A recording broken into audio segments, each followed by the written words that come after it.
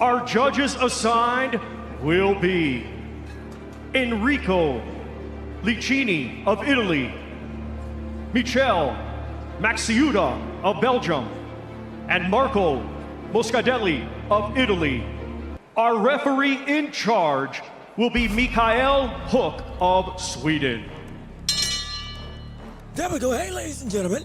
Hello, everybody all around the world. Hello, welcome to Introducing first, fighting out of the blue corner, he comes to the ring wearing black with gold and white and weighted officially at 129.1 pounds.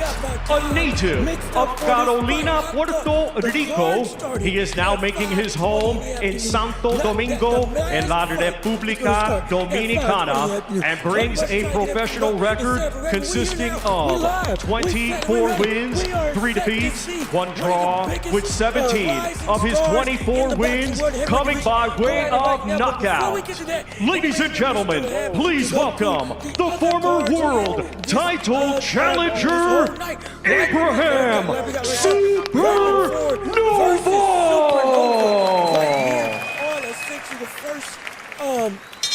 I guess, I don't want to call it. And his opponent across the ring, fighting out of the red corner. He comes to the ring wearing orange and black and weighted officially at 130.3 pounds.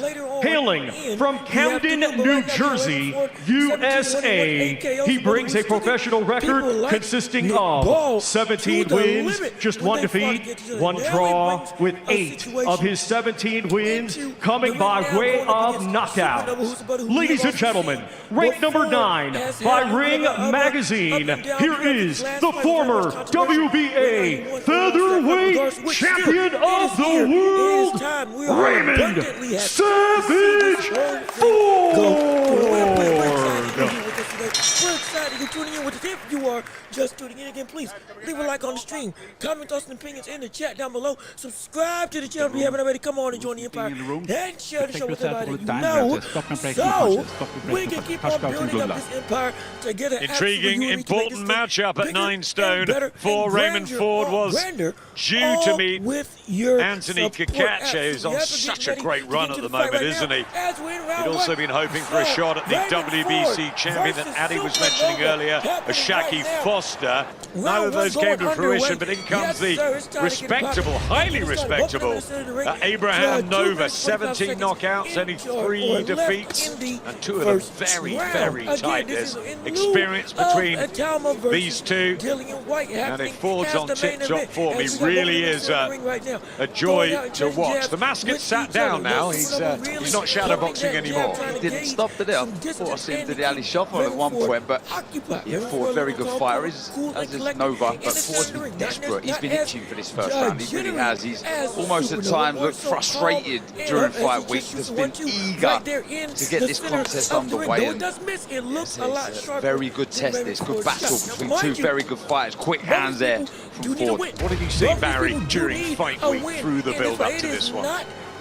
Well, Nova's played his part, and Ford certainly hasn't. But, ultimately, you've got to try and sell yourself. But ultimately, what you do in the ring is that matters. Just interestingly, look what's on the shorts. Tom and Jerry.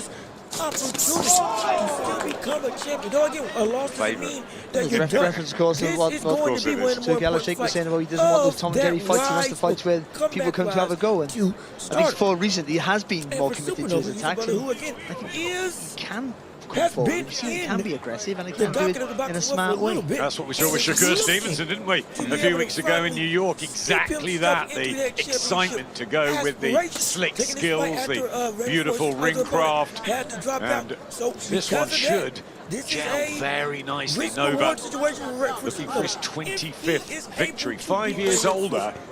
But he's been unlucky, hasn't he, of late? He has. He's a very good fighter. I love the way he mixes it up to head and body. As the fight progresses, he doesn't do anything silly early, but he gets into a nice rhythm. Then he starts letting his hands go. He keeps his shoulders nice and relaxed, and keeps his hands nice and quick. He's very ambitious as well. He understands how important the win is here this evening for his career to really get going again. Nice there, nice and fast there from Ford. Just getting that foot on the outside, he that left hand through the middle.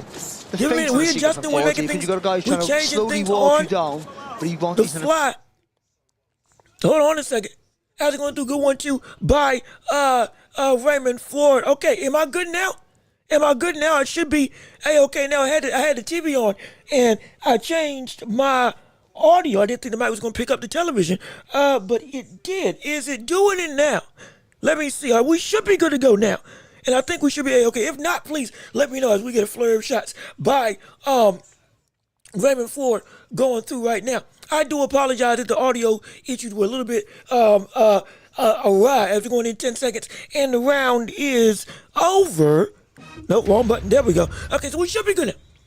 Should be good. Okay, we're great. We're great. Thank you. Thank you so much. We're great. We're here and we're finally back. Again, I had to didn't get to balance my stuff out. Like I said, I was looking to see this fight happen around like 5 o'clock. Because I thought that's when the card started. I didn't know that it was starting at 12 and ending at around 5:20. I had my dates mixed up. I'm so sorry. I do apologize. Also, Miss Queen, how you doing? Good to see you. I see you in the chat down below. I apologize. I missed you when you first came in. Appreciate you tuning into the show. So glad that you're here with us on today. Podcast can't hold down Jean and his aura strong to contain. Hey man, hopefully I'm doing enough to where even if the stuff sounds bad, it still sounds good. You know why? Because we just that good when we do this show right here as we're going in to round 2 right here on the fight with Raymond Ford versus Supernova. I don't really know who won that last round. I can't lie, because it was more so a lot of what's the word?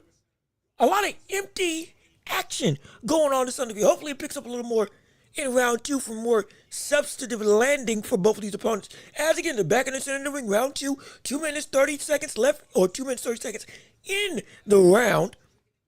Supernova kind of more so being the aggressor right now. Good 3-punch combination by Raymond Ford, trying to fight off. Good 1-2 by Raymond Ford again on Supernova, though a lot of these punches are indeed blocked on both ends. Ooh, good shot they got through, and then a shot to the body from Raymond Ford.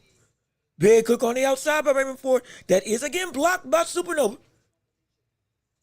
Hook to the body, tries to angle back out. Supernova still walking and using his taller length. Oh, that was a great 3-punch combination by Supernova. That one kind of caught his attention. And see, Supernova, he's got some sharp punches. The only issue is that I don't want to say power is the end all be all, but with how he throws. Good. And as we're going through right now, Supernova barreling his head on the inside and trying to make it rough with Raymond Ford. But as it goes right now, when we're looking at how Raymond Ford fights, it's a lot of snap, absolutely. It's a lot of speed, no question about it. But he fights like, you know, kind of more so of a power puncher. Now, I can explain more about it in the round why this is kind of not working as well as I thought it was going to be against Raymond Ford, and maybe a little bit of a contradiction of what is a better style for him. But again, another conversation that we can talk about at the end of the round. As Supernova again is leaning on Raymond Ford, making it ugly, making it dirty, going through and essentially landing on anything that he can. Both of them are tied up in the ropes right now. Throwing more so Supernova is really forcing the issue by leveraging his way into Raymond Ford's chest. As the ref breaks it up, 40 seconds left in round 2. Double jab to right hand by Raymond Ford. And again, good shot by Supernova. Good uppercut by Raymond Ford though to the body. Right now, this fight has been more of a clear-cut round for Supernova. Good straight left by Ford. 20 seconds left in the round. 20 seconds left in the round 2. Another jab by Raymond Ford. Supernova again, both of them back in the center of the ring. Ford tries to land a straight left. 10 seconds left. Good straight right by Supernova. And the round is over as we go through right now. But let me keep on reading what you all have to say. I'm starting to think Shanks is stronger than Kyle. I don't know. His hockey might be next up. Hey, but I don't know about that. I don't know about that.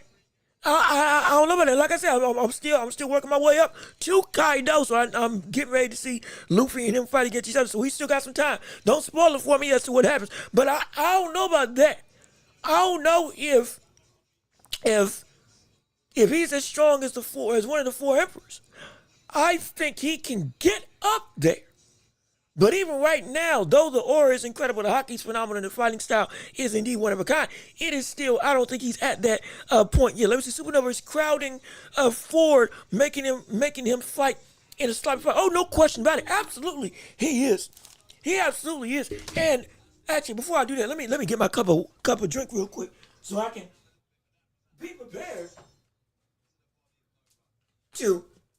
be prepared to have you all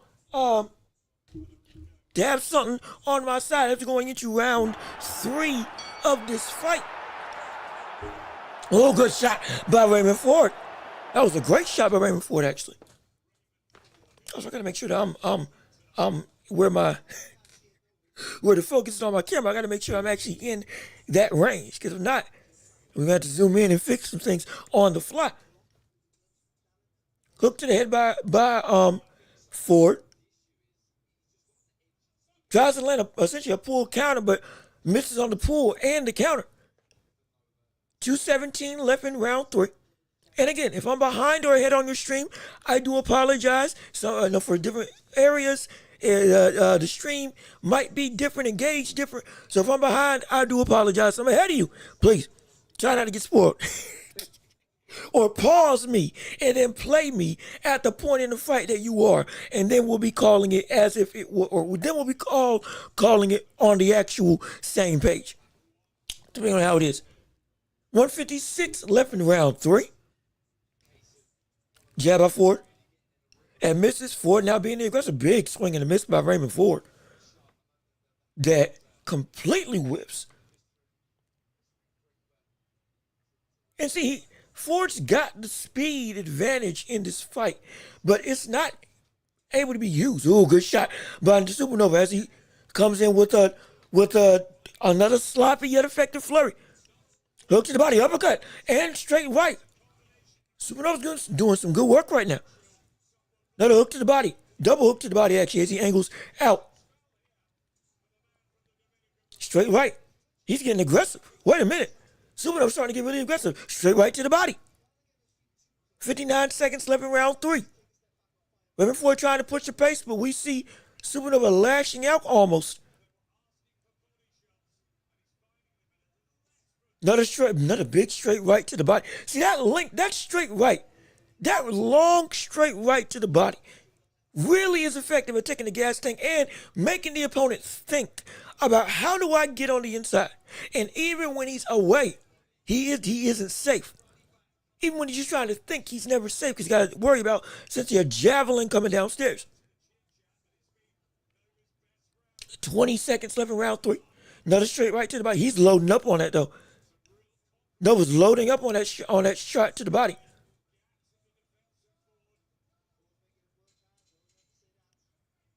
Ford smiling, but hey, right now you're starting to lose some ground this fight.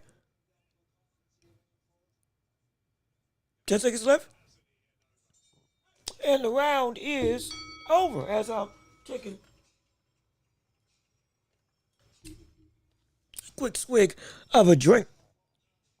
So I can make sure that I'm, again, staying hydrated. You always got to make sure you stay hydrated on these shows so you can make sure that you're where you need to be. I got to also make sure, is my stuff spelled correctly? Hold on. Let me make sure my stuff is spelled right. Because if it ain't spelled right, but I'm gonna be looking like a fool. I'm gonna be looking like a fool. And it's gonna be people ain't gonna know what's going on with what we got right here on this stream and on this show. WHYTE. Let me make sure. Let me make sure. WHYTE. MOSES. Is that MOSES? ITAUMA. ITA. Okay. All right. Okay. So we are good. Okay, we're good. As we get ready for round 3 right now.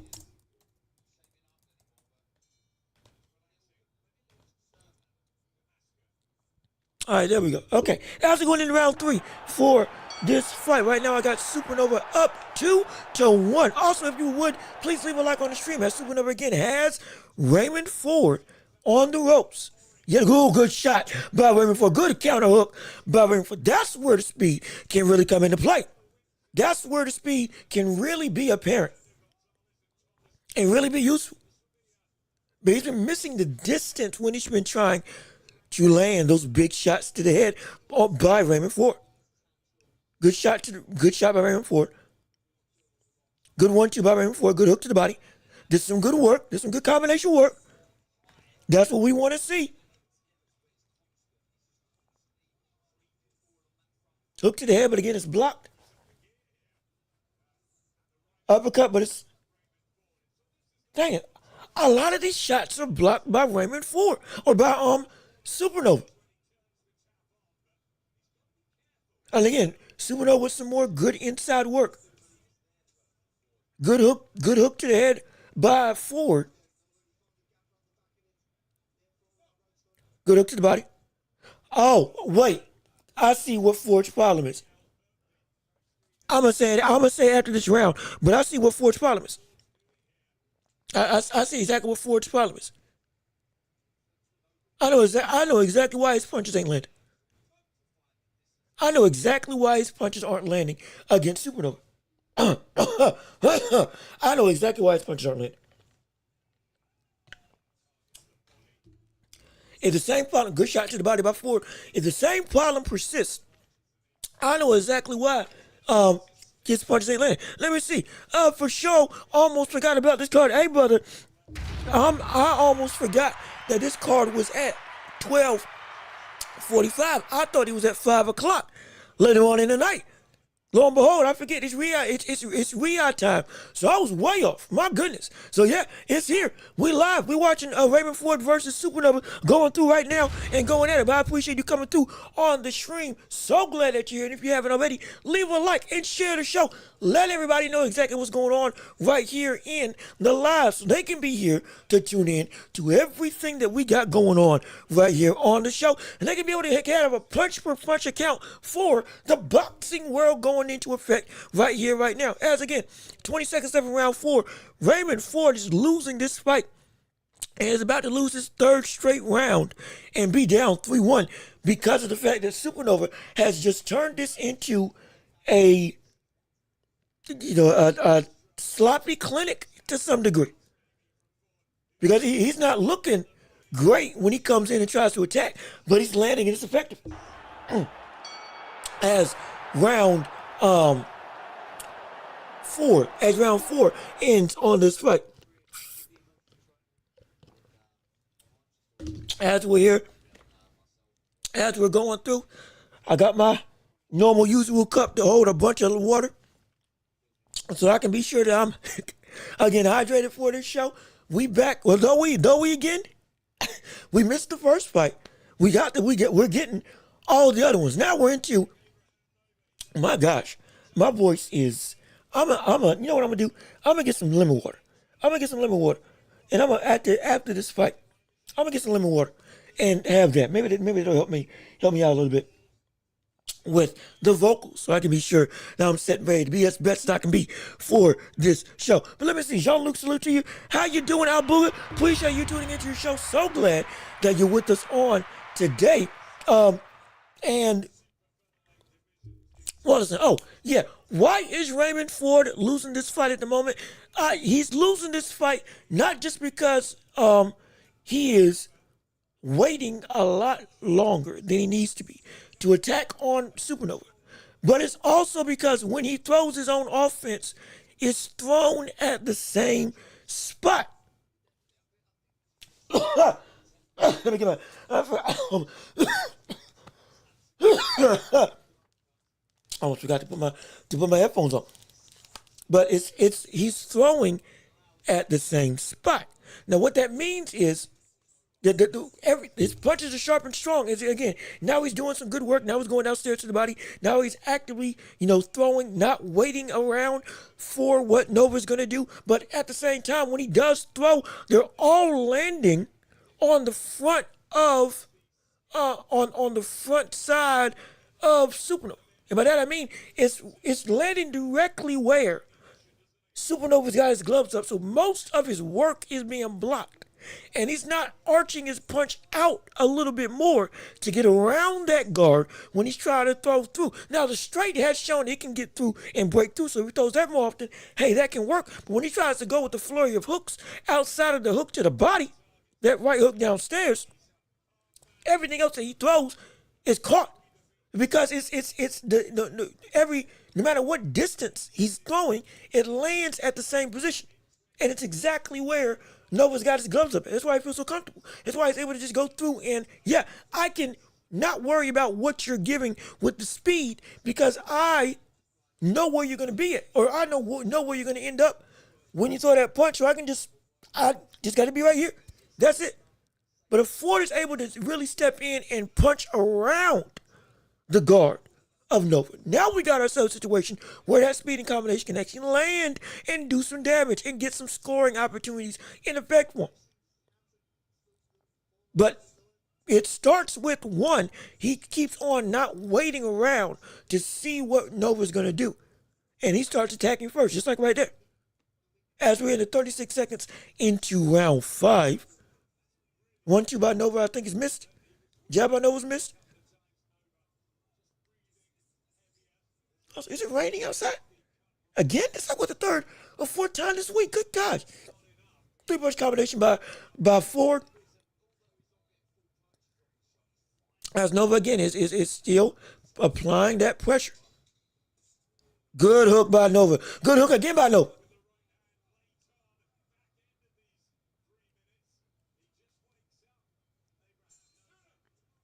Good shot by Raymond Ford on a 1-2, and then the round is over. But yeah, man, it's this fight's a little bit frustrating. I can't lie. Let me see. Ford has got to move with timing and avoid combinations. Yes, he does. Oh my gosh, yes, he does. There is, he can't let Nova be able to operate once and back him up to the ropes this easy. He can't do that. He just can't. Doing it is a stupid thing to have to know that Nova is trying to not just close the distance, but really put the pedal to the metal once he does get in close with you. However, even with you knowing that that is what's happening, you're still going through and fighting him or letting him do that on these fights, and it's a terrible thing. As we're going into round 5, is it 5? No, 6. Round 6. Round 6. Yep, round 6 of this fight. And so again, we're in the second half of the fight. We're in the second half. Raymond Ford is down just about on my card 4-1. He has got to turn it up, and he's got to win 6, 7, and 8 just to tie it, and to make it so that rounds 9 and 10 are turning into potential swing rounds that can affect fully the performance of this fight.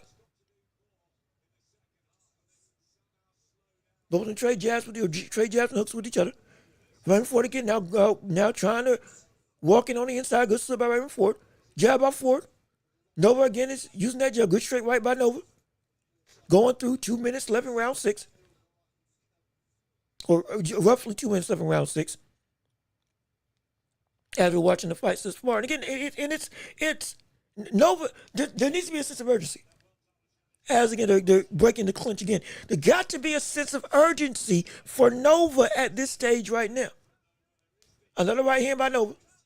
Good uppercut by Ford. Good flurry to the body. Good hook to the head. This time bringing down the guard and then throwing. That is an effective technique. That's a good tool in your tool belt. But you're going to have to do that some more. And again, Nova smothers Ford, forcing him back to the ropes. Pulling right hand by Nova, misses. Slapping left hand, misses by Nova. Hook to the body by Nova. Raymond Ford again, center of the ring. Good big hooks downstairs by Nova. As again, they're in the clinch, and Nova is again walking him down, forcing the clinch, laying and weighing on the likes of Ford.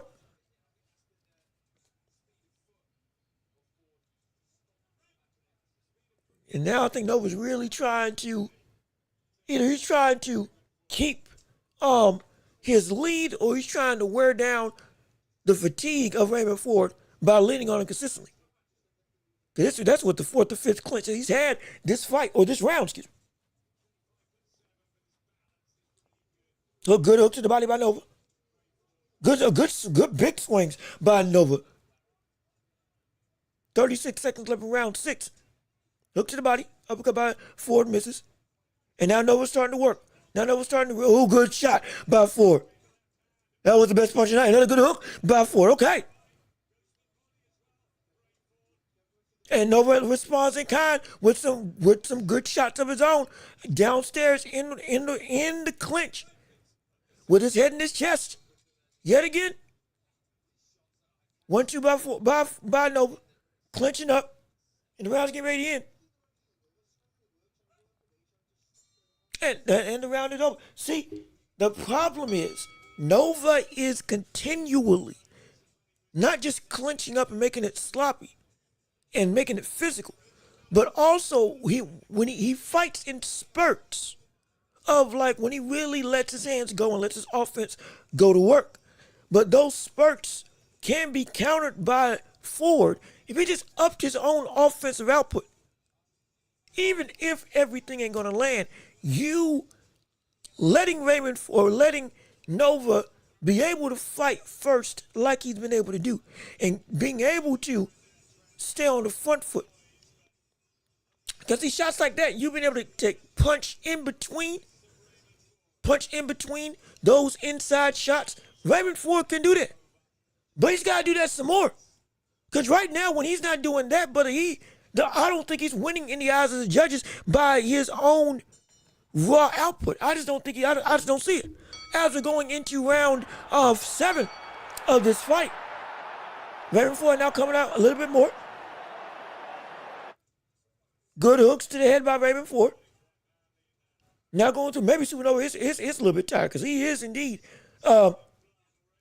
He's not throwing nearly as much anymore. Maybe that's why he was clinching up.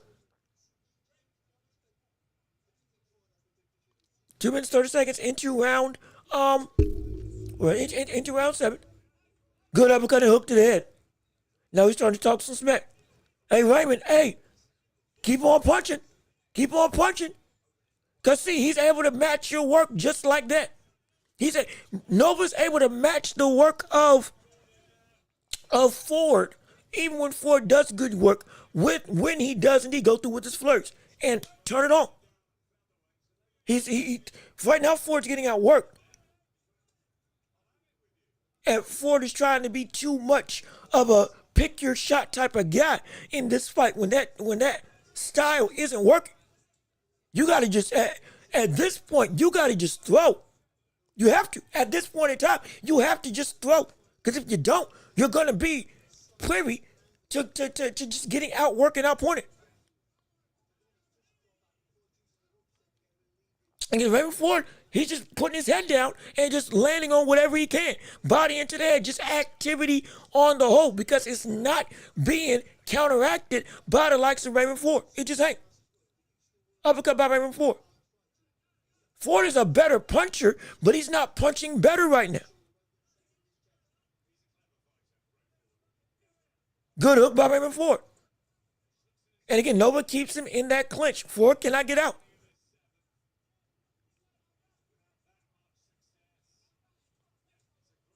Good hook by Ford. Yeah, I see it on his face. Ford's in trouble. Oh, yeah, I see it on his face. I see it on his face. I see it on his face. Yeah, Ford's in trouble. Ford's in trouble. He's not hurt, but he's in trouble. He understands, but he is not winning this fight. I can see there's some desperation on his face. There is some concern in his eyes right now. Because this fight is not going in any way like he thought he was going to go. No way at all. I mean, it is not pretty. But it's for Supernova, it's effective. It's very effective right now. Hook to the body. Big swing to miss. Big double hook by Ford. And again, they back up in the clinch every time. Every time.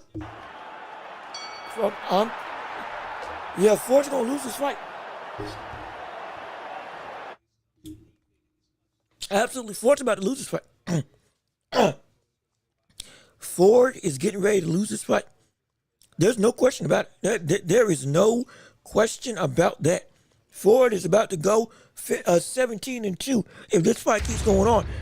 By now, he needs 2 knockdowns by now just to have a chance on my scorecard. And dare I say, after this round, he's going to probably need a knockout. He's going to need a knockout to win. Most likely after this after that last round. Because we're going, this is what, round 8, round 9, just about.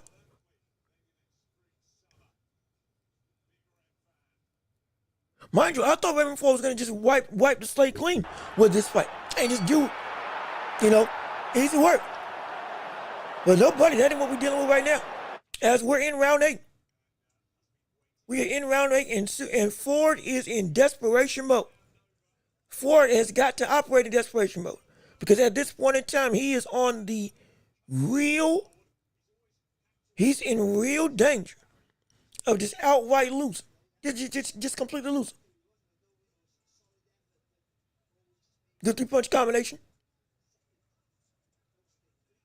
As he goes to Supernova again, tracks him down, keeps on stalking and walking.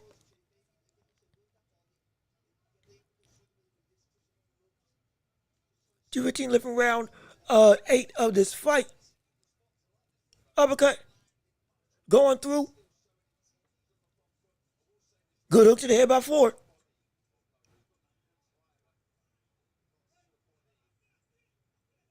I'm telling you, brother, this is Ford is just being tracked down, and he because he can't get out of the clinch. Ford cannot really force any of the stuff he wants to do. And it's crazy because as a smaller fighter, you would think, okay, once it gets down on the inside, yeah, I can work better. But right now, he cannot get out of the smothering pressure or just the smothering physicality of what Supernova's doing.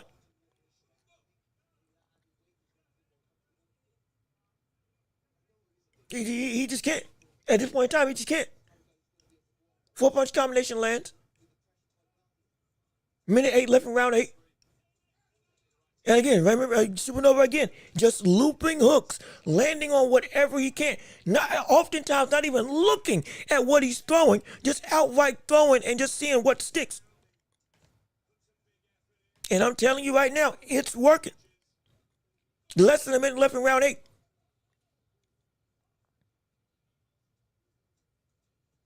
Oh, good shot by Raymond Ford. There's a cut over the nose of Nova. 36 seconds in round 8. There's some bleeding over Nova. There's some something worked. Something worked. Something worked for Raymond Ford. Something has worked for Raymond Ford. Now the question is, what can he do to capitalize? Those clinches are giving Raymond Ford just a nightmare. Just a nightmare. Good slip counter by Supernova.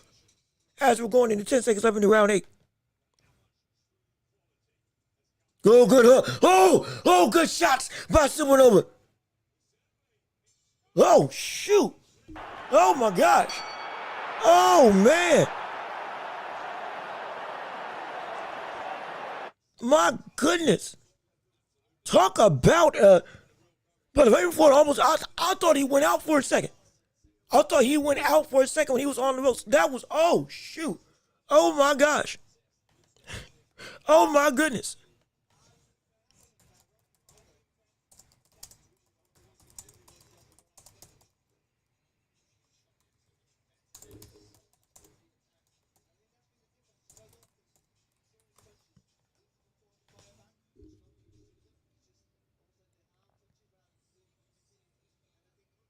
Dang, that was, golly.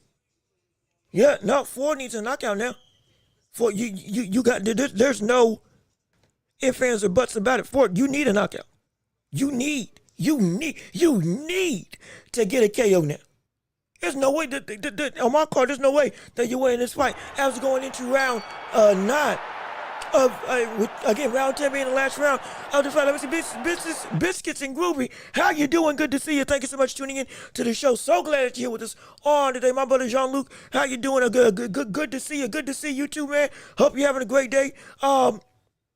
And hey, shout out as well. Hopefully everybody's doing great. There were a lot of people that came into this card that forgot that this card was happening. I even thought that this card was happening later in the day. I didn't know it was happening this early in the afternoon. So regardless of which, we all coming late, but we coming here. And we enjoying ourselves, no question about it. Right now we're watching Raymond Ford versus Supernova in a fight that at this point in time, Nova is getting ready to walk away with this win. No question about it. He is getting ready to completely, with the greatest of ease, get to a victory. And it's been sloppy. It ain't been pretty. It's been smothering. It has been reckless, but it's been effective because Raymond Ford, when it comes to fighting in the clinch, rather fighting out of the clinch, we now see, hey, that's a weakness. And we at least going off of this fight, for him, we now see that's a weakness. Mind you, this is a buddy that took Nick Ball, gave Nick Ball all he could handle when he fought against him for the title earlier on. Again, that's the one loss on his career. But now we see, to a degree for the second time, when that close range fighting comes into play, there are some pitfalls for him.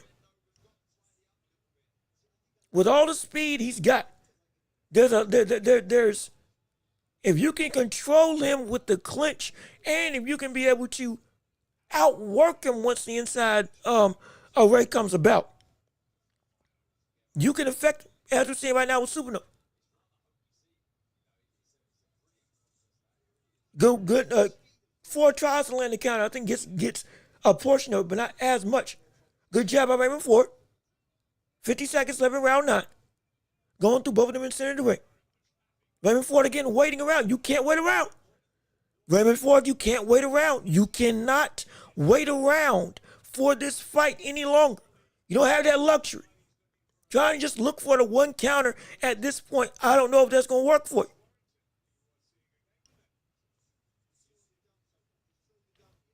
1-2 trying to land that straight left, but it's to no avail. It's to no avail. It's just to no avail at this current point in time.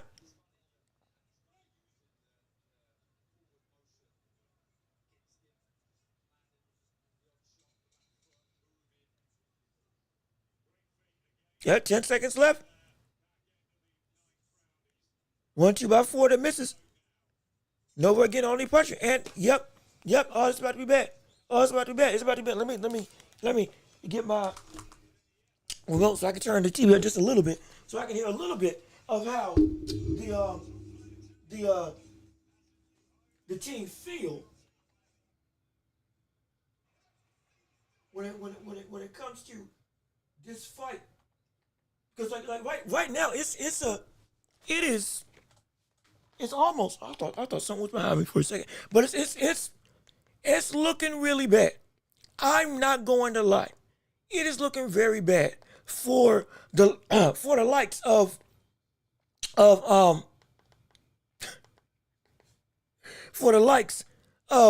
Ford right now. It truly is. The mascot dancing all he wants, but that ain't. Maybe the mascot can put up a better fight, because right now Raymond Ford's looking. No, I'm sorry.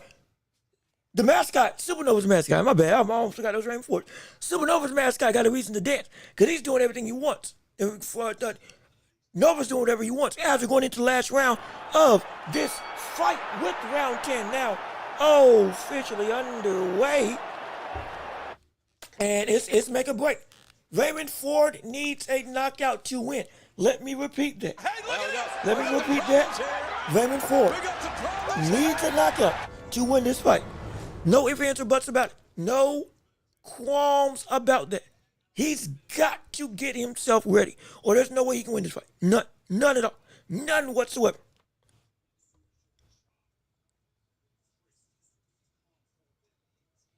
Forward shot to the body, but again, that you need a knockout. You better go for broke. You better just unload the clip, as he almost got tripped up. You better unload the clip, Raymond.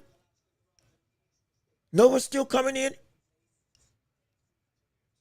Ford missing with the left, and Nova tries to counter. Coming through on the inside. Nova again got him to the ropes. Ford is fighting like a man without any real urgency. As we just saw, Supernova try to essentially wind up with the power of Thor to punch on this. The Supernova's looking for, brother. Nova's trying to look for that big sweeping right hand. I mean, he's cocking that thing back like a doggone baseball bat. As he finally lets it go with the uppercut down. So this man was walking in essentially like this, going through and saying, it's coming, it's coming, it's coming. Rearing back like a doggone superhero. Oh, man. For a minute 15 left in round 10. Jab to the head. Raven Ford lands a forearm shot to the head. Now he actually lands an actual punch to the head that time. Uppercut by Nova. Minute left in round 10. Ford, you need a knockout. Because if you don't, brother, you are about to lose. You about to lose, and you about to lose handily right now. Good straight right by Nova. Another straight right by Nova. Uppercut, hook to the head. Nova's doing what Ford should do. Nova's letting his hands go. Nova's going for broke. And he's up. Nova's going for broke, but he's up in the fight. Which is ridiculous. He's actively trying to throw and get Ford out of there, honestly. If he can. Jab by Ford that misses.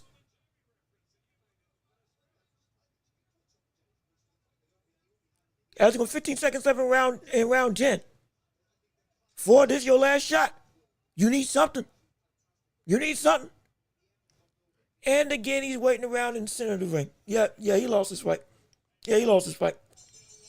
He lost his fight and he deserved to lose his fight. He lost his fight. Raymond Ford lost his fight and he deserved to lose his fight. Raymond Ford lost his fight and he deserved to lose his fight. Supernova, hey brother, he went and he just fought. He just fought. He applied pressure. He was actively throwing more volume and he wasn't landing more. Taking advantage of Raymond Ford's looking or Raymond Ford's attempt to have precision countering and waiting around so much. Yeah, Ford more so gave away this fight because he didn't do nearly enough work to make this fight a close endeavor for him to be winning on the scorecards. I mean, but Ford, you got some work. You got some work when it comes to inside fighting. You got the speed for it. You got the hand speed for it. But it is the approach to it that is losing you some of these endeavors. It's losing you some of these fights. You look more comfortable trying to box with your speed on the outside as the smaller fighter in this fight than you were when it actually got on the inside and you were actually in range to land some of those hooks that you've been trying to land from way downtown, like your doggone Steph Curry. You messed yourself up. I mean, shoot, man. Like I said, it's not the end of the world. His career isn't done. But my gosh, this is a bad omen for what you are in the sense of what you're developing as a fighter. He's still incredibly young, but brother, Raymond Ford should not have lost to Supernova. He shouldn't have lost to Supernova. I've seen worse fighters than Raymond Ford beat Supernova from the standpoint of what they are and how they fight. The physical capabilities. I've seen better fighters, or I've seen worse fighters from a talent perspective. He's got a lot of talent, but putting it to use is a whole different situation. Ability's there, but putting it to use is a different situation. I've seen worse people than Ford beat Super. Beat Super. How the world is it that Ford wasn't able to also do that? And I know he's got better talent in him in terms of what he can do. But as we can see right now, hey, we got to reevaluate some things now. And he's got to go back to the drawing board because this was just bad. No sense of urgency yet. No, it's laughable. Absolutely. It's sickening. That's what it is. Outright sickening. The lack of pressure as we go into scorecards.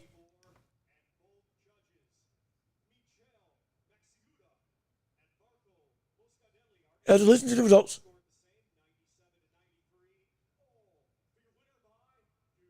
Unanimous decision. What? What? No way. No way.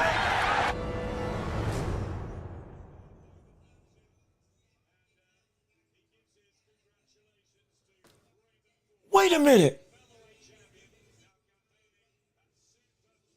Wait. Wait, huh? What? Wait a minute. Wait a second.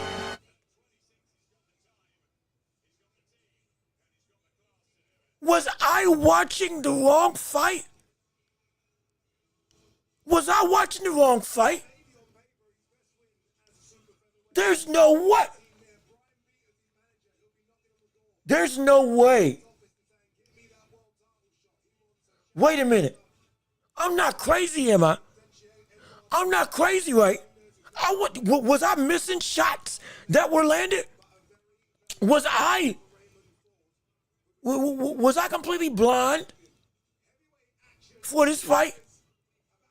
There's no way. How the world did Raymond Ford win? How in the world? There's no way Raymond Ford won that fight. There's no way. There's no way. There's no way. There's no way. Yes, we knew Raymond Ford could land the better shots and of the best punches of the night. Yes, Raymond had that, but it was not nearly at the necessary consistency to outland the volume and the body attack that we were seeing Supernova put on display. There's no way. There's no way. I'm not wrong, am I? He couldn't fight out of the clinch. When it got on the inside, Raymond Ford was losing. On the outside, Raymond Ford kept missing with those hooks and wasn't even landing the jab that he was trying to throw really effectively up until the later half of the fight. How? What? Am I wrong? Am I? Please, chat. Please tell me. Please, chat. Tell me. Am I wrong for how I looked at this fight? Am I wrong? Because there's no way. There's no way that we could have had Raymond Ford winning that fight. There's none. The only round that I had him winning was round one. The only round I had him winning was round one. There's no way. There's no way. I couldn't have been looking at the wrong fight. Could I have? I couldn't have, right? Am I the one that's crazy for this? What the world?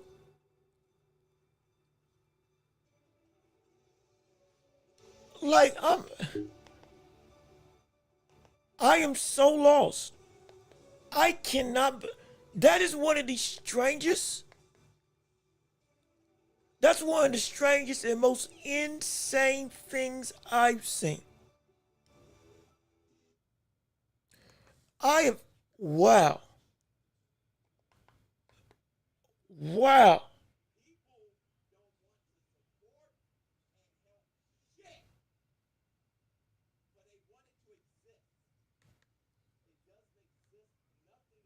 My gosh.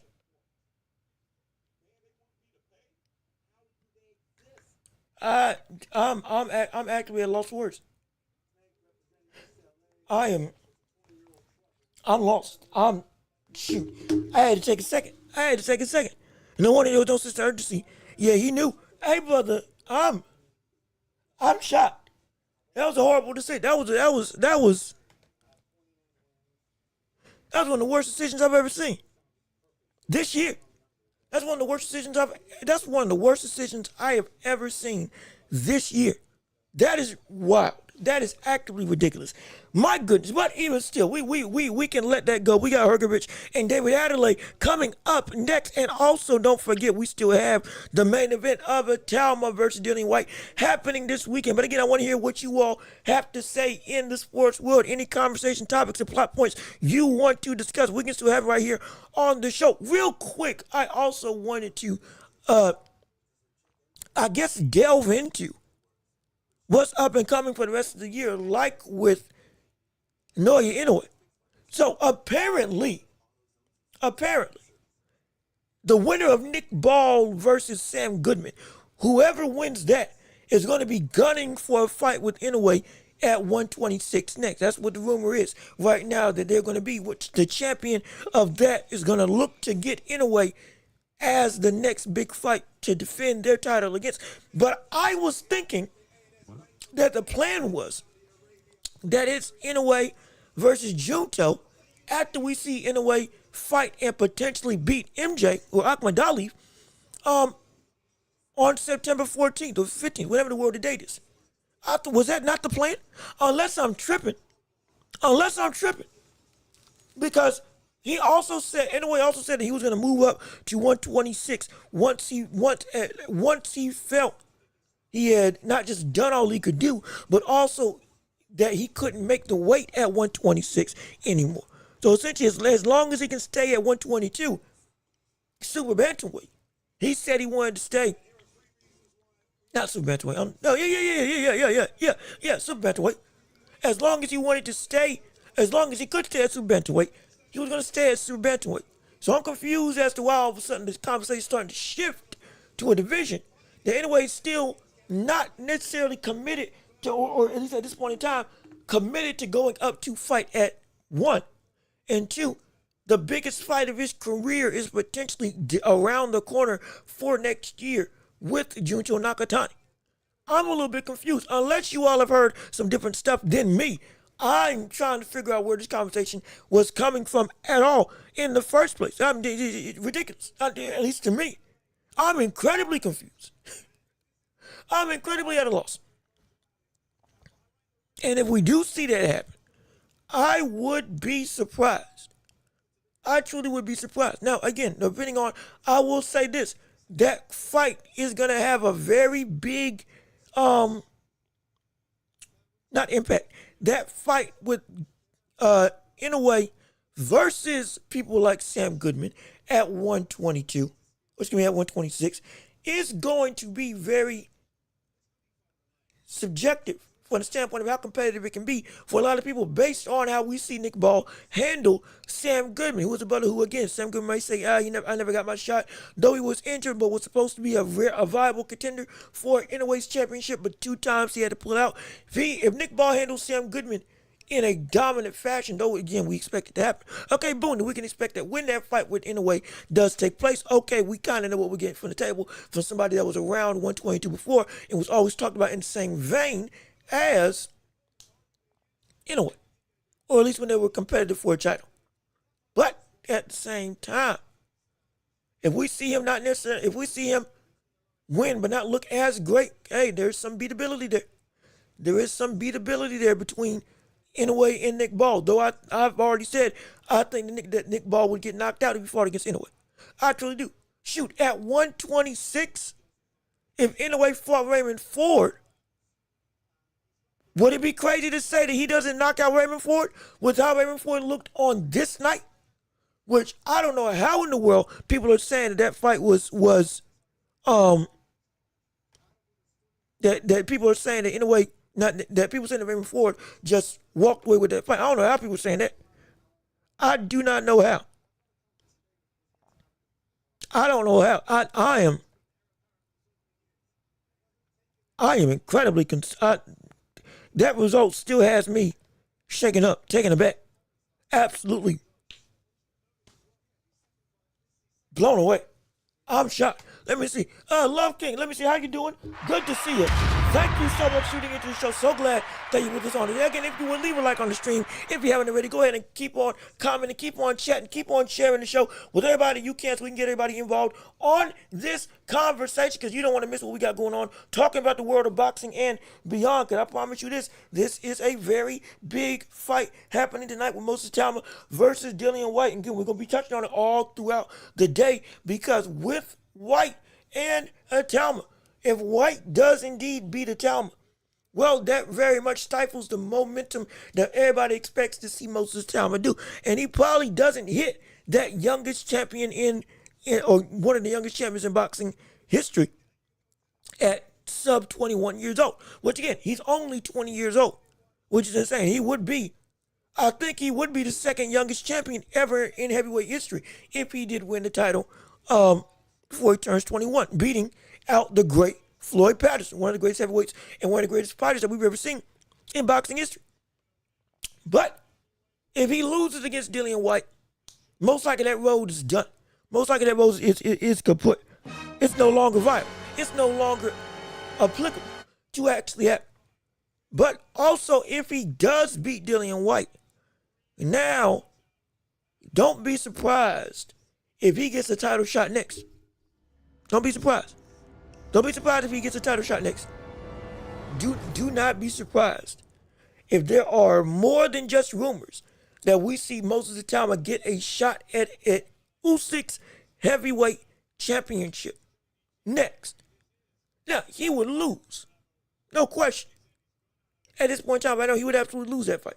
But don't be surprised if he does get through this hump, that within the next 2 years, and they're really trying to break the record or make him third on the list within the next year, he gets his shot at the title.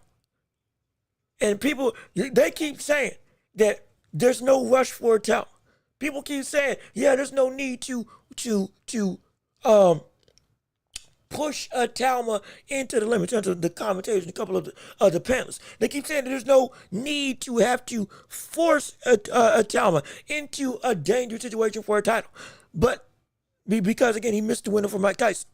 So you can now build him up to be something. I promise you, they are still going to try to make that top 5 record. They're still going to try to make him a champion before 20. I guarantee you.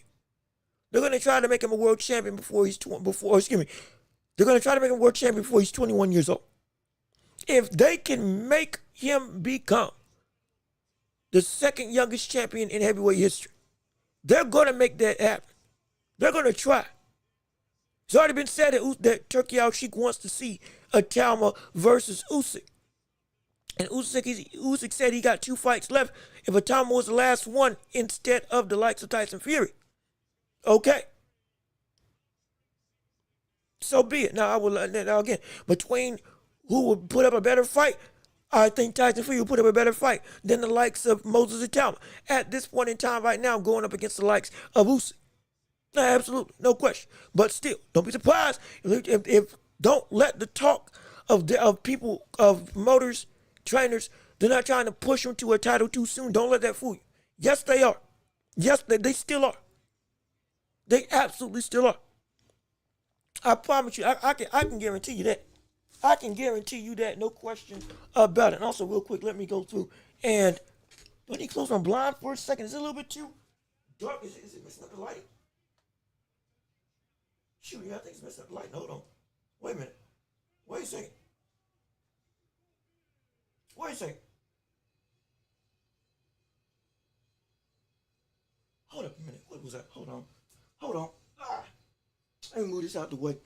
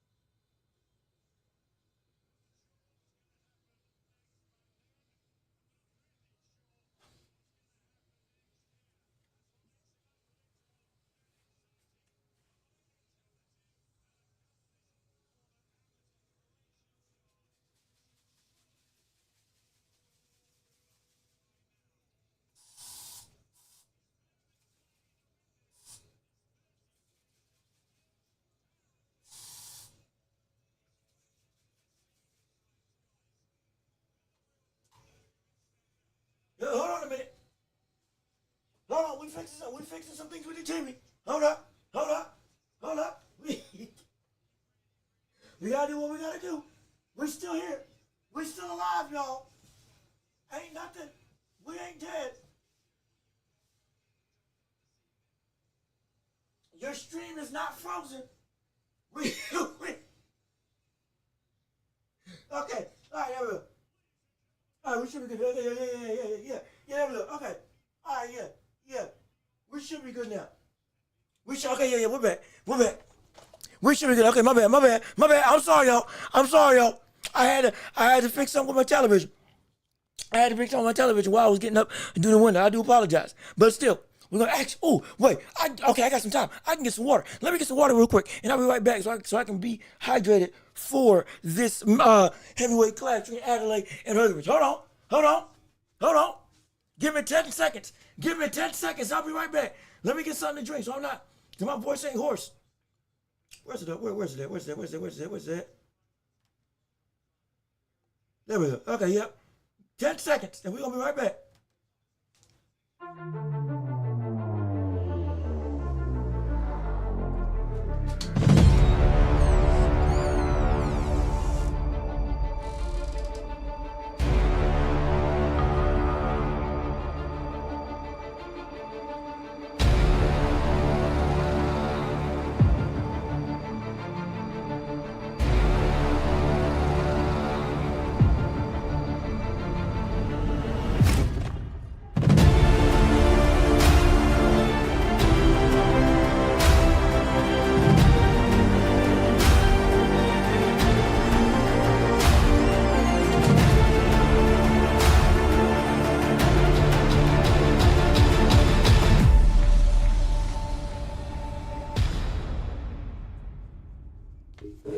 All right, we're back.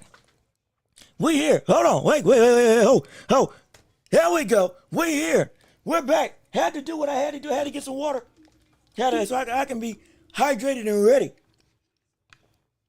for this heavyweight clash between David Adelaide and Philip Hergovich, and also MS. How you doing, brother? Hey, man. Good to see you. Thank you so much for tuning in to the show. Appreciate you coming in on today. Let me see. Kind of hope Sam Goodman beats ball. So anyway, so you want in a way to beat ball, or you want Goodman to upset Nick Ball, so we can finally get beat by Inouye, who he has been calling out, but never actually fighting. Yes, because of injury, but still, it's kind of lackluster to see this man talk the way that he talks, knowing he can't beat him. So just to give him that opportunity to finally have no excuses, and then to finally see him get KO'd, I get it. I feel you. But if Nick Ball does get beat by Goodman, brother, you want to talk about a monumental upset of the year. That would be one of the most improbable things you could ever see. I dare say that's more improbable than Crawford versus Canelo. I dare say. And again, that's because I don't value Sam Goodman really highly at all. I truly don't. I truly don't. I truly do not. In terms of as a talent, yes, he is a top contender.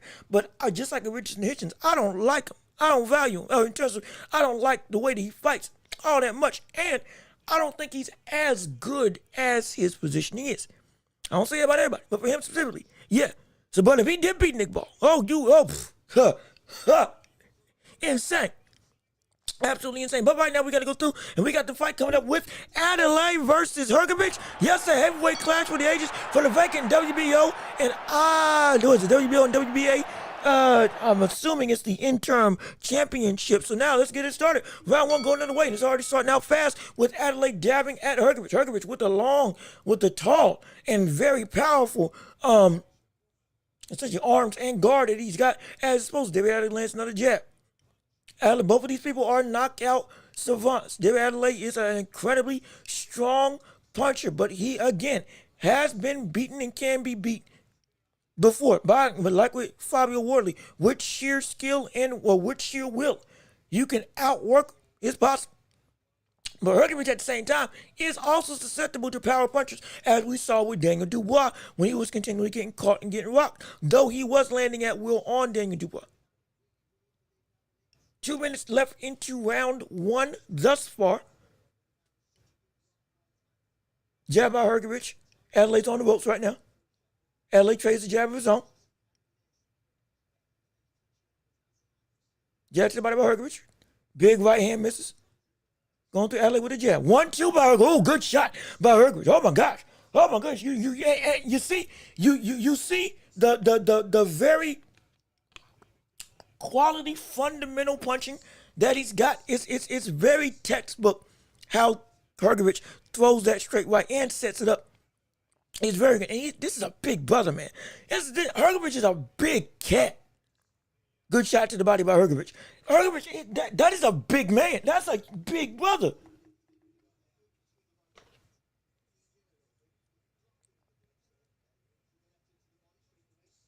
Good hook to the body by Hrgović. And to keep it at range right here is exactly where it needs to be for this fight right now. Hrgović is able to operate, right now is able to operate very comfortably. Adelaide is trying to look for openings and more so gauge what he's got in front of him. Because this is a tall task of order. This is still a legitimate, this is a top heavyweight contender in Philip Hrgović. Yes, he lost to Daniel Dubois, but even still, he's beaten other quality names before and is my opinion, it's a bigger threat to the heavyweight division than David Adelaide.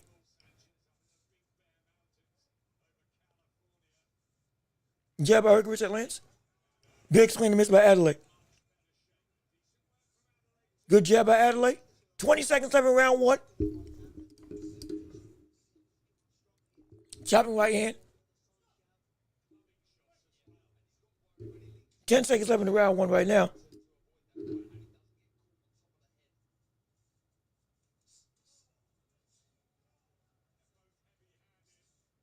Ooh, that was a strong jab.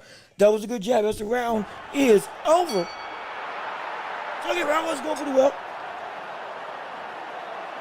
No qualms, no issues, no big concerns. Hrgović won round one just about. And again, I think I feel Hrgović is a better fighter all around in every aspect than the likes of Adelaide. So I'm predicting that we see Hrgović again be able to knock him out. Now, again, the thing about Adelaide is that when he throws, it is quick. It is very quick. And if he gets into a situation like this where he's consistently on the back foot and he's got to pull out something, he will throw that right hand and or that right hook out of desperation with one big shot to counter it, end it all as a saving grace per se. And that is something that if Hrgović ain't careful, he can get caught with that and he can be put in the world of trouble. As we're going into round two of this fight right now between David Adelaide and Philip Hrgović for the interim heavyweight championships of the world. So essentially whoever wins this would be you. Ooh, big hook by Adelaide as he's starting out a lot faster than he did round one. That hand speed now starting to become adamant. Good 1-2 by Adelaide. Already coming out, really trying to impose his own will now. Good hook by Hrgović as he went from downstairs to upstairs with the body attack.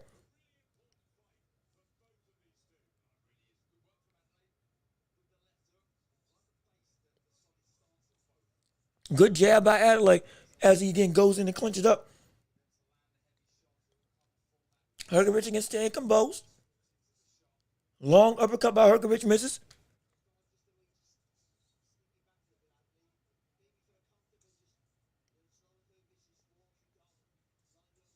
Good uppercut to the body by Hrgović.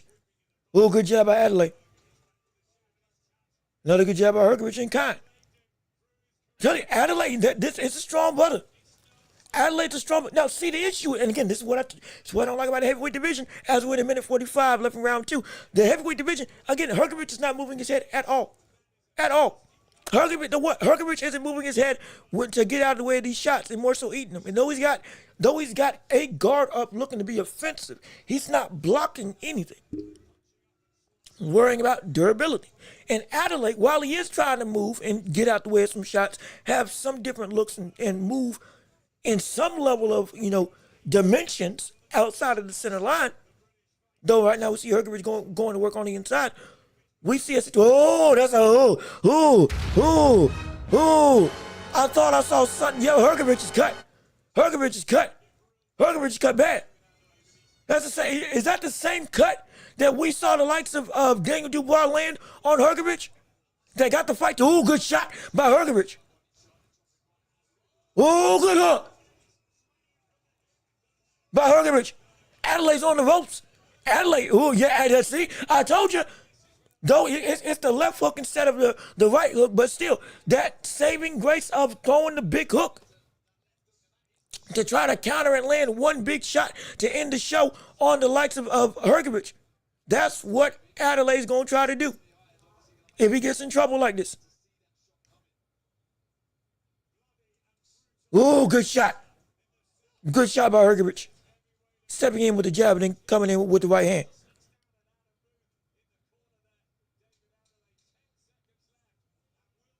Good jab by Adelaide. Good hook by Adelaide as well. 10 seconds left. Yeah, that's a bad cut. That's a really bad cut. As the round ends, that's a really bad cut. Oh, shoot. That's a bad cut. That's right over the eyelid. Yeah, that's deep. That's deep too. Ooh. Dang. This could be an early doctor stoppage. Golly. What was the shot that did it? Oh, it was a jab. It was that fast jab by Adelaide that caused that cut over the eye. Hrgovic was coming in. And as he came in, Adelaide threw, and boom, just like that, landed flush. And now he's cut bad. Hrgovic might have to take a round or two and just be a little more defensive. Look to shell up and guard. Survive. Not because he's hurt, but because he doesn't want that gash to get worse. And he wants the stuff that they put on the eye to actually take effect to help seal up the wound. But it's going to take some time. Yep, and see already, doctor's coming in. Yep, see? Told you. It's bad. It's bad. We've seen this story before. We've seen this before. Though different circumstances, because Daniel Dubois legitimately was just beating up on Hrgovic by the time that fight got stopped. But still, Hrgovic is in the same situation of do or die as we are in round three? Round three. And Hrgovic is in a situation where this cut could end the fight that he's got, though he is not hurt. And Adelaide's going to paw that jab. He's going to paw with that jab to Kingdom Come as much as he can.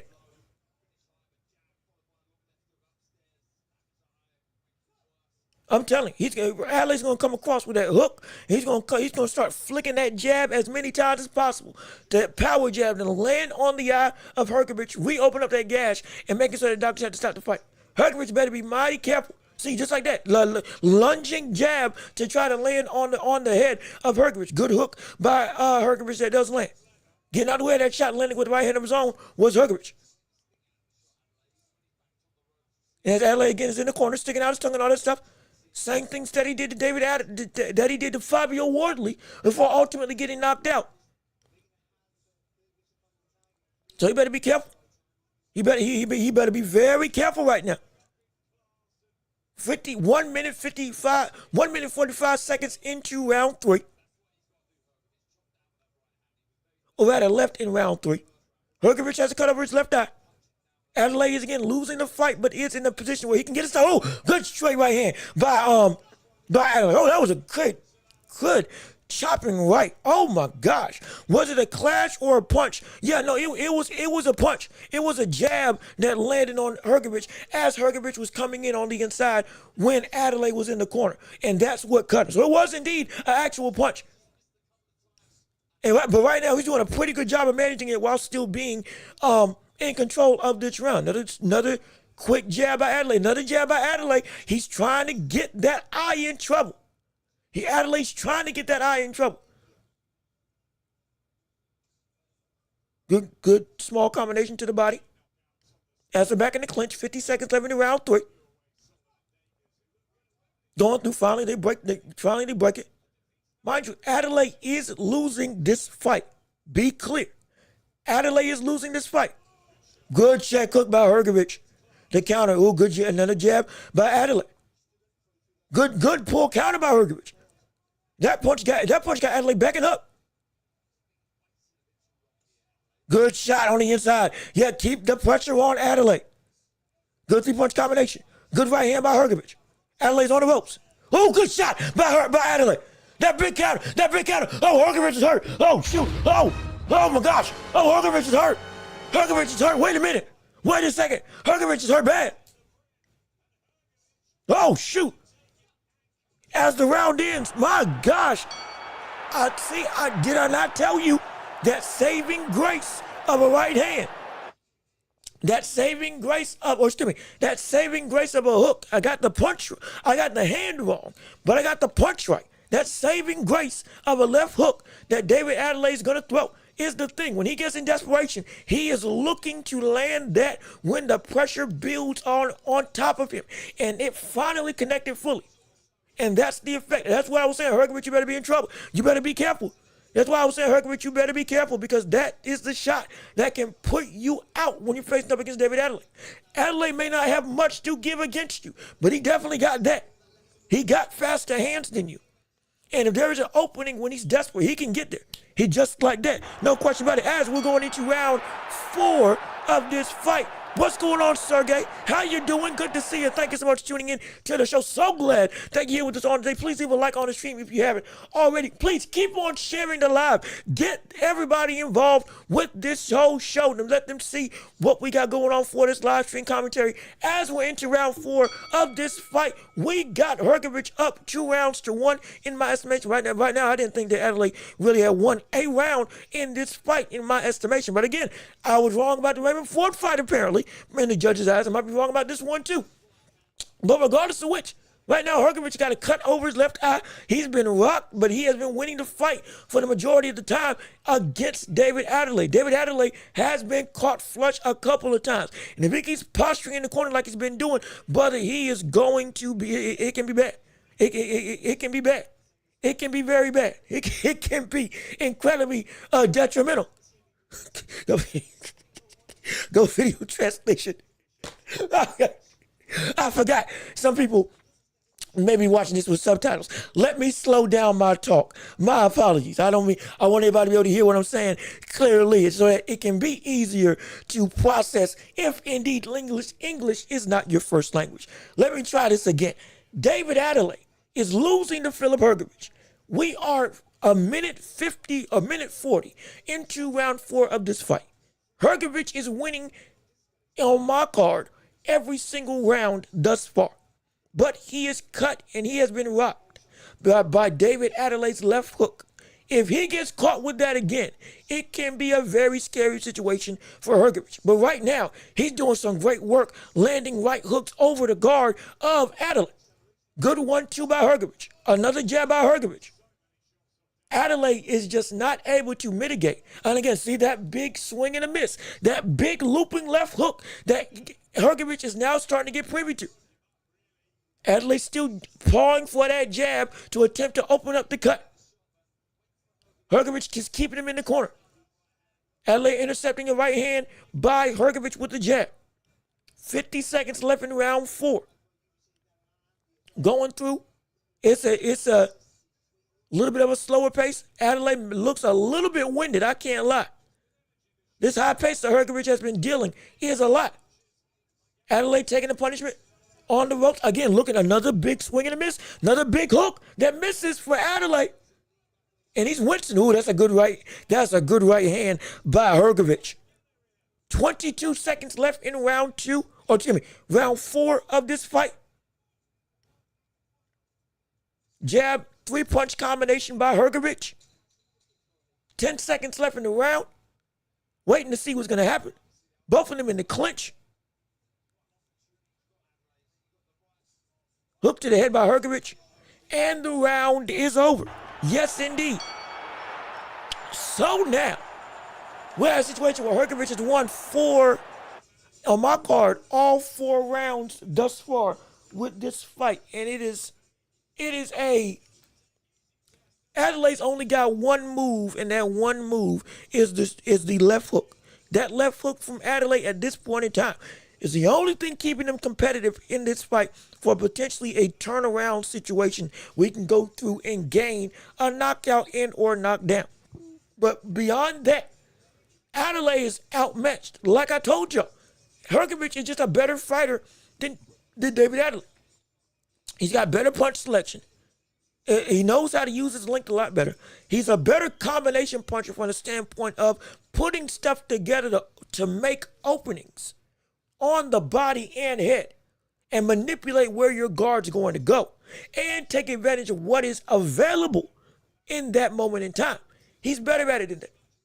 And he has started to become privy to the left hook counter that Adelaide has been trying to throw all fight long. As we're going into round 4 of this fight, Hrgović misses with a big chopping right hand. 3-punch combination to the body. 1-2 by Hrgović that misses, but still keeping the pressure. Adelaide's throwing the jab. Again, now that cut on Hrgović has looked like it's actually starting to hold, thankfully. Big hook to the head by Hrgović on David Adelaide, as Adelaide cannot get out of his own way from the sense of being able to move from the corner.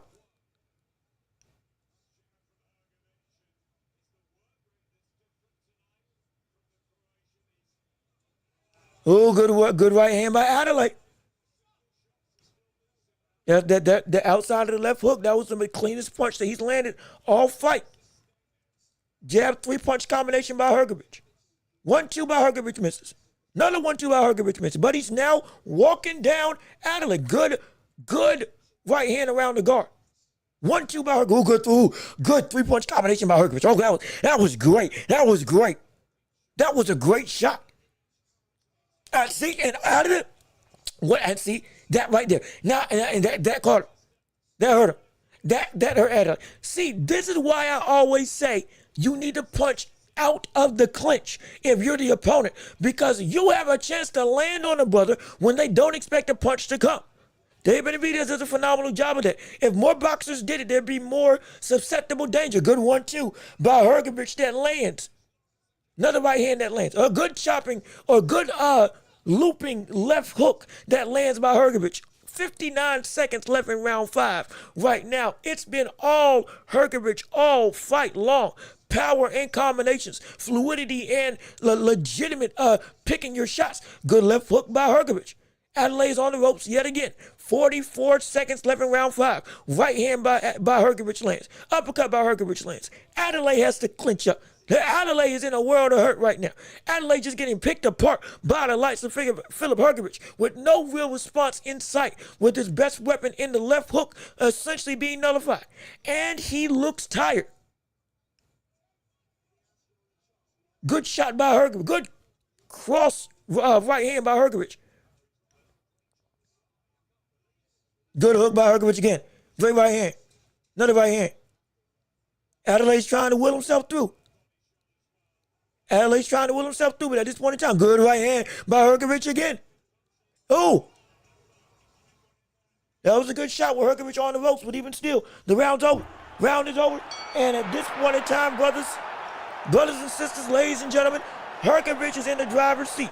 Adelaide has no real qualitative answer to respond to the damage and the danger that is Philip Hrgović at this point in time. But let me keep my meeting with you all. Had to Hrgović is like 1-2 straight, nothing more. You're right. But it's, well, no, he's a little bit more than that. He throws the jab straight right hand because that's been the most effective weapon thus far. But he has gone, 1, 2, 3 downstairs. Jab to the head, hook to the body, and then coming back up with the head. He's switched it up. Jab to the head, hook to the body, hook to the head with the same left hand. 4-punch combination that ends with a hook that goes where Adelaide is leaning. This has been quality. It has been good work. I can't lie. How's that cut looking? The cut looks like it's actually healed up pretty nicely. It's actually, the eye is still swelling, but the cut itself is no longer a major problem. Looks like the bleeding done stopped. It seems like the bleeding has stopped now for Philip Hrgović as we're into round 6 thus far. And it's been complete control. It has been complete control for Philip Hrgović thus far. No real issues at all for the likes of Hrgović.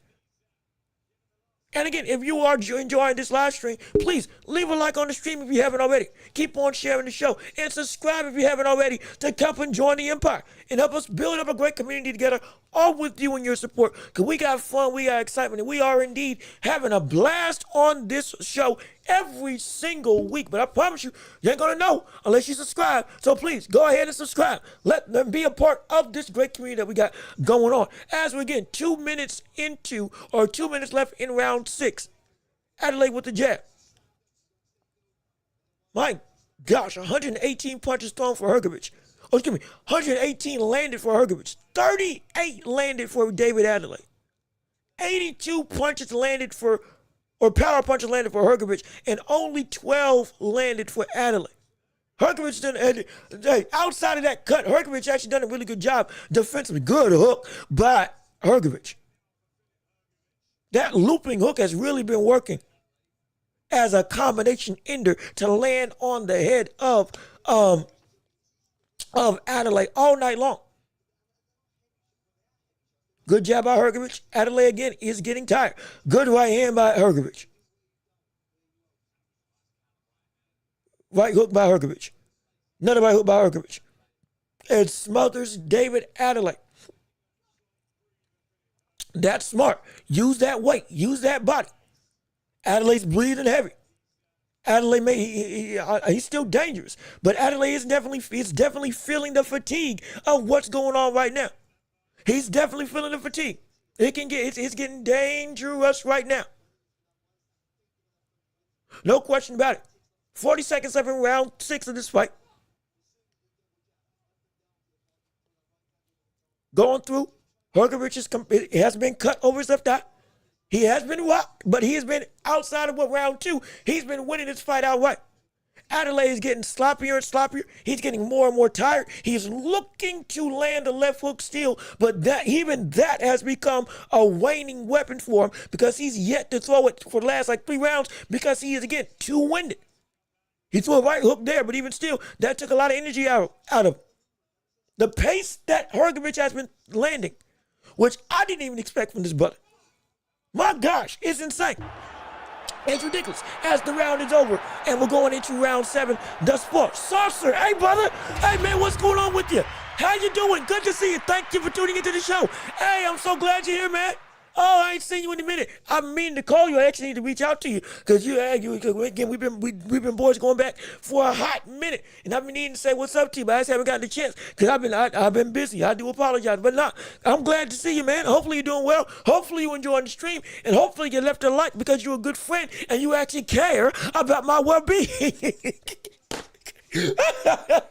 But not all jokes. I ain't forcing nobody to do nothing. But again, if you do like what we got going on, hey, hit the like, keep on sharing, keep on subscribing, and keep on letting everybody know that we got the hottest show in all the globe right here on YouTube and every podcasting platform imaginable. Because yes, sir, it's going to be great. Oh, you got a new number? Okay, yeah. My number is still the same. So you text me on that and reach out. In fact, I think that's your social media. So I'll hit you up over social media and we can go and trade so I can make sure I can still contact you again. Because I know you've been doing your thing, absolutely. And so I just want to make sure, no, you're doing well. And hey, since you're here, I assume you're doing great. And I'm glad that you're here for the ride, man, because it does my heart really good. But as we're going into your next fight of the thing, hey, we still got fights to cover. We're in round 7 right now, and Hrgovic is indeed dominating this display. Right now, they're both in the center of the ring. 2 minutes, 28 seconds left in round 7. Started the round. I don't know why I say left. It's at the start of the round. But regardless of which, still, big swing and a miss by David Adelaide. And again, this is the second half of the fight. We are past the point of the half. We are past the halfway point. Adelaide's got to win at least a round. Oh, good hook by Adelaide. Oh, wait a minute. Oh, shoot. Good hook by Adelaide. That landed. As Hrgovic is still doing great work, pawing shots, leaning with his body, bumping Adelaide off of him, trying to keep that offensive pressure and that ironically unexpected high output that he's had for the entirety of this fight. I mean, my goodness. This is a far cry from the years ago Hrgovic that we saw that was winded against Big Bang Zhang. This brother looking good. This brother looking really good right now. He looking really good. He looking really good. Okay, you take it. Okay, great. Appreciate it. Thank you. Once after this, I can go and check. I ain't got my phone on me right now because it's sadly it's a part of the stream at this point in time. So I gotta do what I gotta do. But afterwards, yeah, I'll definitely look at the text and I'll get back with you. No question about it. And I appreciate it, man. Thanks for reaching out to me. No question. But let me keep on going through because we got 1:05 left in round 7. Big swing and a miss by Hergovich. Adelaide again is back on the ropes. It is a minute left in round 7. Big hook swing and a miss by Adelaide. That again, he has not been able to land that shot all fight long except for one time. But that saving grace is starting to really run out, and he's got to find something different, or he's gonna get knocked out. This brother's winded. This brother's tired. He's getting tagged more and more. And he's getting more prone to getting caught by the punches and output of Hergovich. But if it gets to a point where Hergovich lands flush with that right hand and with Adelaide in the corner yet again, yeah, it can get scary. It can get really scary. Another big swing and a miss by Adelaide. Another big swing and a miss by Adelaide. That time was blocked by Hergovich. And now Adelaide's actually forcing Hergovich to the corner. Adelaide trying to take a breather. The fatigue is on his face. That cut has opened up, has reopened a little bit on the side of Hergovich, but still, it's not bad. It's not unmanageable as the round is over. And Adelaide is indeed in a world of trouble. He is indeed in a world of not just pain, but also in a world of loss. Because at this point in time right now, he is losing. And he's lost just about every single round on this card. He has had one round of real success rocking and hurting Hergovich. But beyond that, there's nothing else really that he's got to his stable or to his name in this fight in particular. Outside of that big sweeping left hook, that again, he has missed every single time he's thrown it except for once. So if he doesn't make a change, this is going to be an easy win. It's going to be an easy win. It's going to be a good win for the likes of Filip Hrgović. Now, this could lead to Filip Hrgović potentially fighting the likes of Fabio Wardley down the line. And that could be a legitimately great thing. We're going to have to wait and see. Absolutely. Let me see. You still play video games? Or you can't? No, I'm still a gamer. Oh, absolutely. I am still a gamer. I still play. I still do play. And in fact, afterwards, I'll hit you up afterwards because I'm making a switch. I'm looking to make the switch to PS5. Oh, yes, indeed. We're making that happen. We're leaving Microsoft behind. And I'll give you my thing and all that stuff once we do get there. But yeah, we're trying to, speaking of which, wait a minute. Adelaide's hurt. Oh, wait a minute. Leave the game. Leave the gamer talk aside. Adelaide's hurt. Wait a second. Adelaide's down. Oh my gosh. It's down. He's down. Adelaide is down. Adelaide is hurt. Adelaide's in trouble. Adelaide's getting ready to go. Oh, this is bad. Round 8, 2 minutes left in round 8, but we get ready to see a knockout. Oh my goodness, Hrgović got him hurt. Hrgović got him up. A big right hand and it's over. A big right hand and it's done. Double jab by Hrgović. Adelaide's trying to, big shot by Adelaide as well. Landing with a left hook on Hrgović. He's trying to fight for his life. He's getting desperate. He's doing everything he can. It's trouble. Trouble's afoot. Both of them hurt. Both of them are rocked. Adelaide's in worse state, but Adelaide just landed a big shot on Hrgović, and Hrgović on wobbly legs. Everybody get ready. We can see a come from behind victory. We can see a legitimate knockout in the making from a comeback of the incredible proportions. I am telling you, this can get scary. This can get dangerous. Adelaide's hurt. Hrgović is hurt. Hrgović is putting on the pressure. Hrgović, good shot by Hrgović, landing with a counter left hook, with Adelaide landing with a right hand of his own, trying to land and clinch up. 1 minute, 15 seconds left into round 8 of this fight. And I apologize. I do need to make sure I slow down. I want to make it so that people are understanding. Right hand by Hrgović. Right straight by Hrgović. 1-2 by Hrgović. Big hook by David Adelaide. That lands. Another big hook by Adelaide. That lands. Adelaide is fighting out of desperation. Adelaide is actually getting some legitimate work doing it. Another hook. Oh, Hrgović in trouble. Hrgović in trouble. Oh, 8 hooks. Back to back. 10, 12. Hrgović, clinch up. Hrgović. Then what are you doing? How did Hrgović survive that? How did Hrgović survive that onslaught? What the world? Oh my gosh. How did Hrgović survive that? What the world? What in the world? Oh my goodness. 15 seconds left in round 8, but Hrgović went unanswered almost 15 hooks to the head, and he's still staying up. What type of titanium chin does this brother have? Good right hand by Hrgovic. As he hurts Adelaide again. Oh, and Adelaide's hurt. Adelaide's hurt again with that last shot. Brother, somebody's getting knocked out. Somebody's getting knocked out. Somebody's getting knocked out. Somebody's about to be hurt bad. And somebody about to be hurt real bad. Let me see. Oh, you retired from Xbox?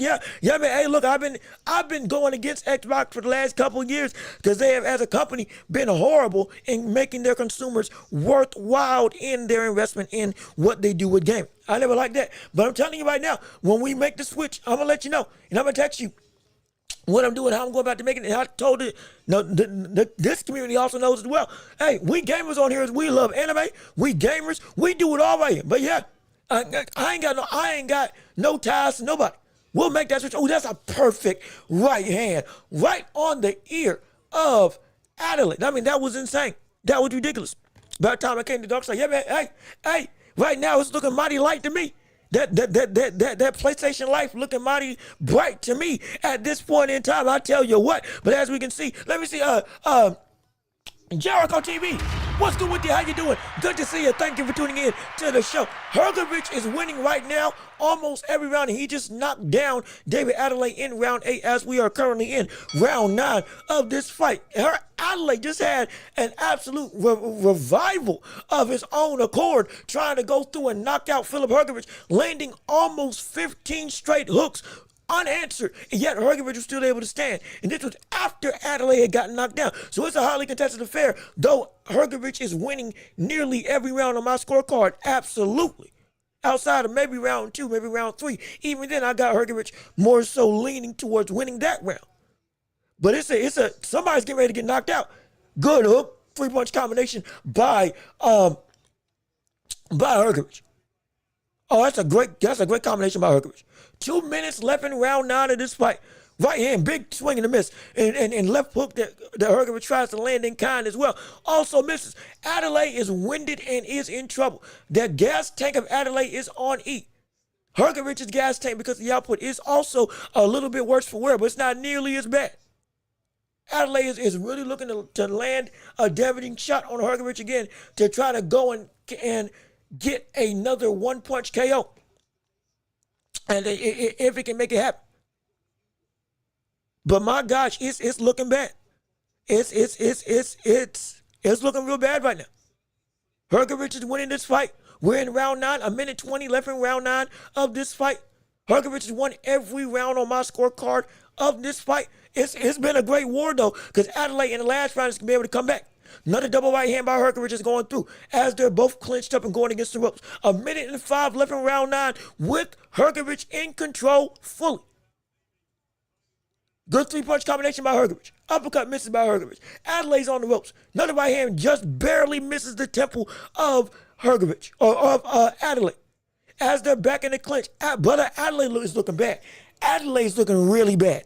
Adelaide's looking, this brother looks like he's out of it. This brother looks like he is out of it right now. And he hasn't even been throwing nearly of the same volume as Filip Hrgovic. It's been just the pressure and onslaught of Hrgovic that has been also draining the gas tank of David Adelaide. Because again, Adelaide has not landed even 100 punches in this fight. 1-2 just misses the chin of Adelaide. Hrgovic right now can't just cruise his way. He could just clinch up and just do nothing else if he wanted to.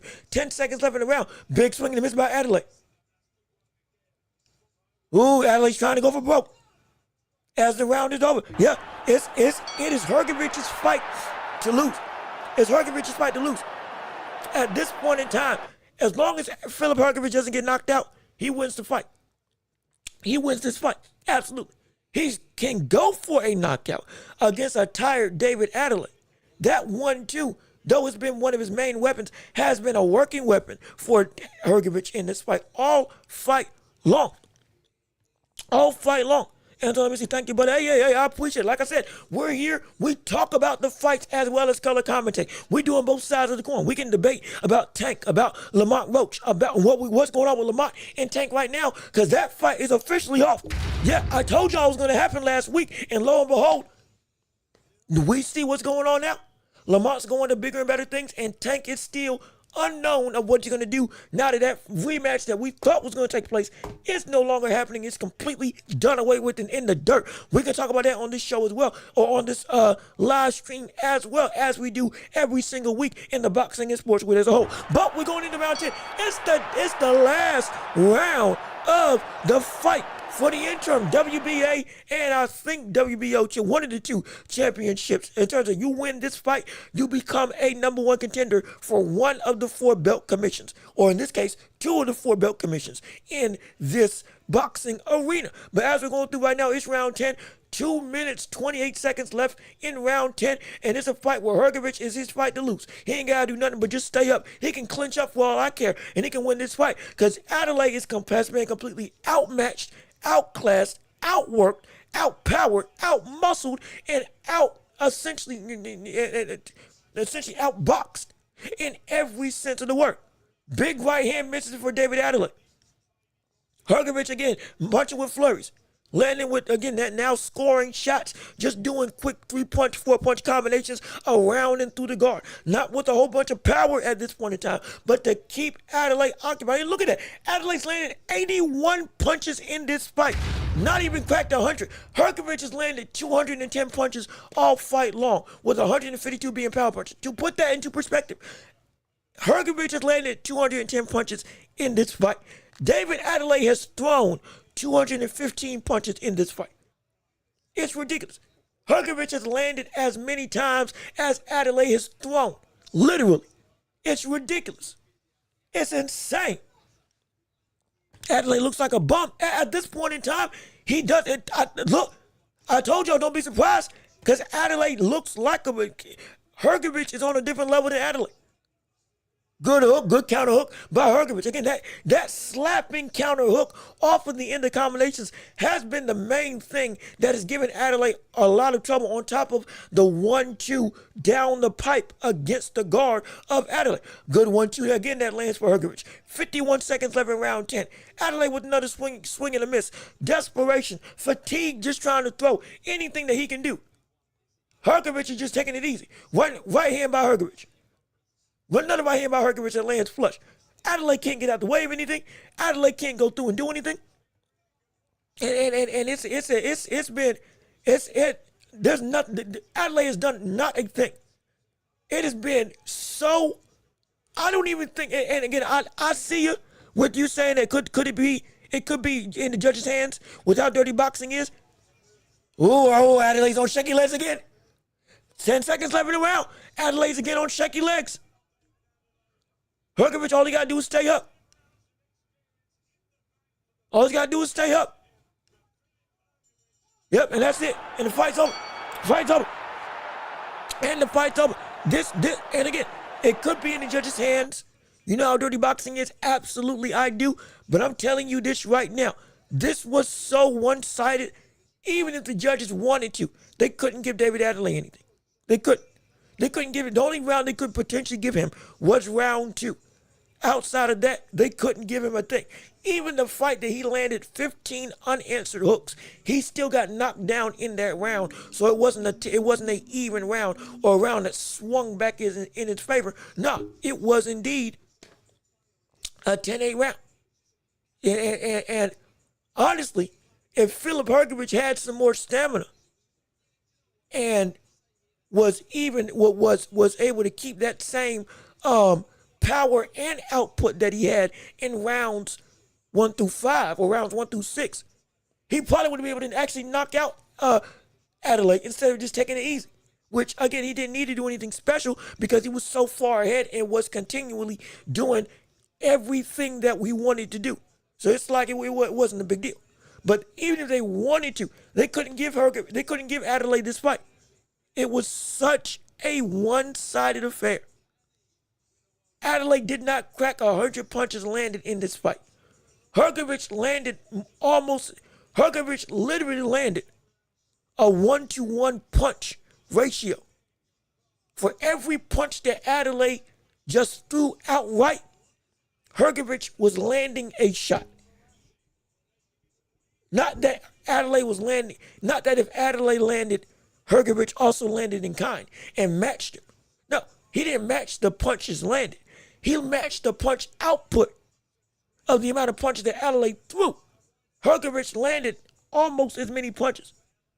I assume the final tally is going to be like 220 to 235, 245.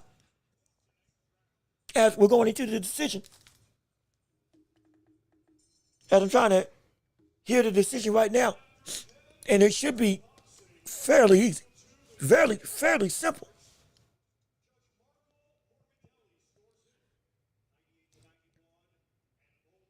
Yep.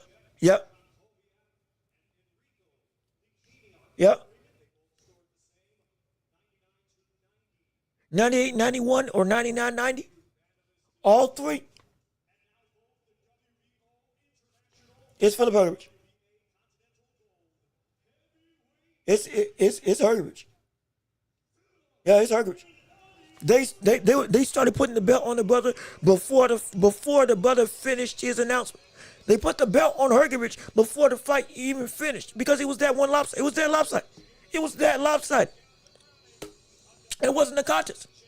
Adelaide, when it comes to the championship threshold in heavyweight, though we talk about how this division is not nearly as strong as past division, one of the weaker eras in boxing, yes, we have discussed that on multiple occasions. There's still hierarchies to who belongs and who doesn't belong in that elite side of boxing in the heavyweight division. Hergovich is still one of them. He's still one of them. Yes, he got beat by Daniel Dubois. Yes, I believe he lost to Big Bang Zhang in that fight that they had earlier a couple years ago. But still, he's still one of the best and baddest brothers in this division. He's got a lot going for him that can make him a menace against a litany of people in this division. And now, he's interim champion. And he is in line to fight for the undisputed heavyweight title. He absolutely is. He absolutely is. And he deserves it. David Adelaide, when you lost when and how you lost to Fabio Wardley, it was a great win by Fabio Wardley, but also for Adelaide, it should have been taken more seriously as to why he lost that fight. And it's because he doesn't have a whole bunch of weapons. Going up against grit and spit in the form of Fabio Wardley, who that's what his whole fight is predicated on. Yeah, of course you can put on a good display, but then ultimately get outworked, outmuscled, and knocked out like you did. But now when you add technical efficiency to that grit and a great chin as well, like we just saw with Philip Hergovich, Adelaide ain't got nothing left. He ain't got nothing left. He's got nothing else in the tank to be able to do and translate to winning against this tier of boxers. There's a lot of growth that he's got to do. He better stop posturing and sticking his tongue out, and he better get in the gym and learn how to effectively throw some combinations and be able to adapt to the same thing that's coming at you that you're continually getting caught with. Because right now, he's still young, but ain't looking great for what's coming up on the horizon for the likes of David Adelaide if he still wants to become a champion. And he lands some great hooks. He lands some great shots. But it's, man, I tell you what,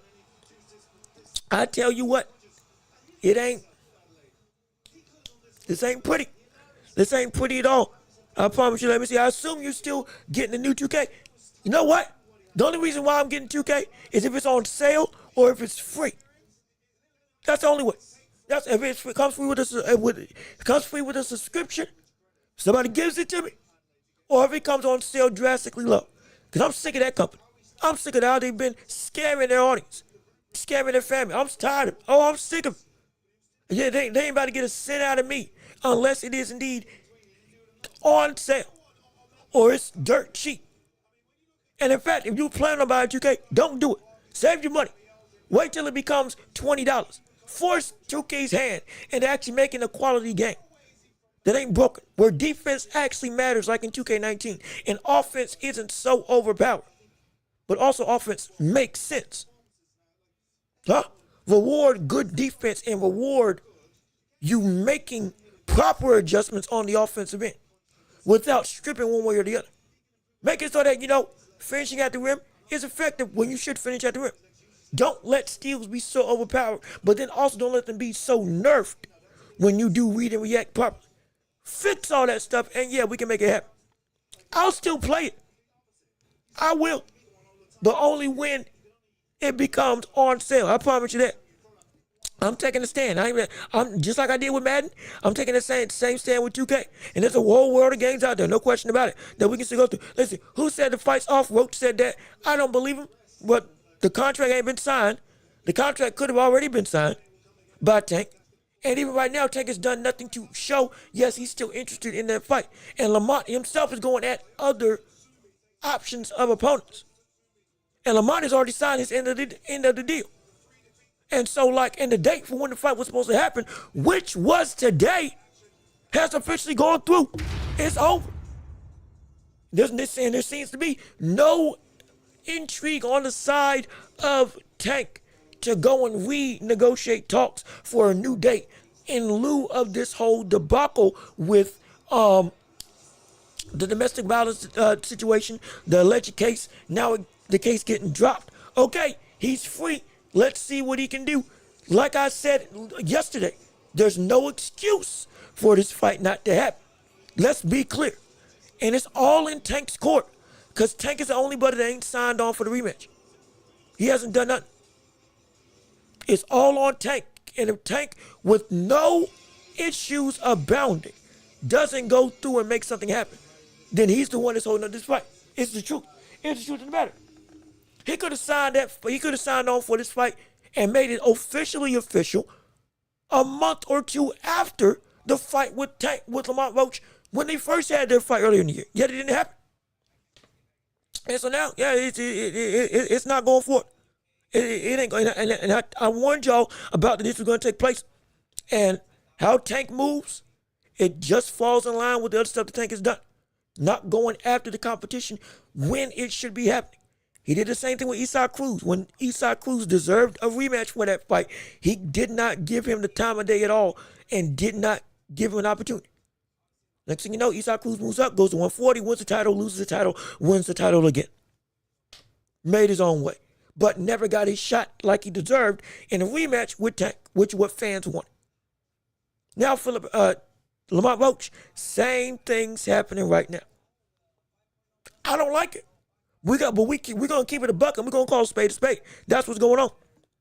And that's what's going through right now. But let me see. The minor belts, not 12 rounds. Yeah. Interim belts are never 12 rounds. Championship, world, you got interim titles, you got regional titles, it's regional, interim, and world. Or super, as they're called. Super championships or world championships. Those are 12 rounds. Those are the actual official belts. Interim belts are belts that define who is next in line for the actual world championship or super championship. Hence why they're called interim. Because if, let's say, somebody's gaining a belt, okay, boom. You have the real world champion. You got the interim world champion. It's kind of like with the UFC. John Jones was the real world champion at heavyweight, but never defended the belt against Tom Aspinall. Tom Aspinall, because John Jones wasn't fighting, won the heavyweight interim world title, but not the actual world title. And we wanted to get that world title going through. And now that John Jones never fought Tom Aspinall and didn't give him his respective opportunity, John Jones got stripped. He retired. And now Tom Aspinall is the real world heavyweight champion. No longer just an interim. So that's how those belts work. Just see, who fights next? I think it's who is it that fights next? Is it Sushimi? I think it's Tsushima that's fighting next on this card. If I have my thing correct, I'm trying to pull up the fight card so I can make sure that I'm keeping track of everything so I know what is and isn't going down.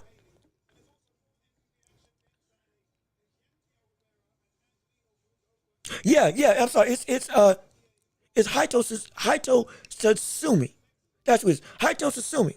In again, Ring Magazine, Ring Magazine ambassador, but who has been touted over in Japan and has been really putting in work nearly every couple of months. I see this brother on the card, which is good. Consistency is great. Got a knockout in his last fight a couple of months ago, which again we did get to watch and witness. Absolutely. So now he's going against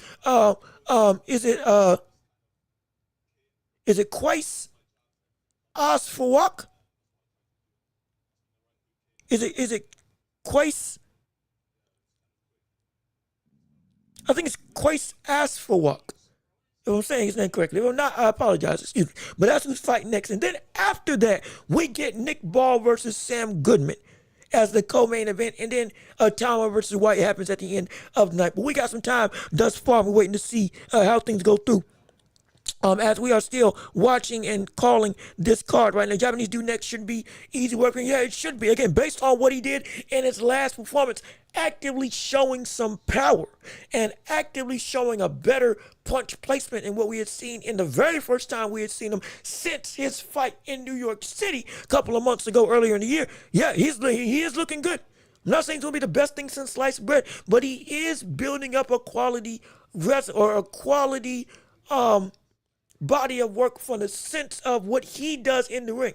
Not saying his opponents are all that in a bag of chips, but what he is developing as a fighter early on, it can be good. It can be really good. It can be really good. He must be basketball. Well, I mean, I do play ball. Absolutely. I do love basketball. Again, it's one of my favorite. This is what got me into what I'm doing right now. Basketball, NBA, boxing, football. Those are my three favorite things. As you can see right here on the wall. NBA season's coming up, and I do love covering that. And we got a lot of shakeups in the Eastern Conference as Jason Tatum's hurt, Damian Lillard's hurt. Both of them out for the year. A plethora of stars actually out for the year over in the East. And now it's wide open. Can Cleveland take the reins and continue to be, this time, fully be the best team in the NBA, or at least out East? Can the Knicks take that spot and become the number one ranked team in all of basketball in the Eastern Conference? With the likes of Boston out the way and the likes of Milwaukee only relying on Giannis Antetokounmpo, who can still give you 45 to 50 wins. But we expect, without that running mate, and without the roster is currently constructed with, again, Kyle Kuzma, and I think Kevin Porter Jr. is still there, and they let go of the likes of Brook Lopez, and so now the interior and the three-point shooting ability might not be the same. There's a lot in limbo for what this East can be, and it's there for the taking for the likes of the New York Knicks to potentially go and become the best team in the East, eclipsing what happened with Cleveland last year when they looked incredible in the regular season. So hey, we're gonna wait and see. I tell you what, and so I'm excited for it. And so let me see. Who said the fight was off Roach's line? Roach is not lying. I promise you. Roach is not lying. If he was lying, I would tell you. But mind you, that fight never actively became official. It never actively became official because both sides never signed the deal. Tank, more specifically, never signed on to make the rematch happen. He never came to the table. Yes, he was laden with, again, legal issues. But all of that, and also his own volition to not do and push for the fight, wasn't going through. We got more confirmation that the fight with Jake Paul was actually in the works than the fight with Lamont Roach. After the fight with Lamont Roach, I'm just following the trail of what's been going through. And with Tank, we don't know what he's going to do now. We have to call it for real. We don't know what Gervonta Davis is going to do at this point in time. We have no clue. Shakur and Lamont are both available. Shakur is a free agent. He can fight wherever he wants. And Lamont Roach is still, while he's looking at other opponents now and moving on to a new pasture, if Tank did come to the table, that fight could be made today. It could be made today. It could be made today. But as of right now, nothing has been said. It's been dead silent. It's Tank's camp. Tank's camp says the fight's still on. I haven't seen it. We got some time. I'll look it up right now. I will look up Calvin Ford. I will look up Tank. I'm trying to do it quick before the fight starts getting. We're getting ready to call the fight. The whole fight's on comment. Okay, hold on. Yep, the whole thing would stay tuned.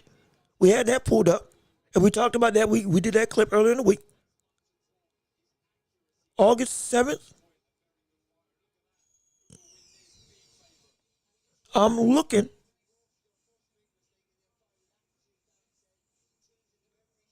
Is there anything going down with Tank in a clip? I'm trying to make sure. Tank took care of me.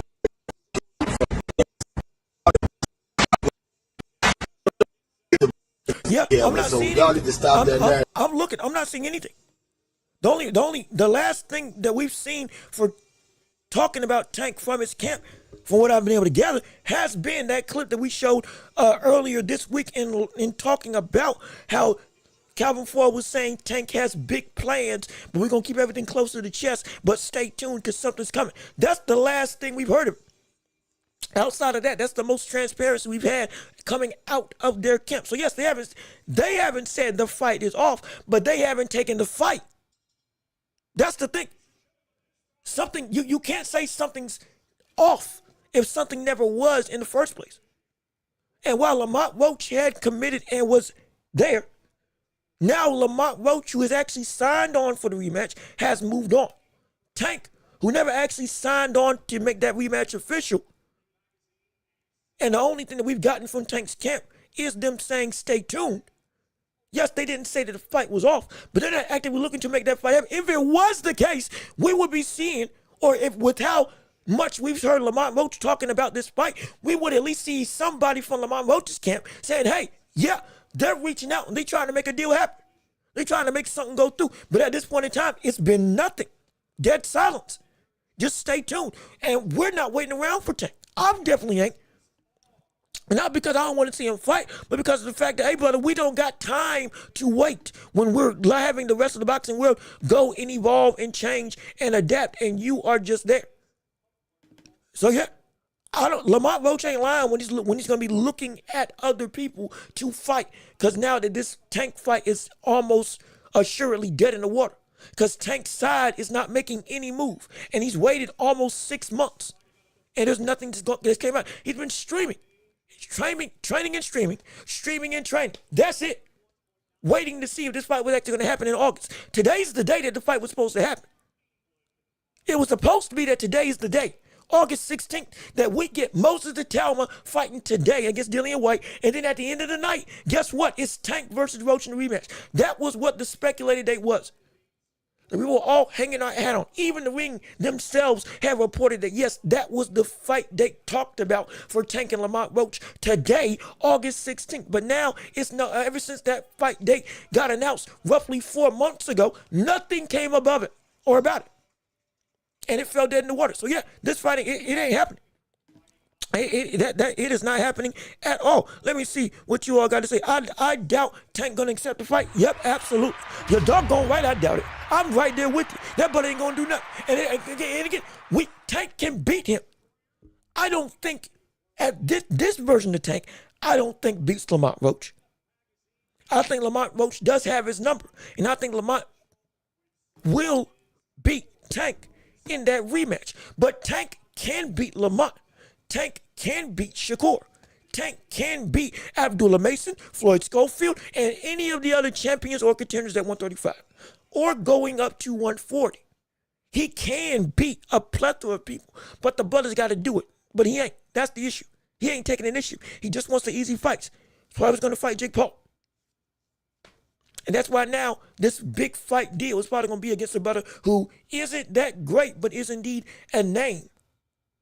But it ain't gonna be what we want. I promise you. Tank versus Pac-Man, yeah, they can have that. I promise you, I would not be surprised if that's the fight that potentially takes place. Tank versus Jake, that's still on the horizon. Though Jake Paul is right now currently in line to fight the likes of Anthony Joshua. As we're going into the actual fight between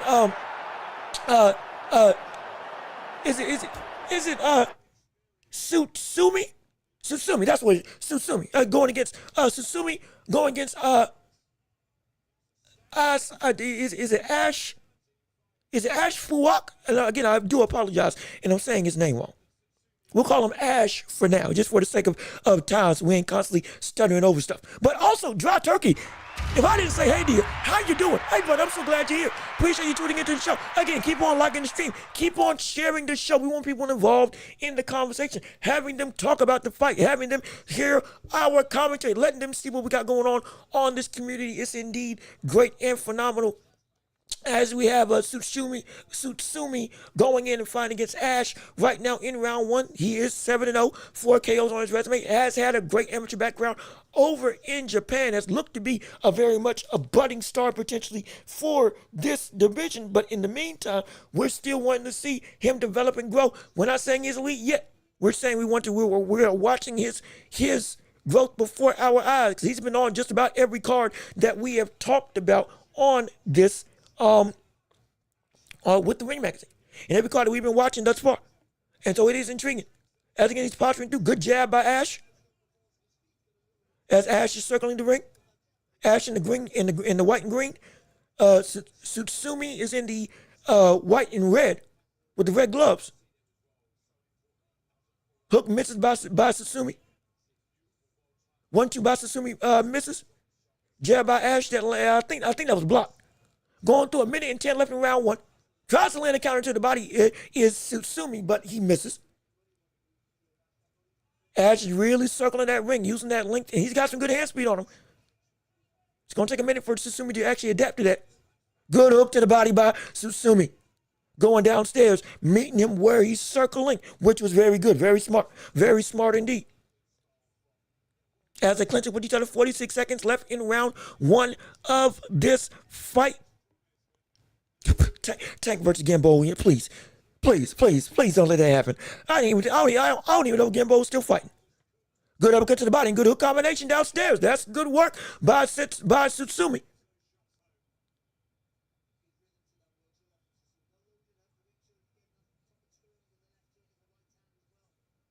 As they're going to jab, as again posturing, trying to get on the inside. Sutsumi is again closing the distance. Ash is really using his legs to try to get away. Good hook downstairs. Good hook to the body again by Sutsumi. That's going to be the thing. The body attack and the hooks where Ash is circling out to. That's going to be the thing that's going to help Sutsumi really slow down that pace. Tank still with Cunningham in Florida. Now, based on what I know, Tank's with right now, he is with Calvin Ford. Right now, he's with Calvin Ford and really in that whole squad that they got going on again. Right now, seemingly, from what I know, they're together. From what I know right now, they're together at this point in time. Tank still, but let me see. Tank still with Cunningham in Florida. Tank exercised the rematch. PBC marinating the fight inside. Insiders close to Tank camp say the fight's still on. Well, they got to prove it. They have to prove it because Roach is moving on. But they got to prove it. Roach has been the only brother that's been talking about this rematch happening. Even when asked about it with Lamont, with Calvin Ford and his team, it's either been stay tuned or it's been just we doing what we need to do. But ain't been nothing real. And there hasn't been anything from every other source I've been able to find that is not Tank affiliated. It has been that this fight is off, or this fight is dead in the water, or Tank is dragging his feet. It's been that. So whatever's coming out of Tank's camp ain't matching up with what everybody else is reporting. Now, I'm not saying that people, Tank's camp can't be right or wrong, but I am saying that somebody's lying in this regard. And at this point in time, it ain't been Lamont at this point in time. And everything with Tank has been either secrecy and or just outright silence. And that's problematic. That's definitely problematic, especially when we have been following an active timeline of all the events with what's been going on with Tank and Lamont. You can't say that this fight didn't need to marinate. Why? Nobody cared about Lamont Roach. Also, as the fight started right now, nobody cared about Lamont Roach. Nobody cared about this. Ain't like this Shakur that we're talking about. And we're trying to build this up for a bigger thing. And then good uppercut by Sutsumi. That's a good counter uppercut by Sutsumi. as a minute 50 left in round 2. But nobody cared about Lamont Roach before this fight with Tank. Not because he wasn't a good fighter, but he was coming up from 130. And he had lost to Jamal Harry. And he, even as a champion with one title defense, he hadn't shown that he was anything great to be able to go and be something special against Tank up until the actual night of the fight. He surprised us all. But this ain't a big start. All of a sudden, we're saying, oh my gosh, yeah, we got to make the money draw bigger. But if you wait out the fight, the money's only going to shrink. It's only going to shrink. The spectacle of that fight now is passed away. It still wants to be seen, but now it's just, come on, get it over with already. Rather than just, oh, highly anticipatory. Good shots by Susumi and good shots by Ash as we go into a minute into round 2. That's the issue with Tank. We are not looking at a brother who's actively trying to push the pace. He's been marinating his entire career. Every big fight has been marinated. Hasn't that been the case? Tank and Devin Haney, that was marinating. Teofimo Lopez and Tank, that's been marinating. Tank and Shakur, that's been marinating. How long does a fight need to marinate? And why is every fight in the same marinating state when it should be that it should have happened already? Lomachenko versus Tank, that was also marinating. Marinated so long that Lomachenko retired. I don't get at what point in time is the responsibility on the fighter when, especially somebody that has as much power as Tank. At what point in time is it not on him to make the fight? And I would say it's always been on him. Oh, good shot. Oh, shoot. And he got knocked down. Oh, my gosh. Wait a minute. Almost missed a knockdown. My goodness. My Lord. Ash just got knocked down by Susumi. As the round is over. My goodness. I completely missed the knockdown. My word. Oh, my gosh. That's on me. That's on me. I caught the shot as I was looking up. I didn't get to see the actual shot. I'm interested to see what shot actually landed on him. Hold on. What was the shot that landed that actually put him down? Because he was attacking the body. He was going downstairs. He was more fervently cutting off the ring and making the legs of Ash work less effectively. No question about it. What was the shot that caught him? What was it that he could that caught him and hurt him? Double jab. Good punch combination by Ash. They got him around the guard. Oh, that's a good shot. That's a good shot. It was another, was that an uppercut? Going to the Felicio jab into a straight. Oh, it was a straight. Oh, it was a short straight. Oh, my goodness. Oh, my gosh. I did not realize that. My goodness. That was a good shot. That was a really good shot. Now, let's see. I told you. Now, Susumi is starting to land that power at a better consistent rate and getting knockdowns. Again, these people that he should be able to beat. But now that dominating nature that we expect for him to have as he works his way up in his career, now it's starting to show true. As we're going into round 3 of this fight, good uppercut downstairs to the body by Susumi. As we're going through right now, the only list Tank belongs on pound for pound is the pound for pound height job list, waste of talent, fraud list. And it's like, again, I don't want to say that about Tank, but it's very hard not to because of how he has been moving. And as we are in round 3, 2 minutes, 20 seconds left in the round. We're going to call the fight and still talk as we're going through. Tank is leaving Roach in the dark for talking all that smack. Maybe so. Why Roach waiting?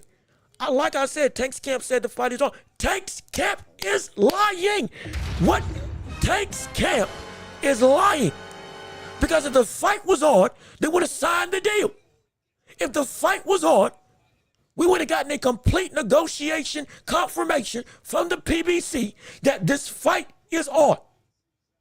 Lamont Roach has already been confirmed by multiple sources that he is signed on the deal.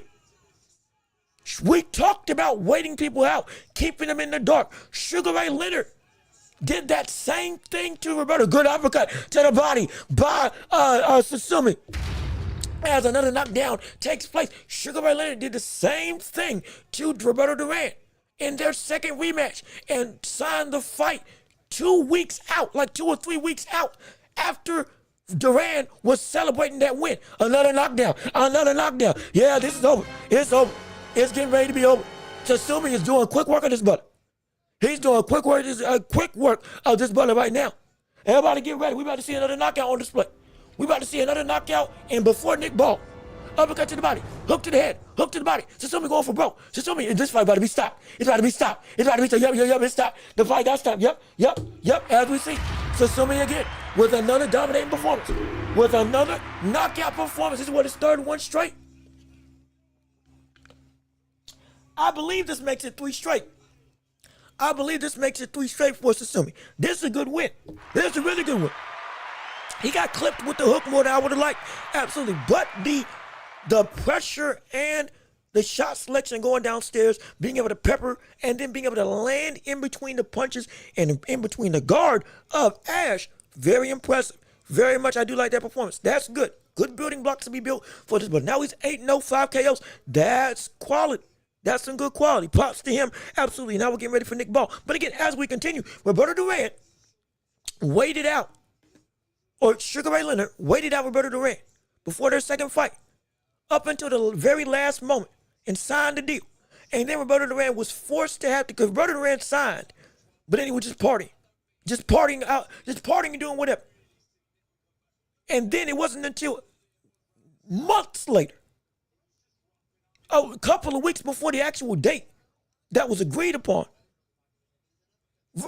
Ray Leonard finally signs the deal. Now Roberto Duran got to cut from 190 to 147 just to get on pace to make the fight. And that's why the no mas thing happened. His body legitimately couldn't do anything. Because he got outthought outside of the ring. Now in this situation, the fight date has already passed for Tank and Lamont to actually take place. It's already passed. For what was going to be agreed upon in that contract, if Tank indeed did sign at the end of the year, it would have been confirmed for tonight. If he's going to wait out Lamont, that's fine. But it's got to be a whole new rescheduling of fight dates. Because now this date that was supposed to happen is gone. What venue you going to have it at? If this date is now gone and the venue you were going to have it, now it's passed. You got to schedule something. There's a plethora of things that you got to do. It's not just, oh yeah, Tank's going to outthink him. He doesn't. Tank does what he wants and what he's comfortable with. But if he feels he can beat you, guess what? He signs the deal immediately. The fight gets made. We know how Tank, in terms of negotiations with how fights get made. We know when he commits, he commits. It's plain and simple. He'll do rehydration clauses. He'll do weight clauses. He'll do all that stuff. Sure. And he's got the power to do that because of the star fighter that he is. He can control negotiations. But he doesn't do stuff where he just waits them out and all of a sudden, okay, we're doing it now. Nah. That's a dream that you think that you want him to do. Because you're giving Tank more credit than he deserves from the standpoint of how he's been moving in his career. It's just the truth. Floyd Mayweather, the brother who Tank is a protege of, Floyd Mayweather, would even take rematches quicker than this. It was almost a foregone conclusion. It was a close fight. You didn't have to speculate. You didn't have to think about what Floyd was going to do. We can talk about all the other stuff he's done in his career. We can talk about how he has indeed waited for the right time to fight people. We can talk about how there were some people that he did not fight, like Winky Wright. We can talk about that. There's a plethora of things we can discuss on that front. But with rematches, we never had to discuss that. This brother went and took on Maidana quickly after Maidana arguably beat him, or at least made a close fight for that fight.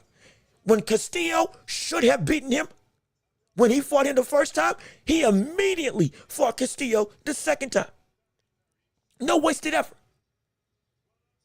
So if you want to be about that life, we've seen people be about that life. We've seen it. Usyk rematched Tyson Fury immediately. He didn't even let the belts get in the way of him rematching Tyson Fury. He let the belt go to fight Tyson Fury. We've seen it in the modern day. I don't get what the issue is with why in the world it's taking Tank so long to do anything with his career. Because if we're going to wait and see, guess what, brother? We need to see something. We can't talk about how we've been waiting on Boots to actively make some noise in his career and make a move after the long layoff that he had from the likes of Stanionis. And the lack of noise of what will he, won't he, what's he going to do, where is he going to go, how is he going to be, will he fight at 154, will he stay at 147, will he fight Virgil Ortiz, will he not fight Virgil Ortiz, is he going after championships immediately, is he doing 1 tune-up, is he doing 2 tune-ups? Make up your mind. That's what we were saying about him. We can't say that about Boots and then also not say that about Tank. That's hypocrisy at its finest. And Tank is a walking hypocrite. That's the thing. He's a walking hypocrite for the standpoint of how he goes about his career. He's a walking hypocrite. Again, I'm not trying to just go and bemuse the problems of Tank Davis. I'm not. But we got to put this to bed.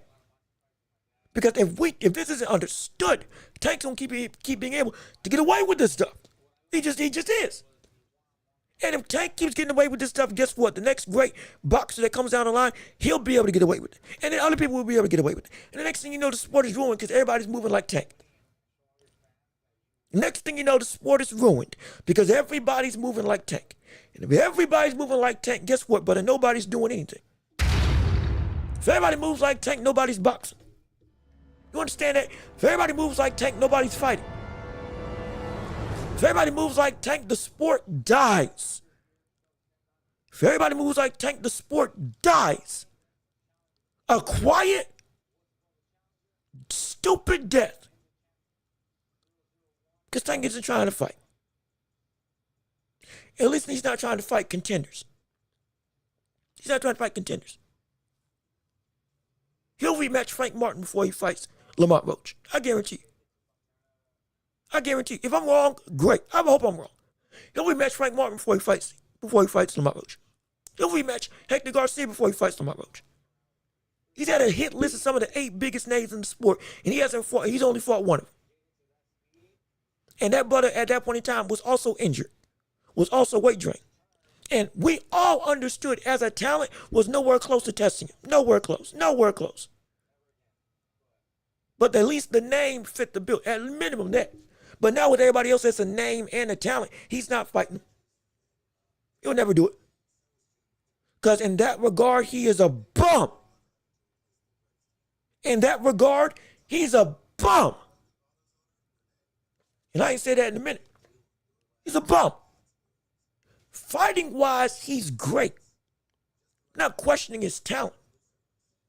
But when it comes to actually getting the fight, he's a bum. His career legacy is a bum legacy. His standing in boxing is a bum standing. Though he is one of the biggest faces in the sport, he does not deserve that title because of how he's been moving.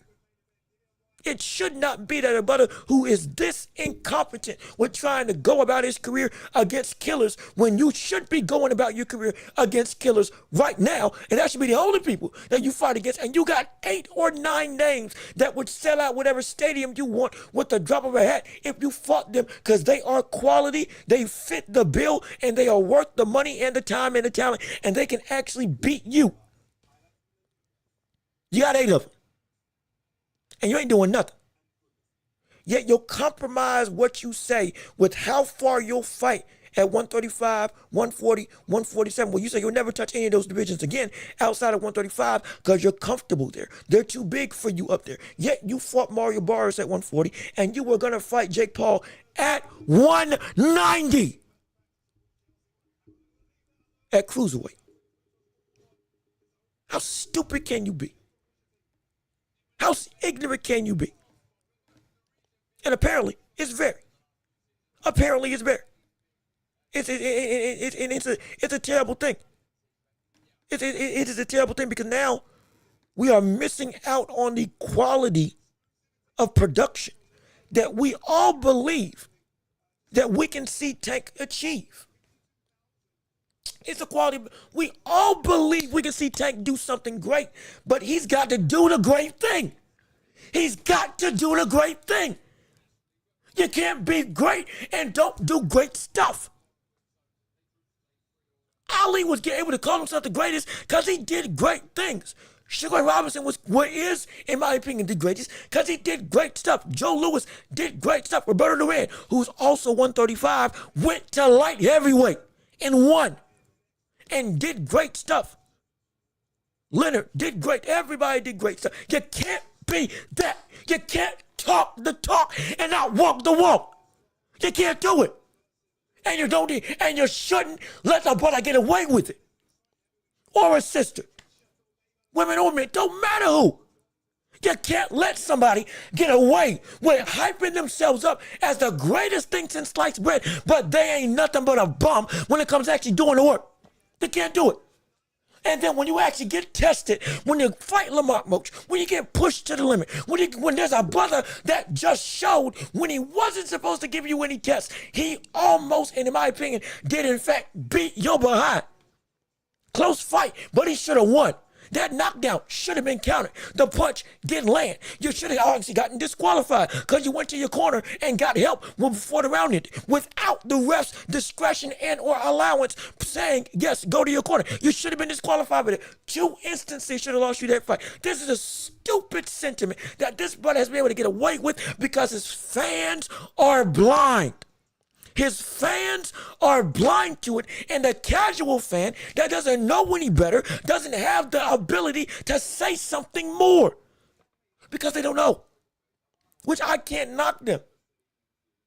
Again, as it does with the media train, of course, the biggest and brightest are going to be perpetuated. But once you start to delve into the weeds of the matter, all of a sudden you get the real issue as to what's going on. Now you get the real understanding of how exactly this game works and why there's people that shouldn't be at the top of the mountain that are at the top of the mountain.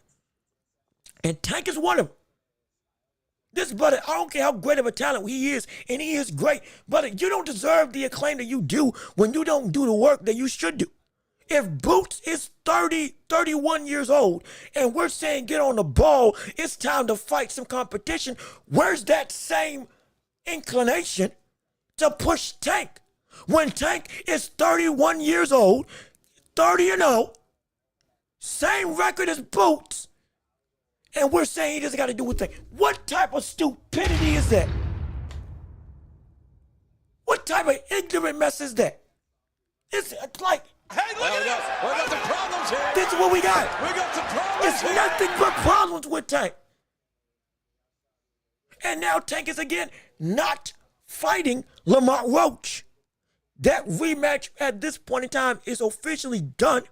Lamont Roach is gone out and saying, I'm not wasting my time waiting for this fight. I signed. I'm ready. Tank ain't done a doggone thing. Tank ain't reached out at all. It's been dead silent. He could have signed before the domestic violence case happened, and he could have signed after the domestic violence case got dropped. And guess what? He still has been dead silent, and Calvin Ford is still saying, wait and see. We got something special up our sleeve. Be prepared. We like to keep the public in waiting. Well, guess what, brother? The public ain't gonna wait no longer.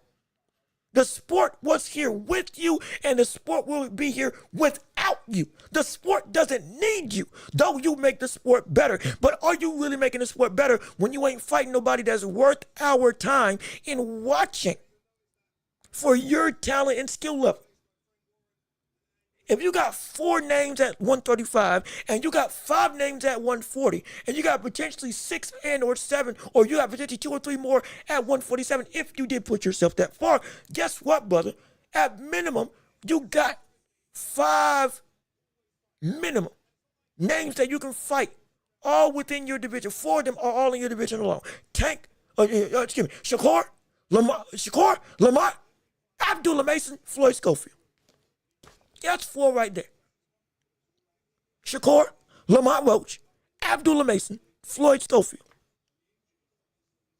Shoot, I'd even take a Williams and Pay to fight at this point. I'd even take a Williams and Pay to fight. I'd take a Tevin Farmer fight.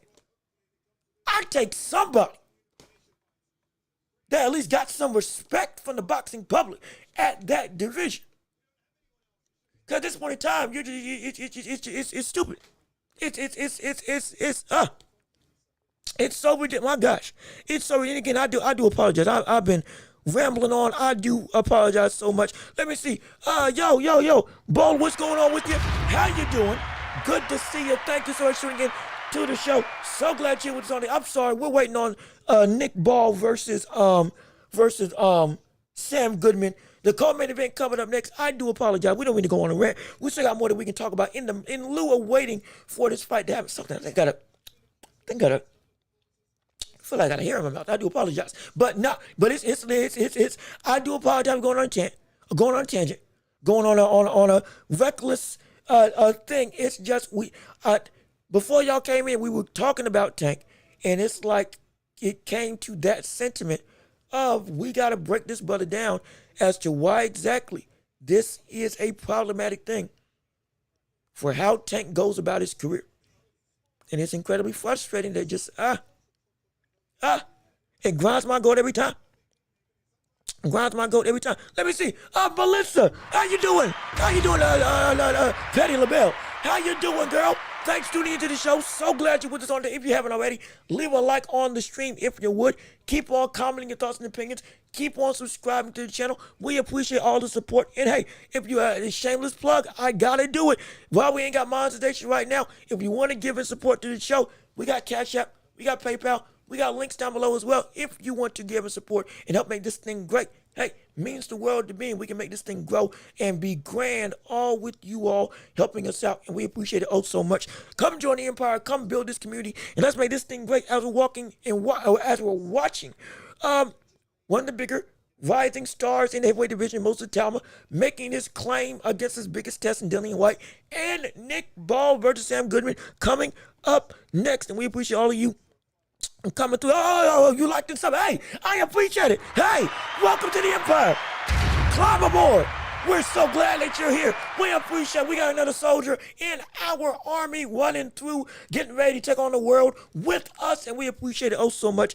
Thank you so much for joining. And hey, I'm telling you, Patty LaBelle, you ain't gonna want to miss what we got, because we got talks like this every single week. On Tuesday, Thursday, and Friday, we talk about boxing and beyond. Predominantly, we're a boxing channel, but we also talk about the NBA. We also talk about the NFL, which is coming up. We're all-encompassing sports ethos where we will discuss and have some fun with, no question about it. But primarily, we deal with the sweet science on this show as our main topic of discussion. And hey, if you got any other hobbies, movies, sports, TV, video games, we talk about that too. We are a multifaceted community that, hey, we aim to please, and we aim to have a plethora of things to discuss on the world of just entertainment as a whole. And hopefully you're enjoying the ride, and hopefully you're liking what we got going on right here. And I do appreciate it so much. Let me see. See, and look, we are.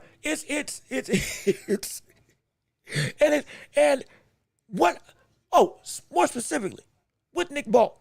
As Nick Ball is coming up right here on the show, and we're waiting to see him fight at 126. We just saw Raymond Ford should have lost in his fight earlier today against Supernova. But Raymond Ford does not look great. We thought he was going to look a whole lot better after his fight with Nick Ball. Again, learn from being against a great fighter and grow. Now with Nick Ball, who is a champion, going up against the likes of Goodman, which we expect to see Nick Ball knock out Sam Goodman. I am not high on Sam Goodman. Let me be perfectly clear. I am not high on Sam Goodman in the slightest, because this brother at this point in time is not a great boxer to me. People saying that he was a big threat to Inoue, I never believed that for a second. I don't think it's going to be a big task for Nick Ball. Now, the rumor is that after this fight, if we see Nick Ball win, which most likely we will, he's going to fight against the likes of Inoue later down the line. That's what is being billed as. Winner of this gets to face the challenger Inoue for his title. But Inoue isn't moving up just yet. He still got Junto Nakatani coming up to 122 next year.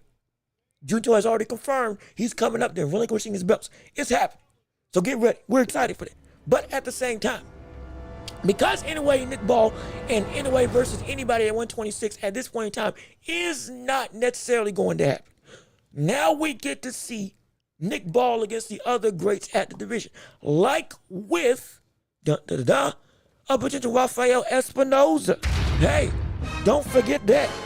It ain't just Rafael Espinoza versus Nick Ball. That's still a fight that can and does need to happen.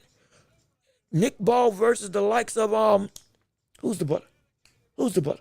Not O'Shaquie Foster. Not well, maybe Bruce Carrington. Not saying Bruce Carrington has the title, but maybe Bruce Carrington potentially, if he is amongst that ilk, or potentially gets a shot at the title, then yeah. Or hypothetically, Angelo Lee. Of the 4 champions that we see the likes of Nick Ball have around him, or rather the 3 champions around him, who's most likely to beat him if they were to fight against him? And I would think it would be Espinoza more than anybody. I really do. I think it would be Espinoza more than anybody else at 126.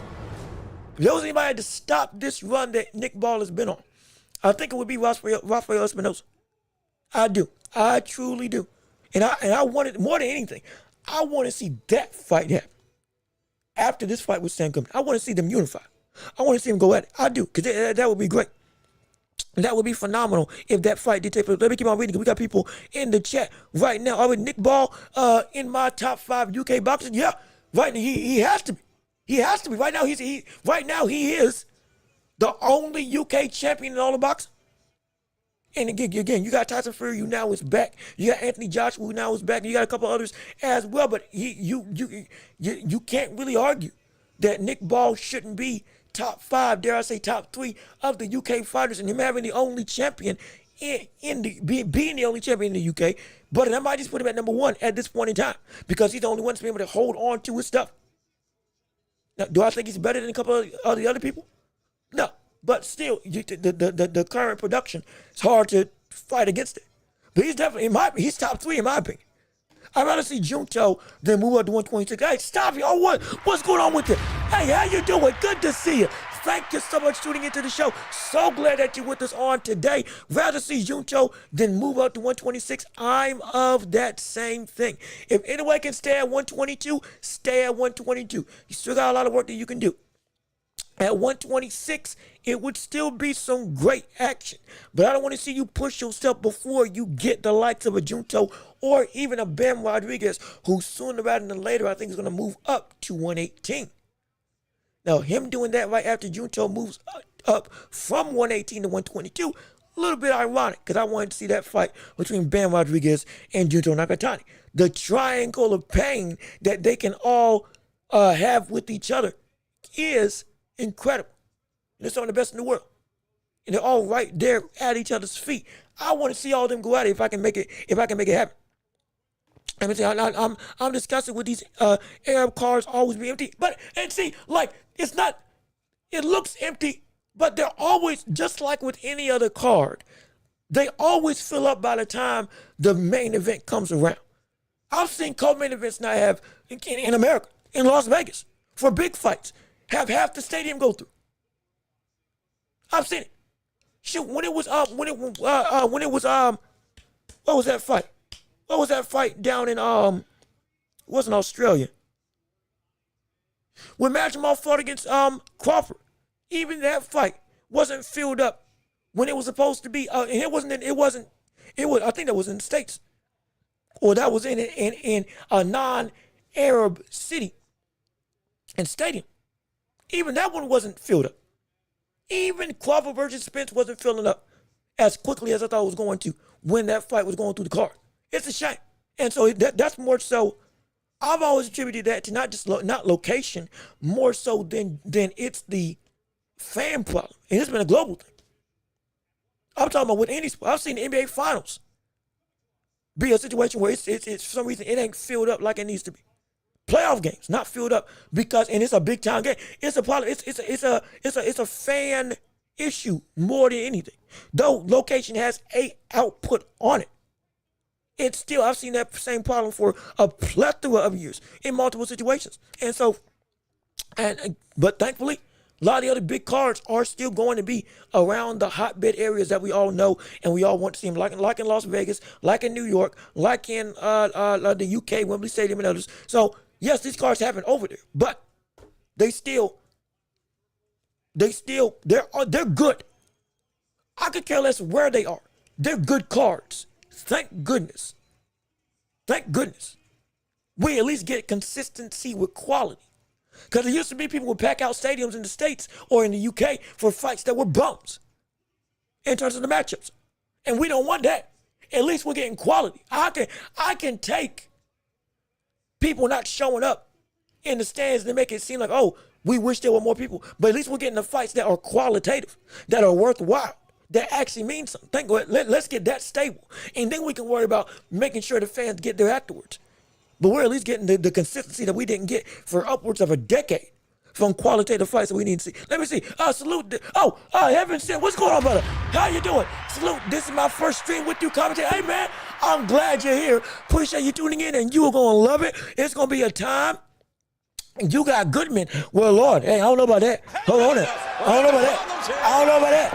I don't know about that. But either way, it's going to be a time. We're going to make it do what it do. We're going to have ourselves a great time. Honestly, if Sam Goodman either gets exposed or shows he was ready for anyway, we're going to find out because the round going on right now as we are here. Round one going underway for the WBA Super Featherweight Championship of the World. Going on right now, or 126 going on right now. It's time to work. Nick Ball coming out with the house on fire, jabbing 2 times to the body. Both of them in the center of the ring, going at each other. 2 minutes, 40 seconds left in round one of this fight. 1-2 by Goodman's blocked. On the guard of Nick Ball. Nick Ball goes into a clinch. Both of them are jockeying for position. Again, Nick Ball is a brother who will fight with his head down, looking to be like a literal raging bull in a china shop, going in and breaking every window possible with his aggression, with his power, and with his very much stocky strength, just like that, leaping in with swinging hooks around the body and around the guard of Sam Goodman. Sam Goodman, again, yes, the taller fighter, but not nearly as many knockouts, 20-0, but 8 KOs on his resume. Has been, again, in my opinion, not necessarily a great elite contender, but he is still a elite contender nonetheless from his years at 122. Now at 126, his first stint out, going up against a killer, a real killer. How is he going to be able to handle this pressure and this power that's going to come his way? Jab to the body by Nick Ball. Hook to the head by Nick Ball. Already applying that pressure and aggression. Good shot to the body by Sam Goodman. Good 1-2 by Sam Goodman. Nick Ball again posturing it. 1-2 by Goodman. Being more active. 3-punch combo. Good hook to the head by Nick Ball. Can Sam Goodman handle that level of unabashed pressure that's going to come his way? Because that's going to be the issue. That's going to be trouble. And I see people chatting still in the chat down below. I'm going to read it after we see, or after this round, so I can make sure I keep up with the action. Going through. Again, 1-2 to the head by Nick Ball. Good jab by Goodman. Another good jab by Goodman. 1 minute left in round one of this fight. Goodman actually putting up a better performance than I thought he was going to do. Hook to the body and head by Nick Ball. Good short hook to the head by Ball. That lands. Good shot to the head by Ball again. Now he's trying to break through that guard. Uppercut to the body. As again, Sam Goodman clenches up. Nick Ball trying to use his strength to, oh gosh, what good, great day. This is what it did. This is what it did a doggone Reggie Whyte arm shove, repositioning Sam Goodman. For my NFL fans out there, if you know Reggie Whyte, you know that clubbing move that he used to do on everybody. He even worked on the likes of Larry Allen. Insane. Oh, wait, whoa, that was a blow. Hey, brother, hey, Sam, what you doing punching on the back of the head? The world, what was that? What was that? Hey, boy, don't be cheating in this fight. My goodness. How's he going to do 10 seconds left in the round? Oh, I didn't like that. Good shot to the body by Goodman, or by Nick Ball. Bludgeoning hook as the round is over. Now, let me read some of your comments as we're going through right now. Goodman getting sparked under 6. Book it. Brother, I believe so too. I think he's getting sparked as well. Heaven sent. I don't want to see Nova or Goodman again if Goodman manages to lose. And it's like, now, again, we were watching it. You came in before this fight, or you came in just now. We were watching the fight with Supernova versus Raymond Ford. We were shocked that Raymond Ford won that fight because we thought Supernova had won that fight. Now I'm still trying to see what the public had to say. Because I was very surprised that Supernova lost against Raymond Ford.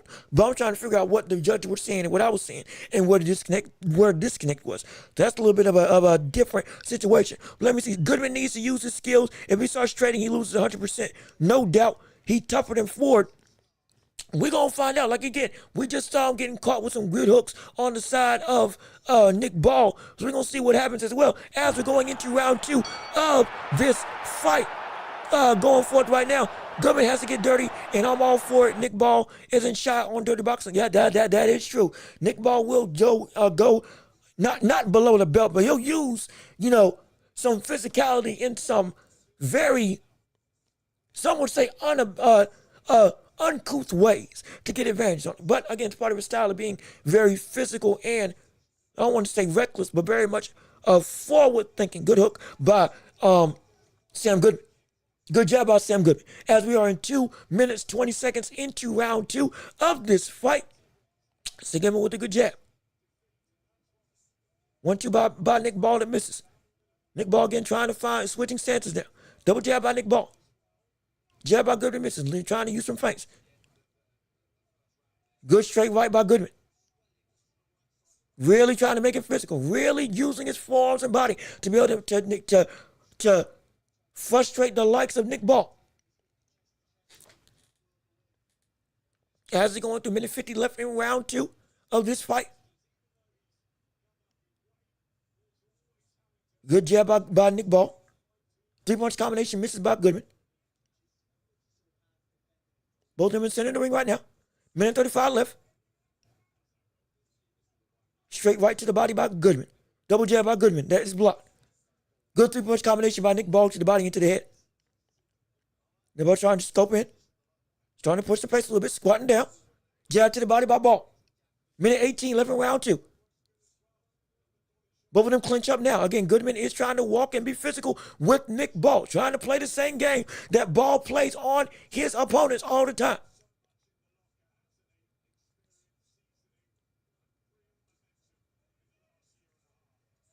Good uppercut and hook combination by Nick Ball. Uppercut to the body again by Ball. Goodman trying to 1-2 by Ball.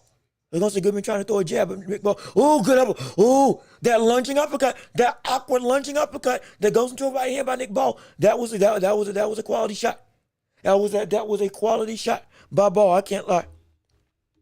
I can't lie about that. That was tricky. That was deceptive. I believe it's 2 minutes 30 into round. No, I'm sorry. Less than 2 minutes 30 into round 2 of this fight. And right now, Goodman is looking better than I expected. Looking ironically better than I expected. This is somebody who I thought, again, was really nowhere close to the level of talent that he was being touted as a contender in not just this division, but in one at 122 as well. That's 10 seconds left in the round. The round is over with this fight right now. And it's like, I'm a little bit shocked. But again, I give that round to the likes of Nick Ball in that round. But again, it's still great to see. It's still good to see. I still think Nick Ball's going to get knocked out. I'm sorry. I still think that Sam Goodman is going to get knocked out in this fight. But again, we've seen some crazy things on this night. And so who knows what may come about. Who knows what may actually take place on this incredible event. Let me just make sure that this is still where it needs to be.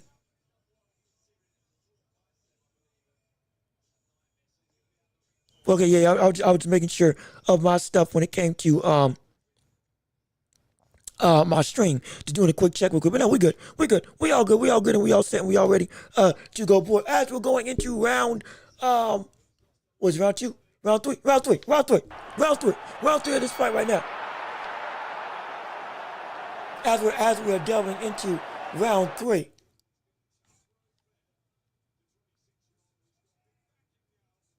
Jab by Nick Ball, going through 2 minutes, 40 seconds left in round 1, or round 3. Overhand right misses by Nick Ball. Nick Ball really going to work. Good hook to the body by Sam Goodman.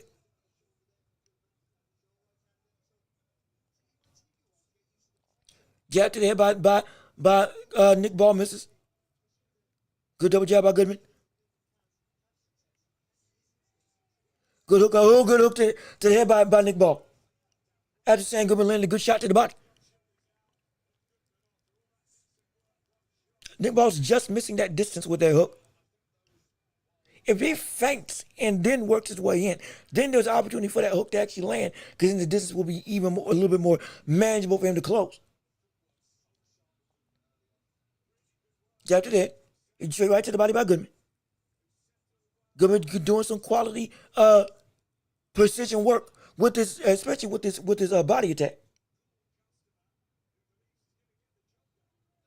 Mouthpiece fell out, and we're waiting to clean it off right now, as we're waiting for the action to resume. And we're back in the fight. Minute 40 left in round 3 of this fight. Good hook by Nick Ball over the guard of Goodman. Good uppercut to the body by Goodman, though that was a little bit below the belt. Little bit below the belt. Jab by Ball that lands. Almost missed, almost lands with an uppercut.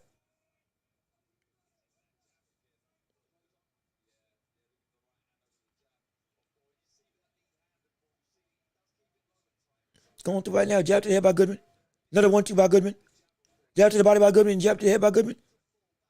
I mean, he is really, Goodman's landing some really good scoring shots. I can't lie. Good hook on the inside by Nick Ball. As Sam Goodman again closes the gap, clinches up to try to negate the ability of Nick Ball with that pressure. Nick Ball with a good uppercut by Nick Ball. Good hook to the body by Goodman. Hook to the head. As again, Nick Ball flurries in. 30 seconds left in round 2. Or I'm sorry, round 3.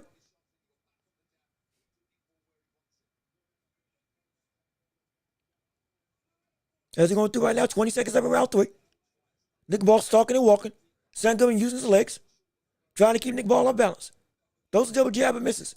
Those are good 1-2 by Sam Goodman. 10 seconds left in the round. It's getting really physical. Goodman's making it chippy. Goodman is indeed making it chippy. As the round is over. So Goodman is using the straight right to the body. He's using the jab to the head, multiple jabs to the head to vary his attack and to keep Ball occupied at all times.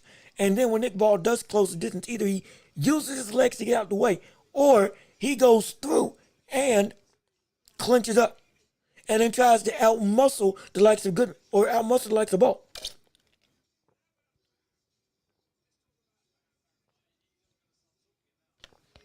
And up until this point, it has been an effective strategy.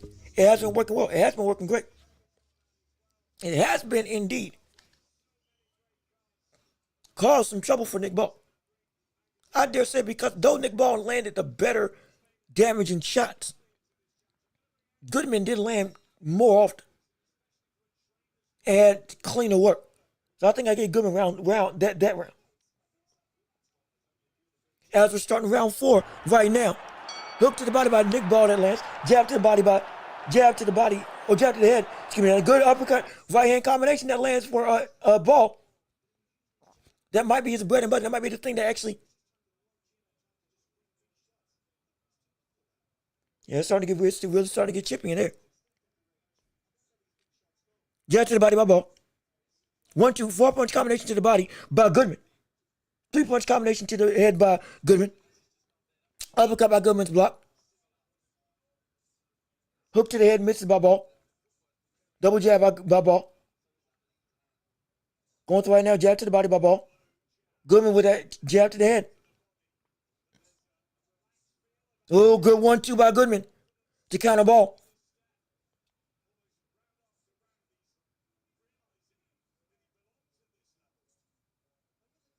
Nick Ball almost lands an uppercut. This is actually a really interesting matchup. I can't lie, this is an interesting matchup. Big hook to the body by Goodman. Good combination by Goodman. Shoot. Minute 35 left in round 4. Man, right now, hey, I can't lie. Right now, oh, good shot by Nick Ball, though. That was a heavy shot. That whipped the neck of Goodman. That was a good shot. And now Nick Ball, the punch is starting to land. He got one. He finally got one. He finally got one of the cleanest shots of the night.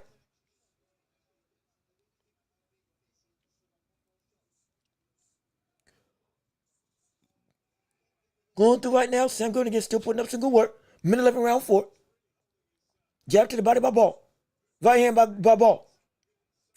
Really trying to land that uppercut on Sam Goodman. Really trying to land the uppercut on Sam Goodman. Minute 48 left in round 4. I'm sorry, 48 seconds left, in round 4. Uppercut right hand combination misses by Ball. Good jab by Ball, intercepting Goodman.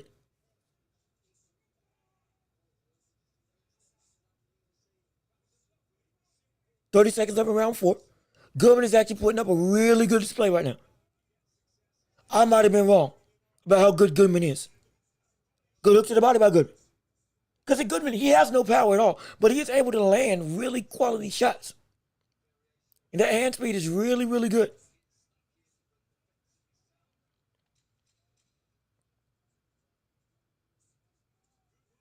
Still good hook to the head by Nick Ball.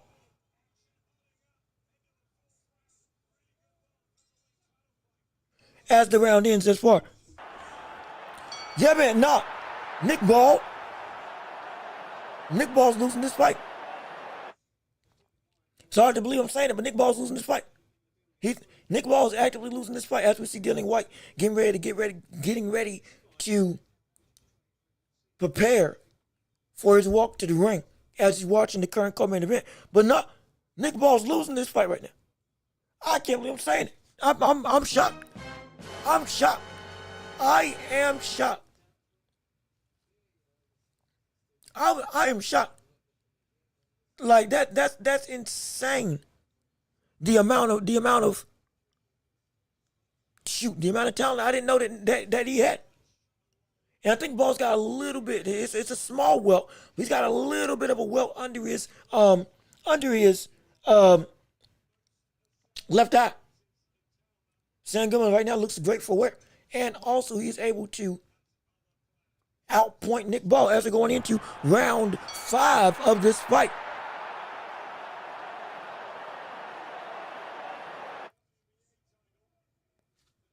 Big swing and a miss by Ball.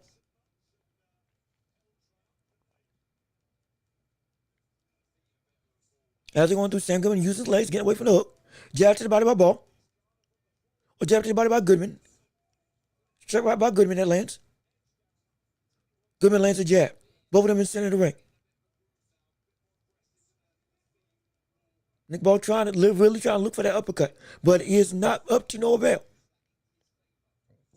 1-2 by Goodman. Oh, good shot by Nick Ball. Good right hand by Nick Ball. That one hurt him. Ah, shoot. That one called Goodman good.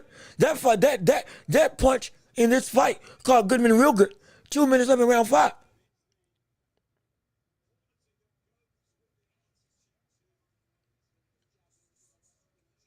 Three hook combination misses by Nick Ball. Another 3-punch combination lands by Nick Ball that time. Well, this has been Nick Ball's best round thus far.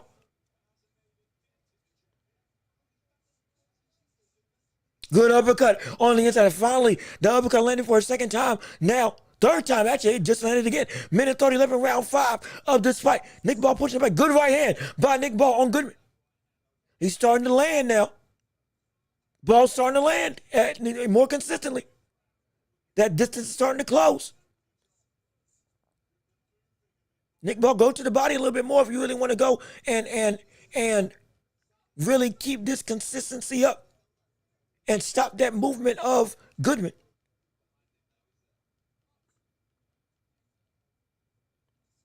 Good jab by Ball. Both of them trade jabs, actually. And now a lot of Goodman stuff is starting to be blocked. Good flurry of shots by Nick Ball. Uppercut to the body by Goodman, though it's I think it grazed or missed it outright.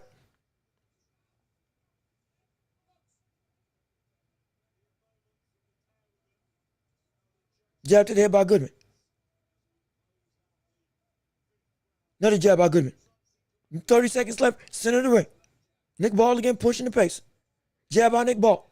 Trying to still walk down Goodman. Force him into the ropes. Goodman now bouncing on his feet. Big hook that misses for Nick Ball. Ooh, good shot. I think it was an up jab by Goodman. 10 seconds left in the round as they both in the clinch. Going through. 10 seconds left. This was Nick Ball's best round thus far. Good uppercut, straight right hand by Ball. Double jab. As the round is over. All right. So let's evaluate. Now. At this point in time, this fight's tied up. Currently, for what I got it right now, this is a interesting window of opportunity.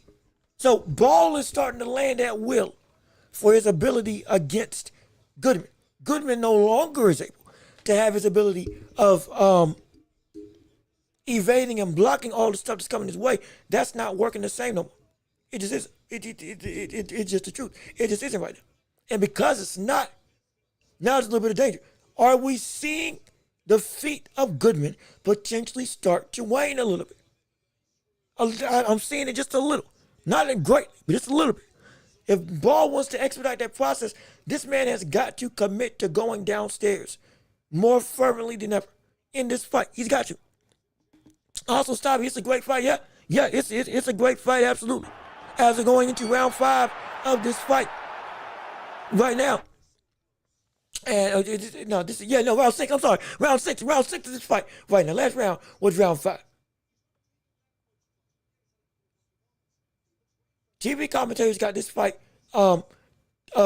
Nick Ball up by a round. I got him tied with Goodman at this point in time. Hook to the head, misses. Nick Ball now starting to really amp up that aggression. Going through hooks and uppercuts aplenty.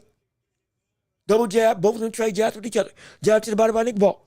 Going through, jab to the head by Goodman. Jab to the body by Ball. Ball again, stepping on the gas. Double hook into a right hand that just misses. Ball really swinging for the fences with these big right hands. Hey, Ball, you don't need the posture, brother. This fight's too close for you to be postured right now, trying to show you got a chin. Yes, we know Goodman ain't got no power. You don't need to put that on display by just eating a shot. Big right hand, misses it by Nick Ball. Goodman again makes a miss, gets out the way. Ball's got to take away them legs. He's got to. Ball has got to take away the legs of Goodman. He's got to at this point. Good hook by Goodman, exiting the clinch. Minute 30 left in round 6 of this fight. Good hook to the body by Goodman, by Ball.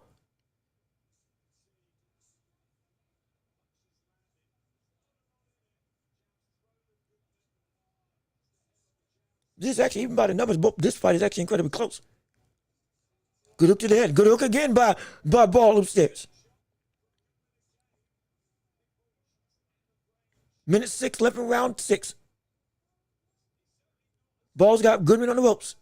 Goodman circling the ring. A little bit of a lull in the action right now.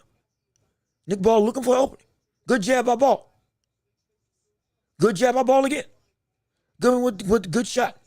Oh, good hook by Ball. Good hook by Ball off a counter. And again, Goodman clinches up. Yep, see, Goodman, this is the tank that you're dealing with. Overhand misses by Ball. Good 4-punch combination by Ball. Lot of power right now. Oh, that was dangerous. Oh, that was a dangerous hook by Ball. 15 seconds left in round 6. Hook to the head by Goodman. Both of them sitting in the ring. That hook, that straight right uppercut combination is one of Nick Ball's favorites that he's been throwing. 10 seconds left. Uppercut hook, and the round is over. Yes, indeed. Anyway, seeing this, gaining more confidence, he can be in the game. Oh yeah. Look. Let me tell you something right now. Nick Ball is having a tough time catching the footwork of Goodman. When he does catch him, Goodman clinches up. Goodman definitely ain't got no power. And anyway, it's faced off against better footwork boxers and better pot-shotting boxers in the form of Stephen Fulton. No question about it. This is, if there was any question about what I think with this fight in any way, whether it's against Goodman or Nick or Ball, but I'm more confident than ever now. I'm more confident than ever. Anyway, watching them both. Anyway, definitely watching them both now. Based on what I'm saying now against each other, yeah, no, anyway beats both of them. Anyway, definitely beats both of them. He definitely beats both of them if they fight against each other. Jab to the body by Nick Ball.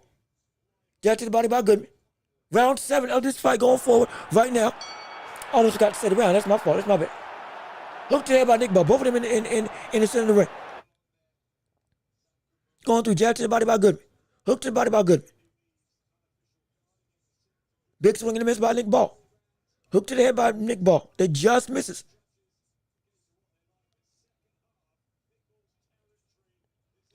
.225 left in round 7. Double jab by Goodman. Another jab by Goodman. Nick Ball, crazy enough. I don't think he's punching enough, which is insane to say. Ooh, that was a good jab by Goodman to intercept Nick Ball in his offense.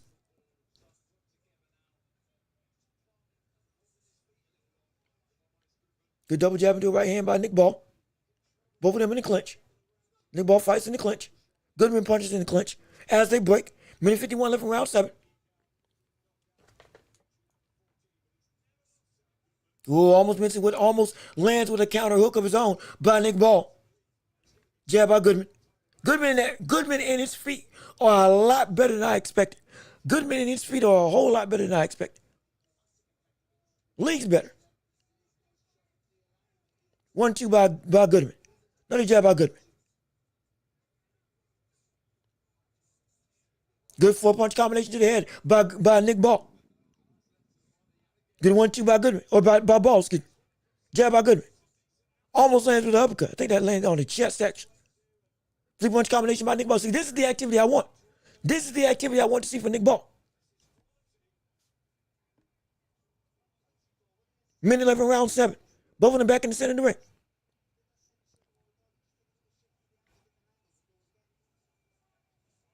Good hook to the head by Goodman. I'm sorry, by Ball. Good right hand by Ball that lands.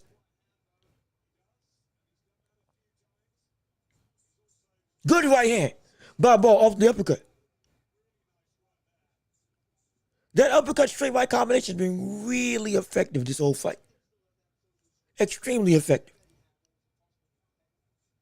If one punch doesn't land, the other one absolutely does.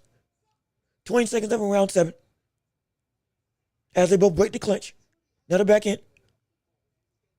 Both back in the center of the ring. Jab to the body by Ball. 10 seconds left in the round.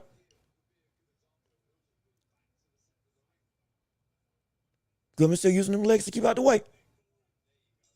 And Nick Ball, I think, is up. Barely. But just barely. Just barely, I think he's up in this fight. It's close. I think he's up in this fight, but just barely he's ahead. Just barely he's ahead. By 1 round. I am really not liking the way that this movement is giving Nick Ball a world of trouble. I'm really not liking that. And see, that uppercut that he's able to throw, he's able to do it from I think both southpaw and from orthodox. That's the combination that makes or breaks the difference in this fight. In terms of the game plan for what Nick Ball can do against the likes of Sam Goodman. Truly it does. Truly, like for real, truly it does.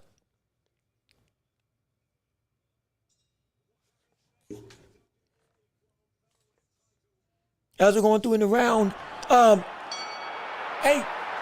Is it 8? Yeah, round 8. Round 8 of this fight thus far. Jab to the body. Yep, just like I thought. Nick Ball's up by 1 round, just like with the unofficial scorecard. But it's close, man. Good right hand by Ball. Jab to the body by Ball.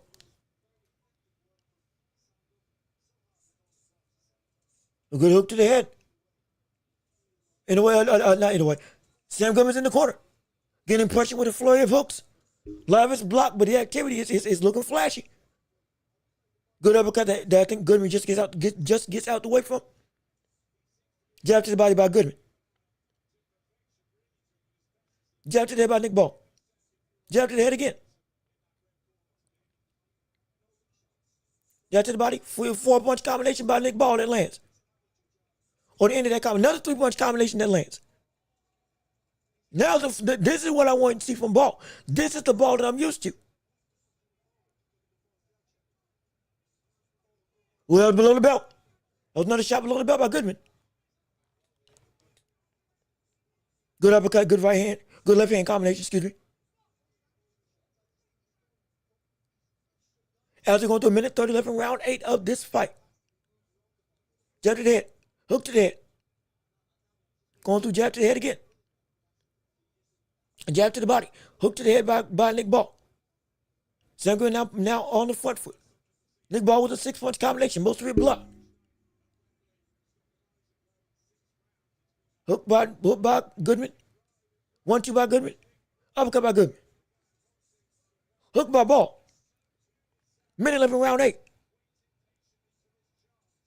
Nick Ball is starting to gain a rhythm with the punch selection now.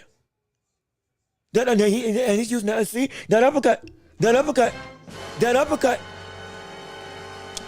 is continuing to be the best weapon of the night. He's found the punch that opens everything else up.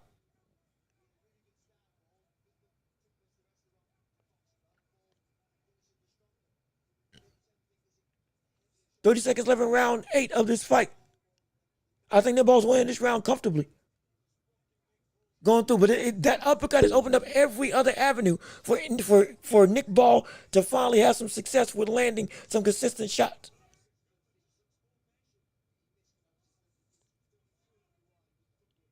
$10 seconds left in round 8.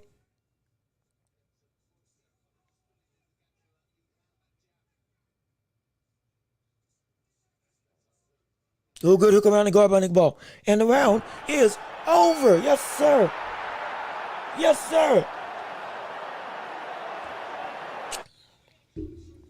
Listen, underwomen fights. I mean, like, it's not going to be, again, it's power versus speed. Because Goodman's the faster brother. Or in terms of footwork speed, Goodman's faster, and Nick Ball is more aggressive and more powerful. So, like, yeah, I'm not expecting Goodman to go through and guns blazing, trying to punch with him. But at the same time, it is a good fight. So though it's a little more slow than even I expected, what we're seeing though is Nick Ball going back to that uppercut straight right combination. Let me move my mic. That uppercut straight right, going through and trying to really dig down, dig up, boom, and then bop, bop, bop, bop. Doing that. That's been the bread and butter. That's been the thing that's been working. That's been the punch selection that has opened up opportunities for everything else of Nick Ball to finally have some level of consistent success in this fight right now. As we're going into round 9 of this fight. And I think Nick Ball's in complete control or is gaining better control and he's winning this fight.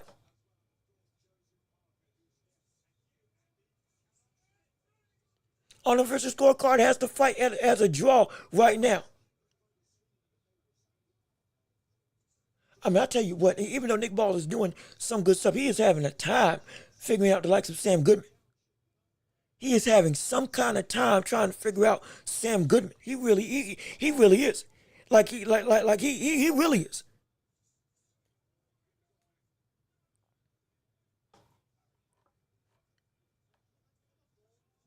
Deep punch combination. Good hook by Goodman to end the combination. 2 minutes left into round 9 of this fight. Goodman with the jab. Both of them back in center of the ring. Going through right now. Jab to the body by Nick Ball. Multiple uppercuts by Ball, but holding behind the head. He can't do that.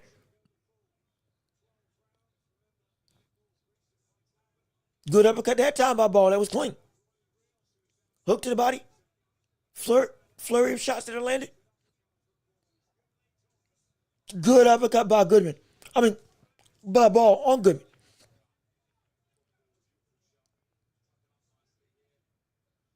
I tell you, Goodman is indeed holding his own. Oh, that's a snappy uppercut by Ball on Goodman again. That might have been the best uppercut of the night.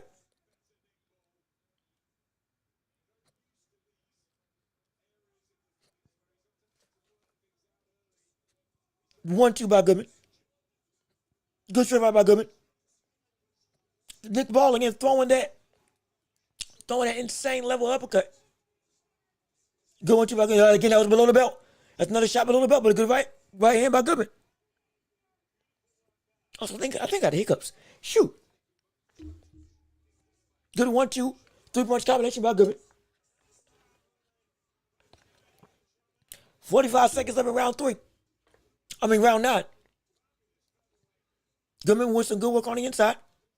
A lot of it's blocked. Another uppercut right hand combination by Nick Ball. Again, that's been the punch of the night for him.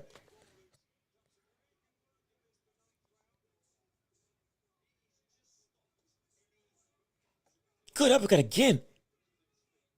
15 seconds left in round 9. Good sweeping hook by Goodman.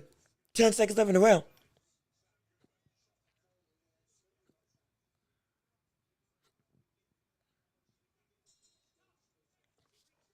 As the round is over. As the round is, that was a closer round. That was closer. Who won that fight? Who won that round?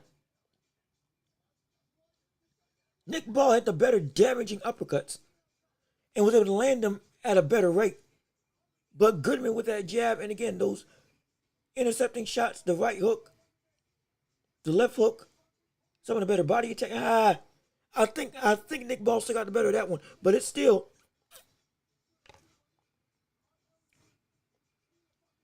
is a close affair. That's a beautiful uppercut. That is a really beautiful uppercut. I'm telling you, that's a phenomenal uppercut by Nick Ball that he's thrown.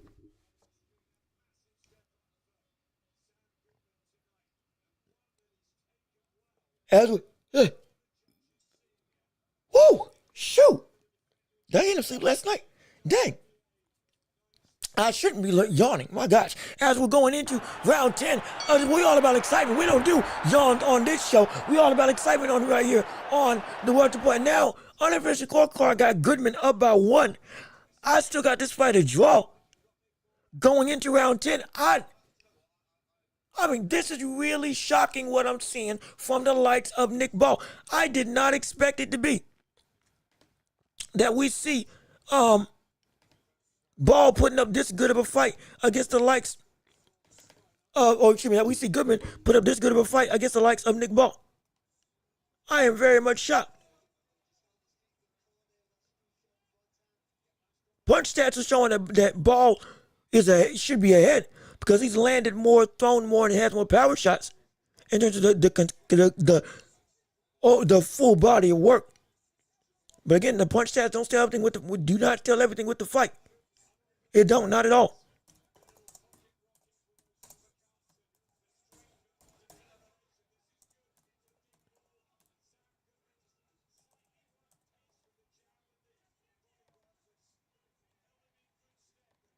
Just real quick, I'm making a.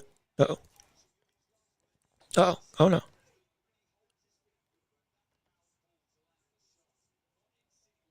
There we go. Okay, ooh, I almost thought I messed up my thing for a second. Okay, there we go. Okay, I got the title card right. And now we should be good to go. And again, no, it's a little bit underwhelming from what I expected this fight to be. But it still is a good fight. It's a good fight. It's rough and rugged. I mean, I think we were all expecting to see Sam Goodman get knocked out, but hey, Sam Goodman showing me, hey, buddy, I'm better than you thought. He's definitely better than I expected. Absolutely, he's better than I expected. No question about that. My gosh. 1-2 by ball. Hook to the body by ball. Goodman with a jab. I think Goodman's jab has actually finally slowed down a little bit. Right hand, good flurry of shots by Nick Ball. 30 seconds left in round 10. 30 seconds left in round 10 right now.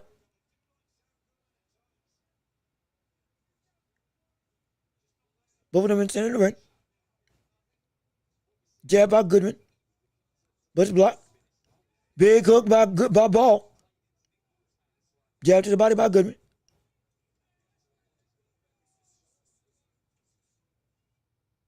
As again, 10 seconds left in the round. And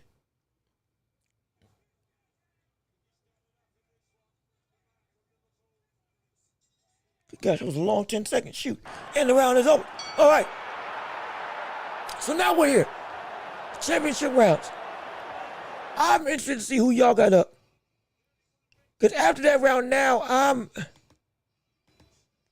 I might, oh, shoot. But I don't know. I don't know. Who do y'all have winning this fight right now? Who do I score that last round for? It's a good fight, but it's a tough fight to score. It is a tough fight to score. For some reason, at least for me, I'm thinking. I'm really thinking.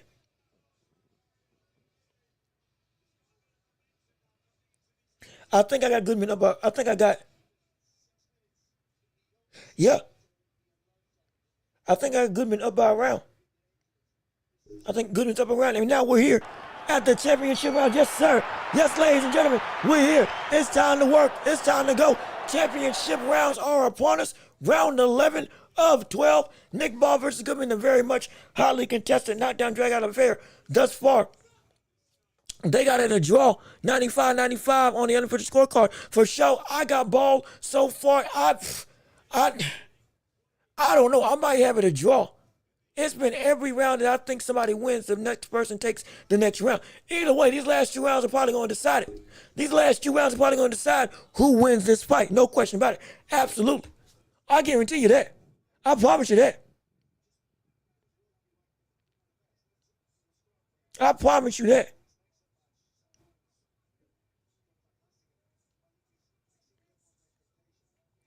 As they're going to do 3-punch combination by I think that was Goodman. 1-2 by Goodman. Minute 59 left in round 11. Going through right now. Championship rounds at the horizon. Winner of this becomes the featherweight champion. I think it's featherweight. Yeah, 126 champion of the world. Goodman, this is his first fight at 126. Nick Ball's been one of the reigning and dominant champions at this division thus far. Who will be in the same conversation with the likes of Fulton, Espinoza, Angelo Lee? Who's going to take that spot or retain? Good flurry of shots by Nick Ball. As again, tracking and chasing the likes of Goodman. Uppercut by Ball. Not uppercut by Ball. Right hand by Goodman. Now the action's starting to pick up a little bit. Round 11, a minute 10 left in round 11. Another uppercut that Nick Ball tries to land but misses. Going through. Jab to the head by Goodman. 1-2 by Ball. Another hook by Goodman, but it misses. Both of them in center of the ring. 52 seconds left in round 11 of this fight. It's been highly contested back and forth throughout the affairs. Goodman has been able to win with his speed and body attack. It has been Ball being able to land from the uppercuts that have been opening up every other avenue, especially with that right hand to come back down the pipe and land.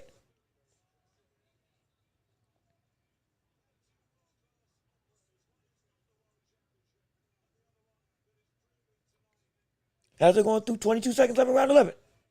Another 3-punch combination. That big shots by Nick Ball. Goodman's now starting to dig deep and throw some leather of his own. Sitting down on his punches now. 10 seconds left in the round thus far.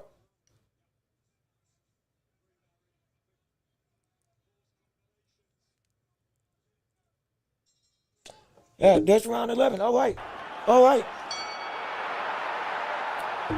Shoot. Man, this is close.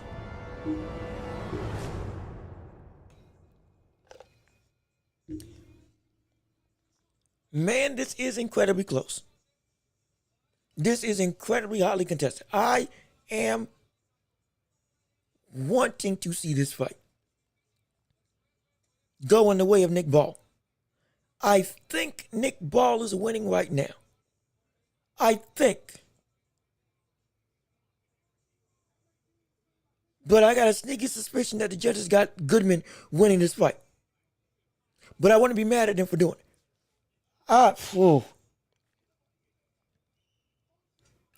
Yeah, going with what I'm seeing, I think Nick Ball's got this by a round. I think going into the 12th round, as this is it. This is the championship round. It's time to work. It's time to fight. It's time to get what you came in for. And we know Nick Ball's going to come in with the house on fire, trying to end the show, to not leave it in the hands of the judges. Round 12, here we go. 2 minutes, 49 seconds left in round 12. Unofficial scorecard agrees with me. They got Nick Ball up by 1 round. He wins this round, he wins the fight. He loses this round, it's a draw, potentially. Good shots by Goodman. And good shots by Ball. Going through, Ball going downstairs to the body. Both of them in the clinch. Good gosh, Ball almost turned that punch to an armbar against Goodman. That's going through 2 minutes, 20 seconds left in round 12. This is the championship rounds. Nick Ball's up by 1 round in this fight. Both of them in the center of the ring. Nick Ball is cut over his right eye. I repeat, Nick Ball is cut. Nick Ball is cut over his eye. Oh, and a good right hand by Goodman. That's the best punch that Goodman's landed all fight long. Good 1-2. And a flurry of shots by Nick Ball that lands in kind. Goodman tried to respond in kind of his own. Both of them are going for broke, trying to land something, anything. Trying to commit this round to their own grandeur. Now they're just going for broke. Overhand, uppercut by Nick Ball. Right hand by Goodman misses. Right hand lands for Ball. Another uppercut that he tries to land. Nick Ball again is cut over his left eye. Or excuse me, right eye. Cut over his right eye. Big flurry of shots by Nick Ball. A lot of it's blocked though. Good 1-2. And a good up jab by Ball that lands. Winner of this round again takes this fight. It's going to be interesting to see what can go through. Good uppercut to the body.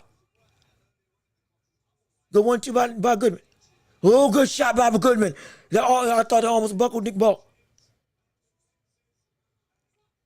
Minute 5 left in round 12. This is getting interesting. This is getting really interesting right now. Very interesting indeed. Goodman with a good up jab. And landing. 55 seconds left in round 12. It's getting very dangerous.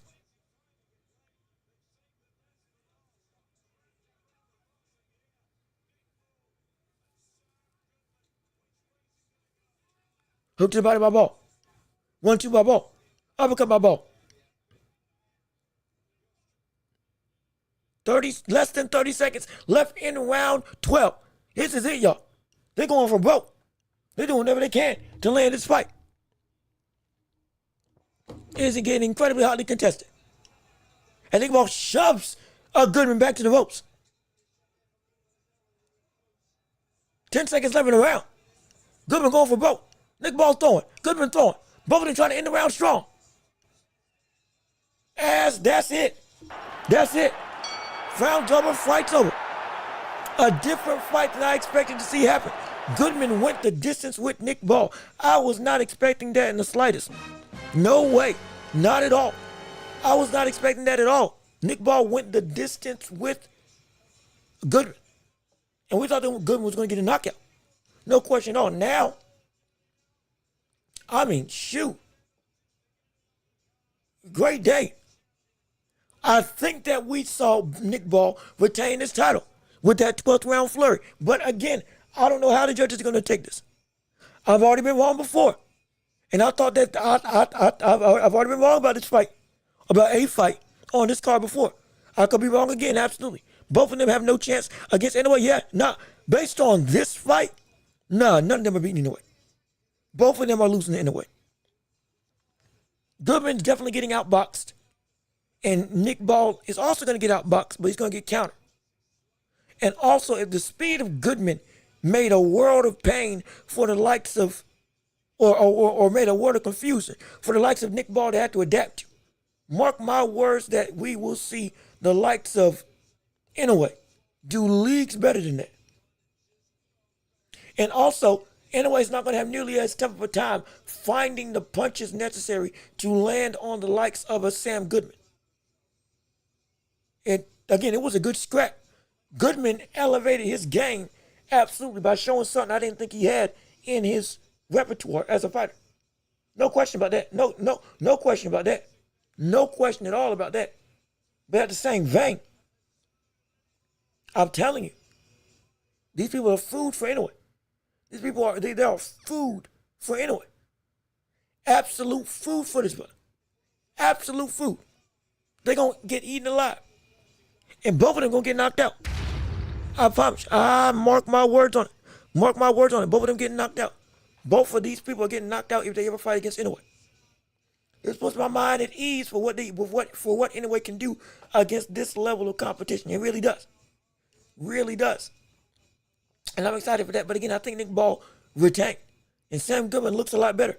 But at the same time, it's not a fight that Sam Goodman's going to be able to do against the likes of Inoue. Nor is it going to be with Nick Ball.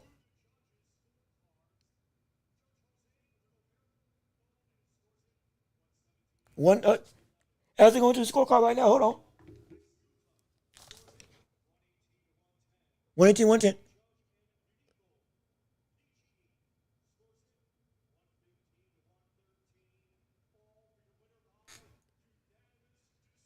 What about unanimous decision? And still, yep, Nick Ball. Yep, he got it. He got it and he won it. Absolutely, he got it and he won it. He got it and he got it and he won it. Absolutely, he got it and he won. He won. He deserved it. He deserved it. Okay, real quick, before the main event, I'm gonna go grab some food for a hot second because I need something to eat. But when we come back, we're going to be talking, not just breaking down this fight, we're talking about the main event of this card with Itauma versus Dillian Whyte. Give me 1 second to grab a quick bite to eat just so I can retain my energy. And we're going to be right back. Keep it locked right here. Don't leave. Please don't leave. Share the show. Like while you're here. And get ready because Itauma versus Whyte is indeed next right here on the show. Nope, wrong button. Wait a minute. There we go.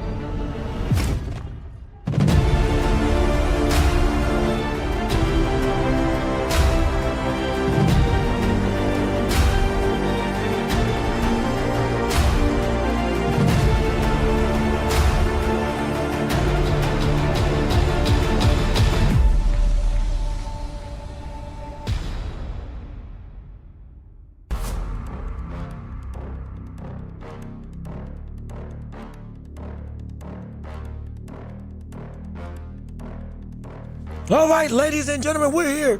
We're back. Got some food in me. And now it's time for the main event of the evening with the likes of Moses Itauma versus Dillian Whyte.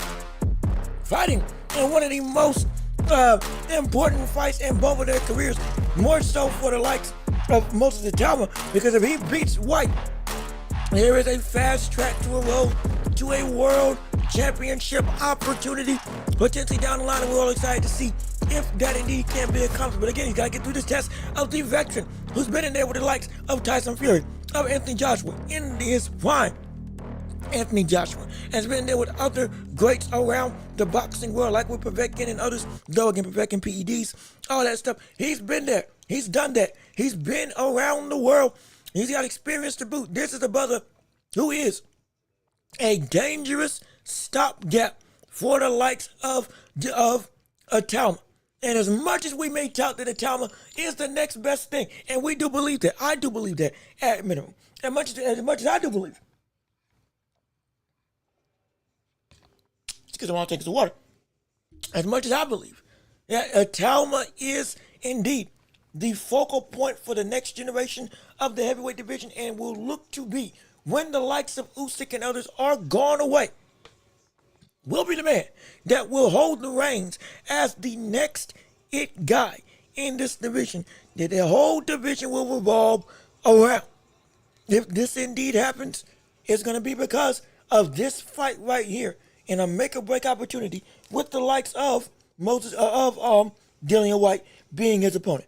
He can learn a lot. He can get a lot. He's going to see some stuff he's never seen before. And he's going to be put in a potential situation that he might not be accustomed to. Danger, power, as well as delivery. He's never faced somebody that has those things all wrapped in one to the degree that Dillian Whyte has. Now, Dillian Whyte, I'm not saying he's a doggone elite brother. I'm not saying Dillian Whyte is the next great thing out there. I'm not saying Dillian Whyte is going to be, he's a world champion right now. No. I am saying that just like what we saw with Jared Anderson. You remember Jared Anderson? Don't forget, let's not forget Jared Anderson. Also, let me, because you to get the headliner for the car. But yeah, let's not forget, Jared Anderson also had a similar type of stint in the road of his career when he fought against Charles Martin. Do we not remember that fight when it was a former world champion who had been in the ring with the likes of Anthony Joshua and was looked at as, hey, this is going to be your biggest test to date. What is it that you can do at this stage in your career against somebody who's actually been, as much as we may say that it's not, it wasn't as impressive, and he wasn't a strong champion, he was still a champ. And so what can you do against somebody who's been at the top of the mountain before? And he did look okay. He looked good in some aspects, but then looked really bad in some others. We could see that same type of issue when it comes to the likes of Moses Itauma. He could look really good in some situations, but don't let that blind you. We are very sensitive to the negative aspects of his game if they show up in this fight against somebody who's been there before. Because if Whyte can expose the potential problems in Itauma's game, then lo and behold, we better know that everybody at the division in the heavyweight world can put potentially Moses Itauma to sleep and stop all this momentum. Absolutely.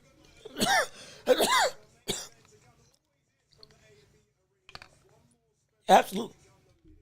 No question about that. And it's not because we're hoping. It's the danger. It's the danger of what is coming down the line. Because if this fast track that, again, don't let them fool you. They are trying to go down it. This fast track is indeed going through, and it's being committed to by the populace of boxing, by his promoters, and even by Itauma himself. Then that would mean that he's got to be ready now. He has to. If this is the stint of greatness that we're looking to him to achieve, then, and he's committing to that road. Well, if that's the case, then then we can't gauge him as just a young up and comer who's developing and being great. If this is the pressure that's on him, And he's accepting. He's like, yeah, I'm going for it. We're trying to break Floyd Patterson's record. We're trying to become one of the top 5 youngest heavyweight champions in history. But if you do that, you got to do it. And if you do commit to it, hey, and you're going to be in the ringer with some killers that, brother, it ain't easy. It ain't sweet out here. So we're not looking for flaws, but we are sensitive to a flaw show up. Because if Dillian Whyte at this stage in his career can exploit them, then everybody else can as well. And at a manner that you might not be able to get away with it, like you might be able to do against the likes of Dillian Whyte. And so it's going to be interesting. But I want to hear your thoughts on it. Are you afraid for Itauma going into this fight? Do you think that the power that Dillian Whyte is going to bring to the table, if it does land flush on Moses Itauma, is going to be something that is not able to be handled by the body of Itauma? We haven't seen him hurt. We haven't seen him rock. We haven't seen him damaged. Now, I'm not saying that's a bad thing, but I am saying when you first hit that wall, what is it that you do? How is it that you grow? And with how you're growing right now, it is indeed great, but you're still susceptible to some of the things that Whyte can do, some of the tricks, some of the widely veteran ways that we see Dillian Whyte go through and be able to set up KOs like he's done throughout his entire career. And so it's a danger. Itauma's bigger than Whyte. Taller. He's taller than Whyte. Whyte might weigh into the fight heavier. But who knows by the time night of the fight, because I didn't get to catch the weigh-in. It might be that Itauma's actually heavier than the likes of Whyte. Itauma is closer to the height of an Usyk than to the height of anybody else. He's what, 6'2", borderline 6'3". Got a little bit of a shorter reach, but like that's what he's dealing with. Can he use that to his advantage against somebody who knows how to mitigate that type of disadvantage against him?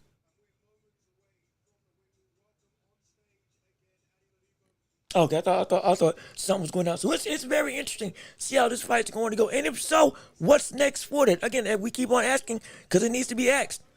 Fabio Wardley might be on the docket for him.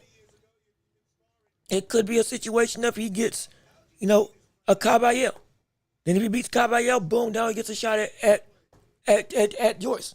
It could be the brother on screen right now, Joseph Parker, who right now is in a contract negotiation with Usyk, who is injured, got injured somehow during training, has asked for an extension. Usyk asked for an extension to negotiate a fight date with Joseph Parker.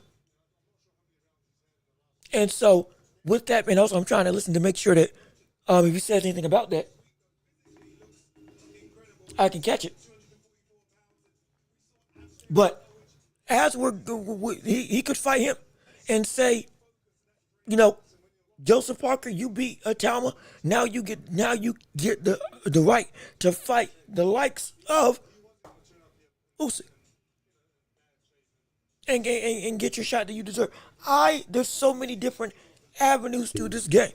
There's so many. It could be that we even get a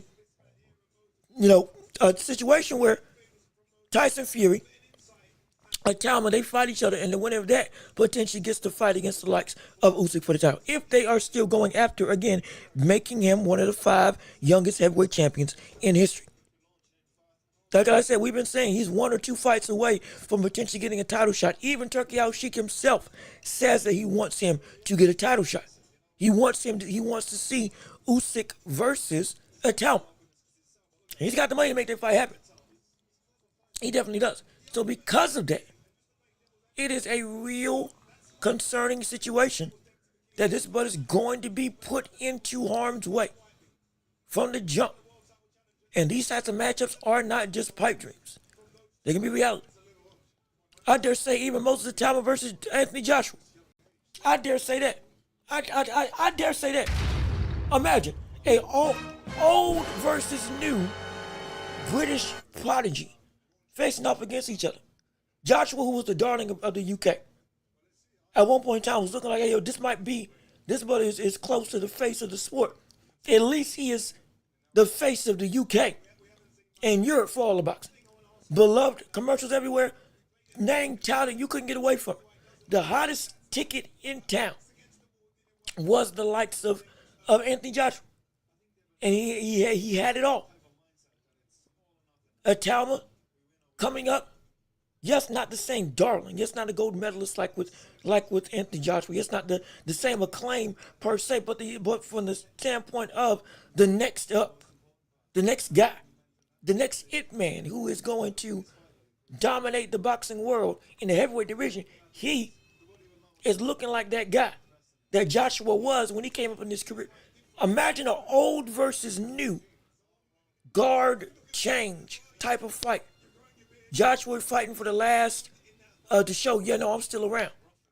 Itauma saying, yeah, it's my time now. Imagine that happen. That would be incredible. That would be great. Dare I say in Wembley Stadium? Dare I say in a big time event? Dare I say amongst 60, 70,000 people? It could happen. That'd be great. That would be insane to be able to watch. Truly that would be phenomenal. As again, I'm a take some food real quick. And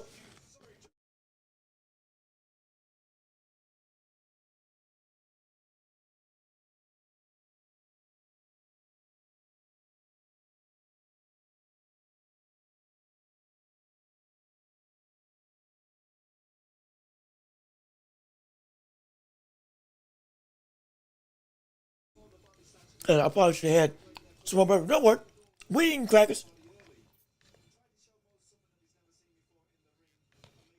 Just to whet the palate, give it some interest, and to keep on with the energy. That's why I bought these here so I could keep on keeping on as this fight was going through. But again, is there anything else you all want to talk about? Any pressing things you want to discuss in the world of boxing thus far? Because there is still a litany of things going down in the boxing world, even beyond this fight. Don't forget, we still got Brian Orman Jr. versus Devin Haney happening against each other later on in the year. It is going to be a very big question for Devin Haney. What if your boxing fails you? We already got to see the likes of Brian Orman over the course of the week or weekend, essentially going through training, essentially trying to work on his legs to be able to catch the likes of Devin Haney if he does indeed try to move around the ring like we all expect him to do on the night of the fight, when that fight actually does take place. Because I strongly do not believe that Haney's going to fight, or I strongly disagree with the notion that Haney's going to fight like Jose Ramirez. He ain't going to fight like that, or like he did in that fight. I am almost assured that he won't fight like that. Almost positive. But at the same time, I'm also concerned that with that being said, he will still fight in a manner that is somewhat attuned to that fight against Jose Ramirez. So he'll show off more of his boxing ability. He'll have to. But he'll still be more relegated than necessary to avoid the power that we see Brian Orman bring to the table, which again is justifiable, which is understandable. I'm not saying that he shouldn't be afraid or shouldn't try to avoid it. Absolutely. But it's gonna roll back into a little bit with the Jose Ramirez fight. It's gonna go back into uber defensive. It's going back into survival type instincts. Just get the win. Don't win the fight. Just get the win.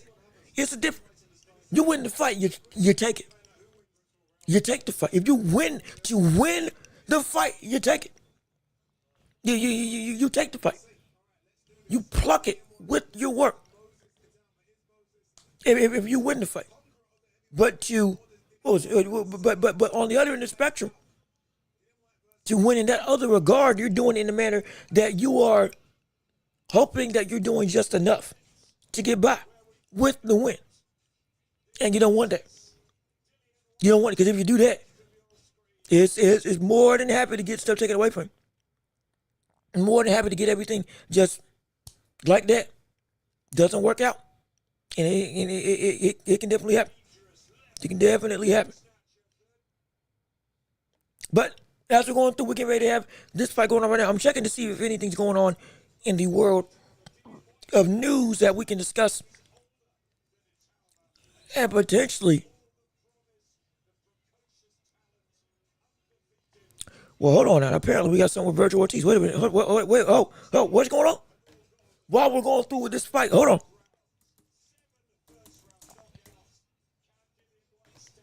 Wait a second.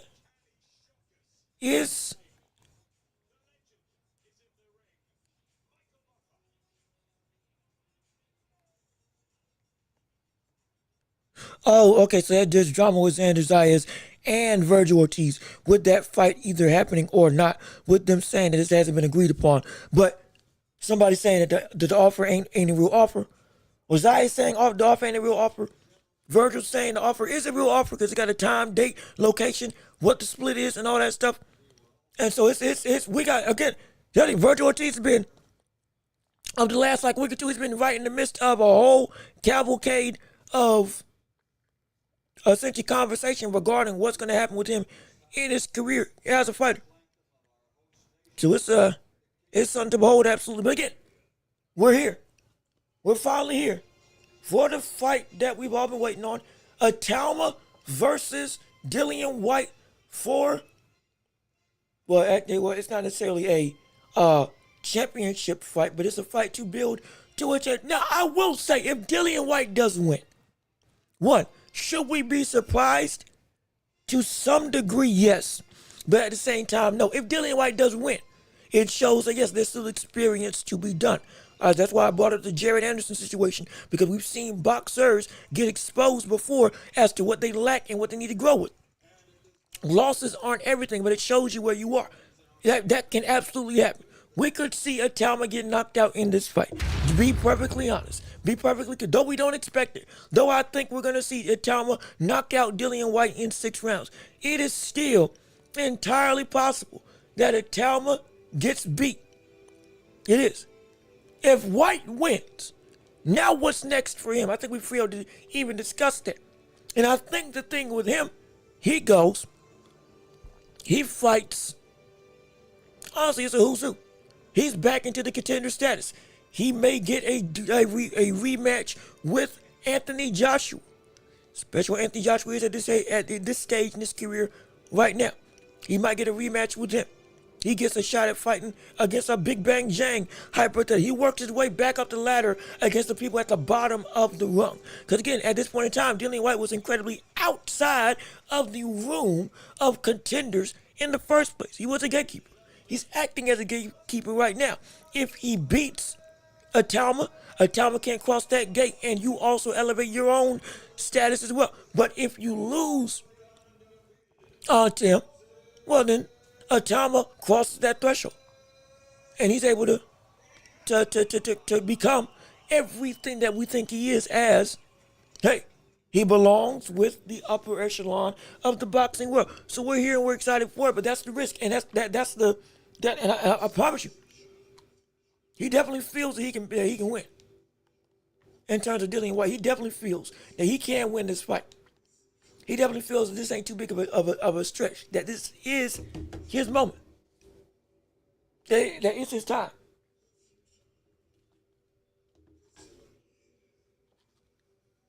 Excuse me, while I eat some food real quick.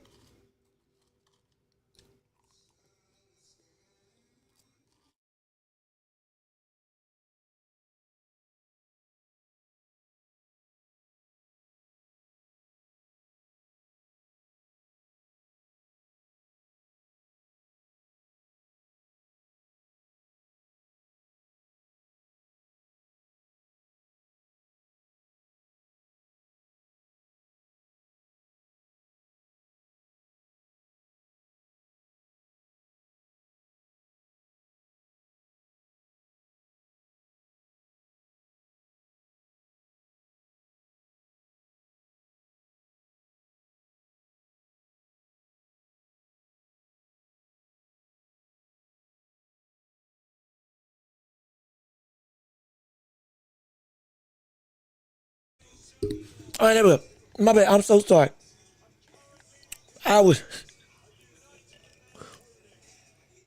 had to get something in me. I had to get something in me real quick. I had to get something in me real quick so that I would be able to, so that I'll be able to to be fully prepared. Cause I want to be ready for this fight. I want to be on all. I want to be. I want to be on all tens, getting ready for this very much impactful and indeed special spectacle that we got going on right now. Because this is an important endeavor in the world of boxing thus far.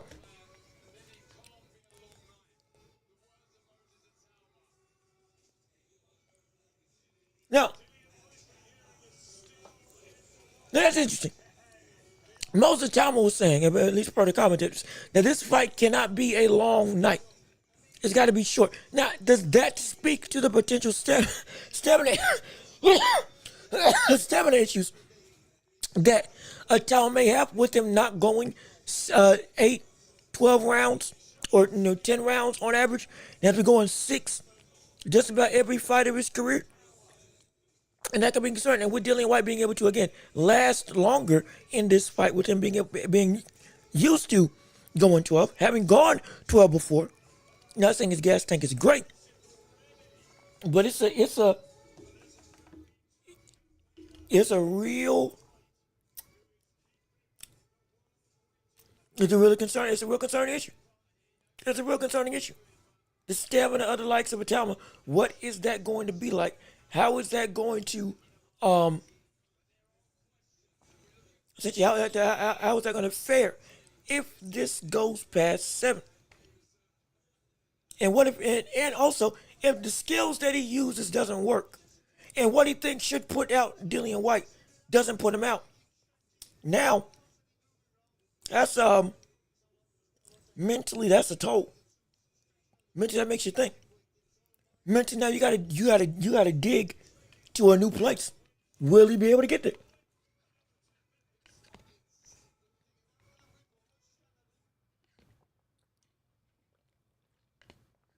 All these questions are valid.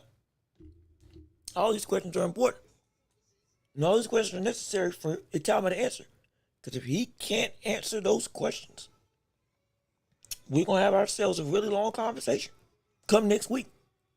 We are. I promise you we are. I promise you. This honeymoon phase that Itauma's in can easily go into free fall. Also, don't forget, this is the first main event he's ever been a part of. Don't forget that this is the first main event he's been a part of, I think, ever in his career, as like the headliner. He's never been there. This is, up until this point, the biggest stage he's ever faced. If he's able to look great in this first phase, or in this first stage of being the man in this on the card, this will be great for his exposure, be great for his ability to market, be great for his ability to demand stuff, be great for his ability to be the A side as a boxer. It will help him out all around, if he's able to accomplish it. But we've also seen people, when they finally get to those big stages, when they finally reach the zenith of where they want to be, they fall flat. They fall flat. Now, I don't want that to happen, but my gosh. My goodness, it is entirely possible.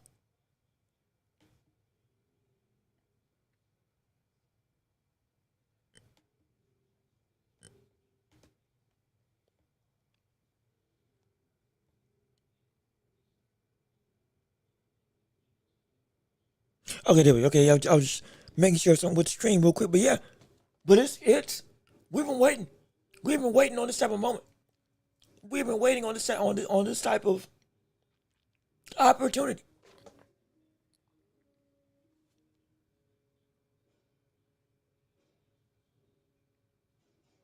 Whyte's taking his sweet time, ain't he?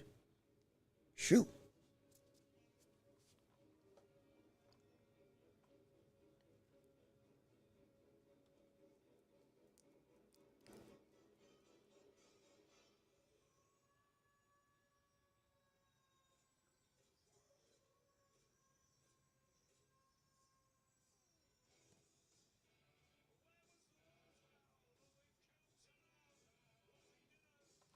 All right, here we go. Here we go. Dillian Whyte, the body snatcher, Wolf Allen Hall, finally coming out for us to see what you got left in the tank and what can you do against the talent that is Moses Itauma. Mind you, he wins this, he elevates himself back into a contender status.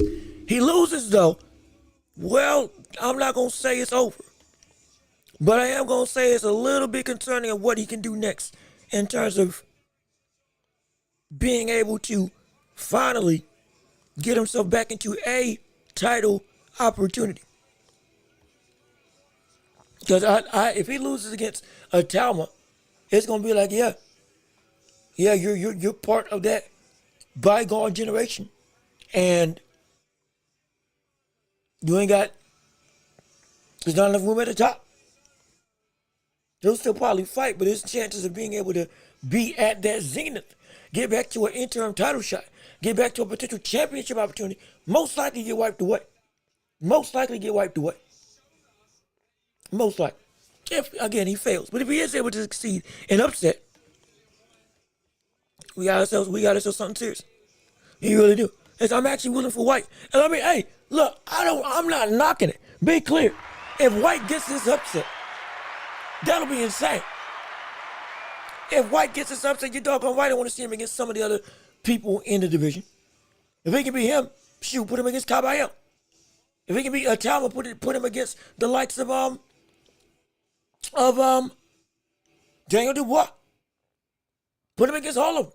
If he beats Itauma, he deserves the opportunity to fight his way and work his way up against the young competition coming in from this next generation, and be able to legitimately push his way back to a title. So I'm not. If he does it, I ain't got no issue. I have no problem. I am all for it if he's able to actually succeed and make it happen. It's just the question of Willie. That's the question. The question really is Willie. Will he be able to? Because he looks in good shape. He looks in really good shape. He looks like he's fit. He looks like he understands the moment of what this fight is, what this fight represents, and what this fight can potentially be for him. Well, again, when it comes to committing to success, sometimes it's just your time. And we're going to find out. But I want to hear your predictions. Before we get started, what's your predictions on this fight? Dillian Whyte versus Moses Itauma. Do you got Dillian Whyte winning by knockout? Or do you have Itauma cleaning in the house with Dillian Whyte, potentially in under 5 rounds like he's been able to do of his just about every single round or every single fight of his career? And so we here. We're excited. I'm interested to see how he's going to handle this whole situation. Because I tell you what, this is a make or break fight for all these people. And I can't wait to see it. Let me see Shane O'Malley. Hey, brother, what's going on, Shane? How you doing? Good to see you. Thank you so much for tuning in to the show. So glad that you're here with us on today. I would love to hear your thoughts and opinions on who you got. Well, as I can see right now, you got Dillian Whyte, as I can confidently see. And again, I got Itauma, so we on different ends of the spectrum right now. We know Dillian can knock out Itauma. It's just a question of, will he be able to land the shot necessary to do it, and using those widely veteran tendencies that he's been able to have and garner over the course of his career, fighting against some of the better boxers of this era with AJ and others, and Tyson Fury. So now, if he can do it, he can give Itauma some looks he's never seen. He can give Itauma some things to struggle with. Or it could be that, yeah, Itauma's time is now. It could be that it is indeed Itauma's time to take point as the torchbearer for what this next generation is going to be in the heavyweight division. So I'm excited for it. I really am. I really, really am.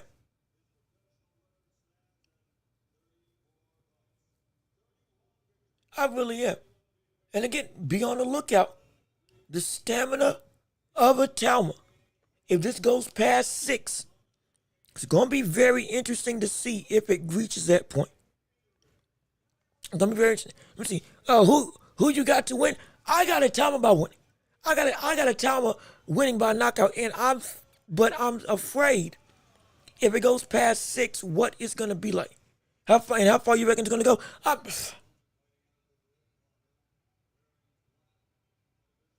think originally I said Itauma in 6 rounds. Now I'm starting to think it's gonna be Itauma in 8. I think it's gonna be Itauma gets the stoppage in 8. That's my final prediction. Itauma gets the knockout in 8 rounds. I think it's going to get pushed past 6. And I think Itauma is going to be forced to have to go into deep waters or deeper into the realm of boxing. I just don't know what his gas tank is going to be like after those 6 rounds, because almost all of his fights have never gotten beyond 6 rounds. So now he looks like he's always fit. He fights with a great pace. It's just the manner of when you haven't been there before, it breeds out something in you. And you either are able to control it or it takes over you. That's what we can see with this fight. And, of course, I've never seen him caught by a puncher who can actually, like, crack. Dillian Whyte can crack. Dillian Whyte can crack. I'm telling you. Dillian Whyte can crack. And if he goes and lands flush, how's the time going to affect? It's going to be interesting to see. Absolutely. You'll be back. Hey, you'll be back in 5 minutes. Well, Greg, be careful, because it might be that this fight ends before that. Might be that this fight ends before that, but now, here we go. Here we are. It's time. Yes, sir. It's time for Itauma versus Whyte. Battle of the generations. What's going to happen? It's time to work and it's time to shine. Let's get it popping and let's get it started. Yes, sir. Round 1 of the show going underway. Both of them in the center of the ring. Round 1 going through. Good jab by Moses Itauma. Double jab by Dillian Whyte that misses. That hand speed is already prevalent. Good straight left to the body, by Itauma. I forgot he's a southpaw as well. On top of having pop.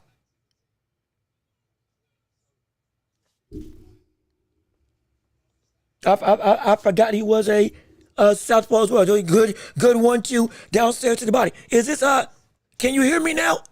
Is it my voice? I got, again, the stream's going through my TV, and I ain't trying to get copyrighted. So you're going to be hearing my voice predominantly. But I'm going to give you a blow-by-blow view of exactly what's going on right now. Hopefully I sound good thus far. I turned it up a little bit. I don't want to do it too much after going through. But 2:06 left in round 1 of this fight. As we got right now, Dillian Whyte with the double jab. Again, trying to explode forward on the likes of Itauma. And it's hopefully. Oh, I sound good. Okay, good. Okay, good. Thank goodness. Thank the Lord. I was scared. I was sounding bad. We already had some audio issues early. Let me see. 1:45 left in round 1 of this fight. Dillian Whyte with the jab. Itauma feints with the jab and goes with the shot downstairs. Another shot downstairs to the body. Good 3-punch combination by Itauma. That hand speed is already going through. That hand speed is already starting to show up right now. Ooh, he's hurt. He's hurt. Oh my gosh. Whyte's in trouble. Whyte's on the ropes. Whyte is in a bad way. Whyte is in a very bad way right now. Whyte is in danger. Oh my gosh. Oh, Whyte's down. Dillian Whyte is down. Oh, shoot. Oh, wait a minute. Oh, it's over. Oh, it's done. Dillian Whyte got knocked out in 1 round. What? Oh my gosh. Dillian Whyte just got knocked out. He just got stopped. Oh, shoot. Oh. Forget everything I said. Forget everything. Oh my God. Are you kidding me? What?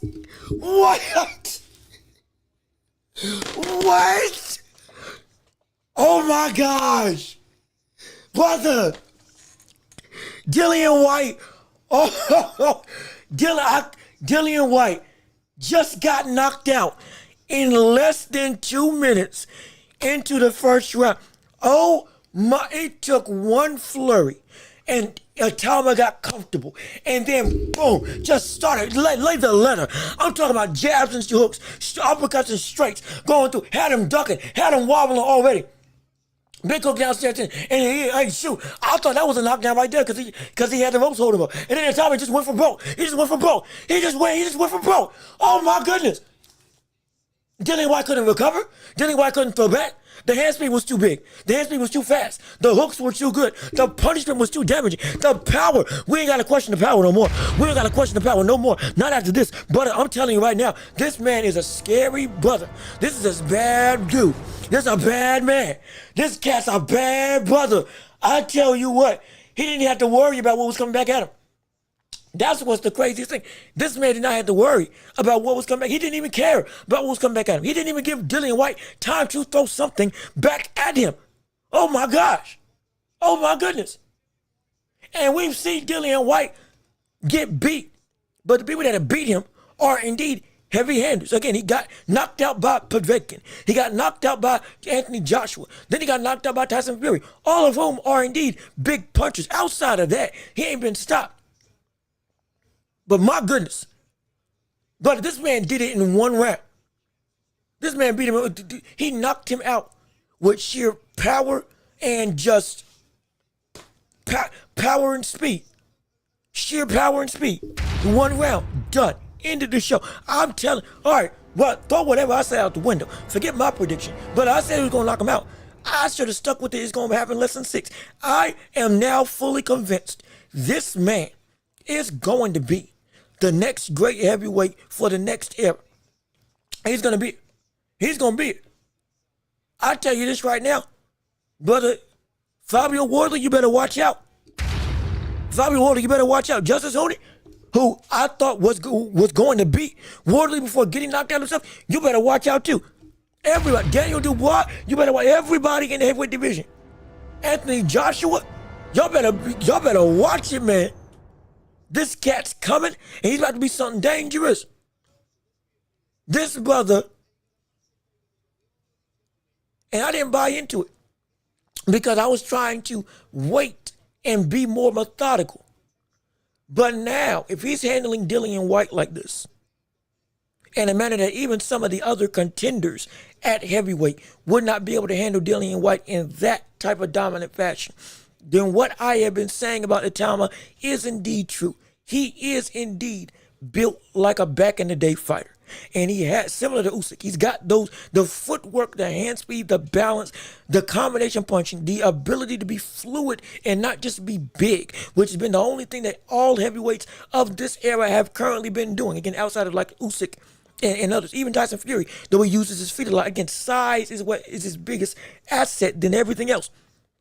Skill, power, speed, and skill are what Itauma is. More specifically, skill more than anything. That's insane. That is ridiculous. Oh my gosh. This brother can genuinely, if Usyk ever gives up the belt, he can be one of the youngest champions in history. If Usyk still got the belt, no, he ain't winning them. But if Usyk gives up the belt, if Usyk retires and the belts become apparent, yeah, he can break Floyd Patterson's record in today's heavyweight division, because again, it's not nearly as deep, it's not nearly as good, and he is more well advanced than most of the better heavyweights of today at this young age. Yeah, no, there's something special about this cat. There's something special about him. There's something special. There's something special. There's something special. If it ain't Usyk or if it ain't Fury, he can take the title. He can beat he can beat just about every heavyweight in the world, except for them two. If I'm talking right now, that I'm telling you, this brother, this a bad man. Well, cheers for that, man. Yeah, you made my night. Hopefully I did. Hopefully you enjoyed it. I tell you what, I'm glad you tuned in. We were here calling just about the entirety of the card, starting from Raymond Ford onwards, and it's been a phenomenal night. Or rather, phenomenal day. Hopefully you've enjoyed it as well. Hopefully you want to subscribe to the channel. We don't just do live streams. We do a podcast. We do a podcast every Tuesday, Thursday, and Friday, talking about the world of boxing and beyond in the world of sports as well. We cover some NFL. Okay, I live in America. Hey, what can you do? So the sports I'm able to keep up with, and the audience that we've been able to garner: boxing, basketball, and football. Those are the 3 things that we do. But we predominantly talk about boxing. And hey, Tuesday, Thursday, Friday, we here. Join the fun. Come join the empire if you haven't already. And go ahead and subscribe. We have a great talking conversation. We be going around all the world discussing people with from Japan, from India, from the UK, from doggone Sweden. You know, I mean, where you can think of, wherever you can think of, we got people all around the globe coming into this show. And we may be small, but we are growing mightily, all to you and your support. And we hopefully have made it. So you want to stick around for the ride. Absolutely. Oh, you subscribe. Hey, you did. Hey, that's a great point. We got another one. Ladies and gentlemen, we got another one. We done got another one. We done got another soldier in the Empire Army right here with us on the World Report. We appreciate you joining in. We appreciate you joining the Empire, coming through with the channel. And hey, we're going to have a lot to talk about on Tuesday. Talking about this fight with Itauma, how we feel about him in the heavyweight division going forward, and what's going to be, not just for the heavyweight division, but as a whole, what's the future of the boxing world going to look like as a plethora of big-time belts are happening later on in the year. We got Inoue versus Ahmed Ali, or MJ, as he's more eloquently known. Before that, we got Canelo Alvarez versus Terrence Crawford. Then after that, we got David Benavidez versus Anthony Yarde. Devin Haney versus Brian Norman Jr.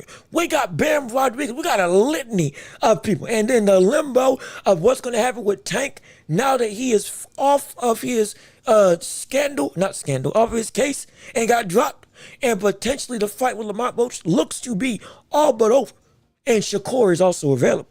Now will we see the road to a final, a legitimate unification fight at 135 between some of the best fighters in the land in Tank and Shakur. All of that we're going to talk about next week right here on this show. So be ready because we're going to have a lot of fun with it. But hey, what's your reaction to this thing? Before we get out of here, I wanted to ask y'all how you feel about what you saw with the Itauma today. And while it wasn't a lot in terms of the time he was in the ring, but it showed a lot in terms of what he is as a fighter. I have never seen Dillian Whyte nullified to that degree against anybody. I've seen him beat, absolutely, but that quickly just taken out. This was supposed to be, let me rephrase that. This was Moses Itauma's hardest fight that he's had in his career from the standpoint of talent, experience, and legitimate boxing ability. It was. And he ran through him like he was nothing. He ran through him like it was Itauma's fifth fight when he was knocking people out in the first round. Like Dillian Whyte did not belong in the ring. And this is not disrespect Dillian Whyte. Credit to Dillian Whyte for getting in the ring. Stepping in there with a killer like this when it's, he would have done this to a lot of people. You ain't the only brother. And you tough. Him doing this to Dillian Whyte is a testament to who Itauma is turning into. And a testament to the reputation that Dillian Whyte has garnered, which is all nothing but respect. No question. But with all that being said, this is still an incredibly improbable, yet incredible instance that this man is looking to really turn the tides of time in his favor, of truly usurping everything that we see in the heavyweight division right now and turning into a killer. Is he calling somebody out? Hold on. What's the crowd saying? Everyone's just shouting out Usyk, but listen, I'm ranked number 1 with the WBO now, so obviously Parker's also Hold on. with that, so maybe that's a good fight. I know the team mentioned they still want me to get some rounds out. All these fights can happen. Okay, all right, so I was trying to listen to who he was calling out, if he was going to call out anybody. And the crowd was all calling out Usyk, trying to get him to fight Usyk, which, hey, that fight now, I'm not going to lie, I still don't think Itauma's ready. Not at all. But I do think that might be a better fight than we may have thought initially. But still, he's not ready for that at this stage. But that would be a good fight. But him versus Joseph Parker, since he is, as he stated, ranked the number 1 by the WBO, hey, erase him. Which one is the Rocket's eyebrow? Is it left or right? I can't remember. It causes some concern. It causes us to look and say, maybe there's something there. That might be something I might not be so bad, so unabated and wanting to see. If this is what he's able to do at heavyweight against Dillian Whyte, maybe Itauma versus Joseph Parker. Winner keeps the #1 ranked spot for the interim heavyweight championship. Hey, we talking good now. We're talking something serious now. That's a. I ain't got no problem with that. I ain't got no problem with that right now. That, I tell you, this opened up the door for so many options. What is just that he beat Dillian Whyte? He beat him in less than a round. He beat him in less than 2 minutes. I dare say he beat him in less than 2 minutes. He beat him in less than 1:30 seconds. I'm so serious. Also, I'm sorry, we got a car alarm going on outside, so I apologize if that noise is there. But we're looking at a man who has been, we've been saying it, we've been questioning it, we've been thinking about it in terms of his talent. Now we got an answer. We at least got a baseline answer. Yeah, this cat deserves the hype. He deserves the hype. He deserves the hype. He deserves the hype and adulation. He deserves the respect and he deserves the acclaim. He deserves to be talked about in some of these major fights with some of these major fighters. He deserves to be talked about with Anthony Joshua. He deserves to be talked about with Dillian Dubois. He deserves to be talked about with the other better fighters of the time, like Hergovich, like Fabio Ward, like Justice Huni. All of them. He deserves that talk. And it's well warranted. It's absolutely well warranted. Now, I ain't so crazy, am I? Now, I ain't so crazy, am I, for hyping up Itauma like I was. I ain't so crazy now for hyping up Itauma like I was hyping him up, because this brother is the real deal. I was telling y'all, and now y'all see for yourself. Now you're seeing why I was so high on him. Now y'all are seeing why I was so high on this brother. Now y'all are seeing why this man has my full-blown attention when it comes to being in the boxing world and having the world at his feet at this division. To be able to say, yes, he can accomplish it. Yes, he can do it. And I had some gripes. I said he was going to, don't rush greatness, let it mold properly. But now after seeing this, I'm still saying don't rush it. But now I am open to the idea of, okay, you can push him, and he can't handle it. Because if you're to do Dillian Whyte like this is something that not just is unexpected, but it's something that shows you when you see what he's done, who he's faced, and what it took to beat him. This ain't something that's just whatever. Also, again, neighbors are mowing. My apologies. We got people in the yard doing all this stuff around the house. And they pay that no mind. But regardless of which, this man is indeed a bad brother. This man is a bad brother. This cat, and he's only going to get better. Man, I'm telling you, he is going to be something to behold. Oh my gosh. He's going to be something to behold, man. I can't wait for it. I cannot wait for it. But again, with all that being said, I think we're going to wrap it up and send it home. Unless anybody else in any other chats, comments that they want to say on the show, I think we're about to wrap it up and get out of here. So with all that, last call for anything. But with all that being said,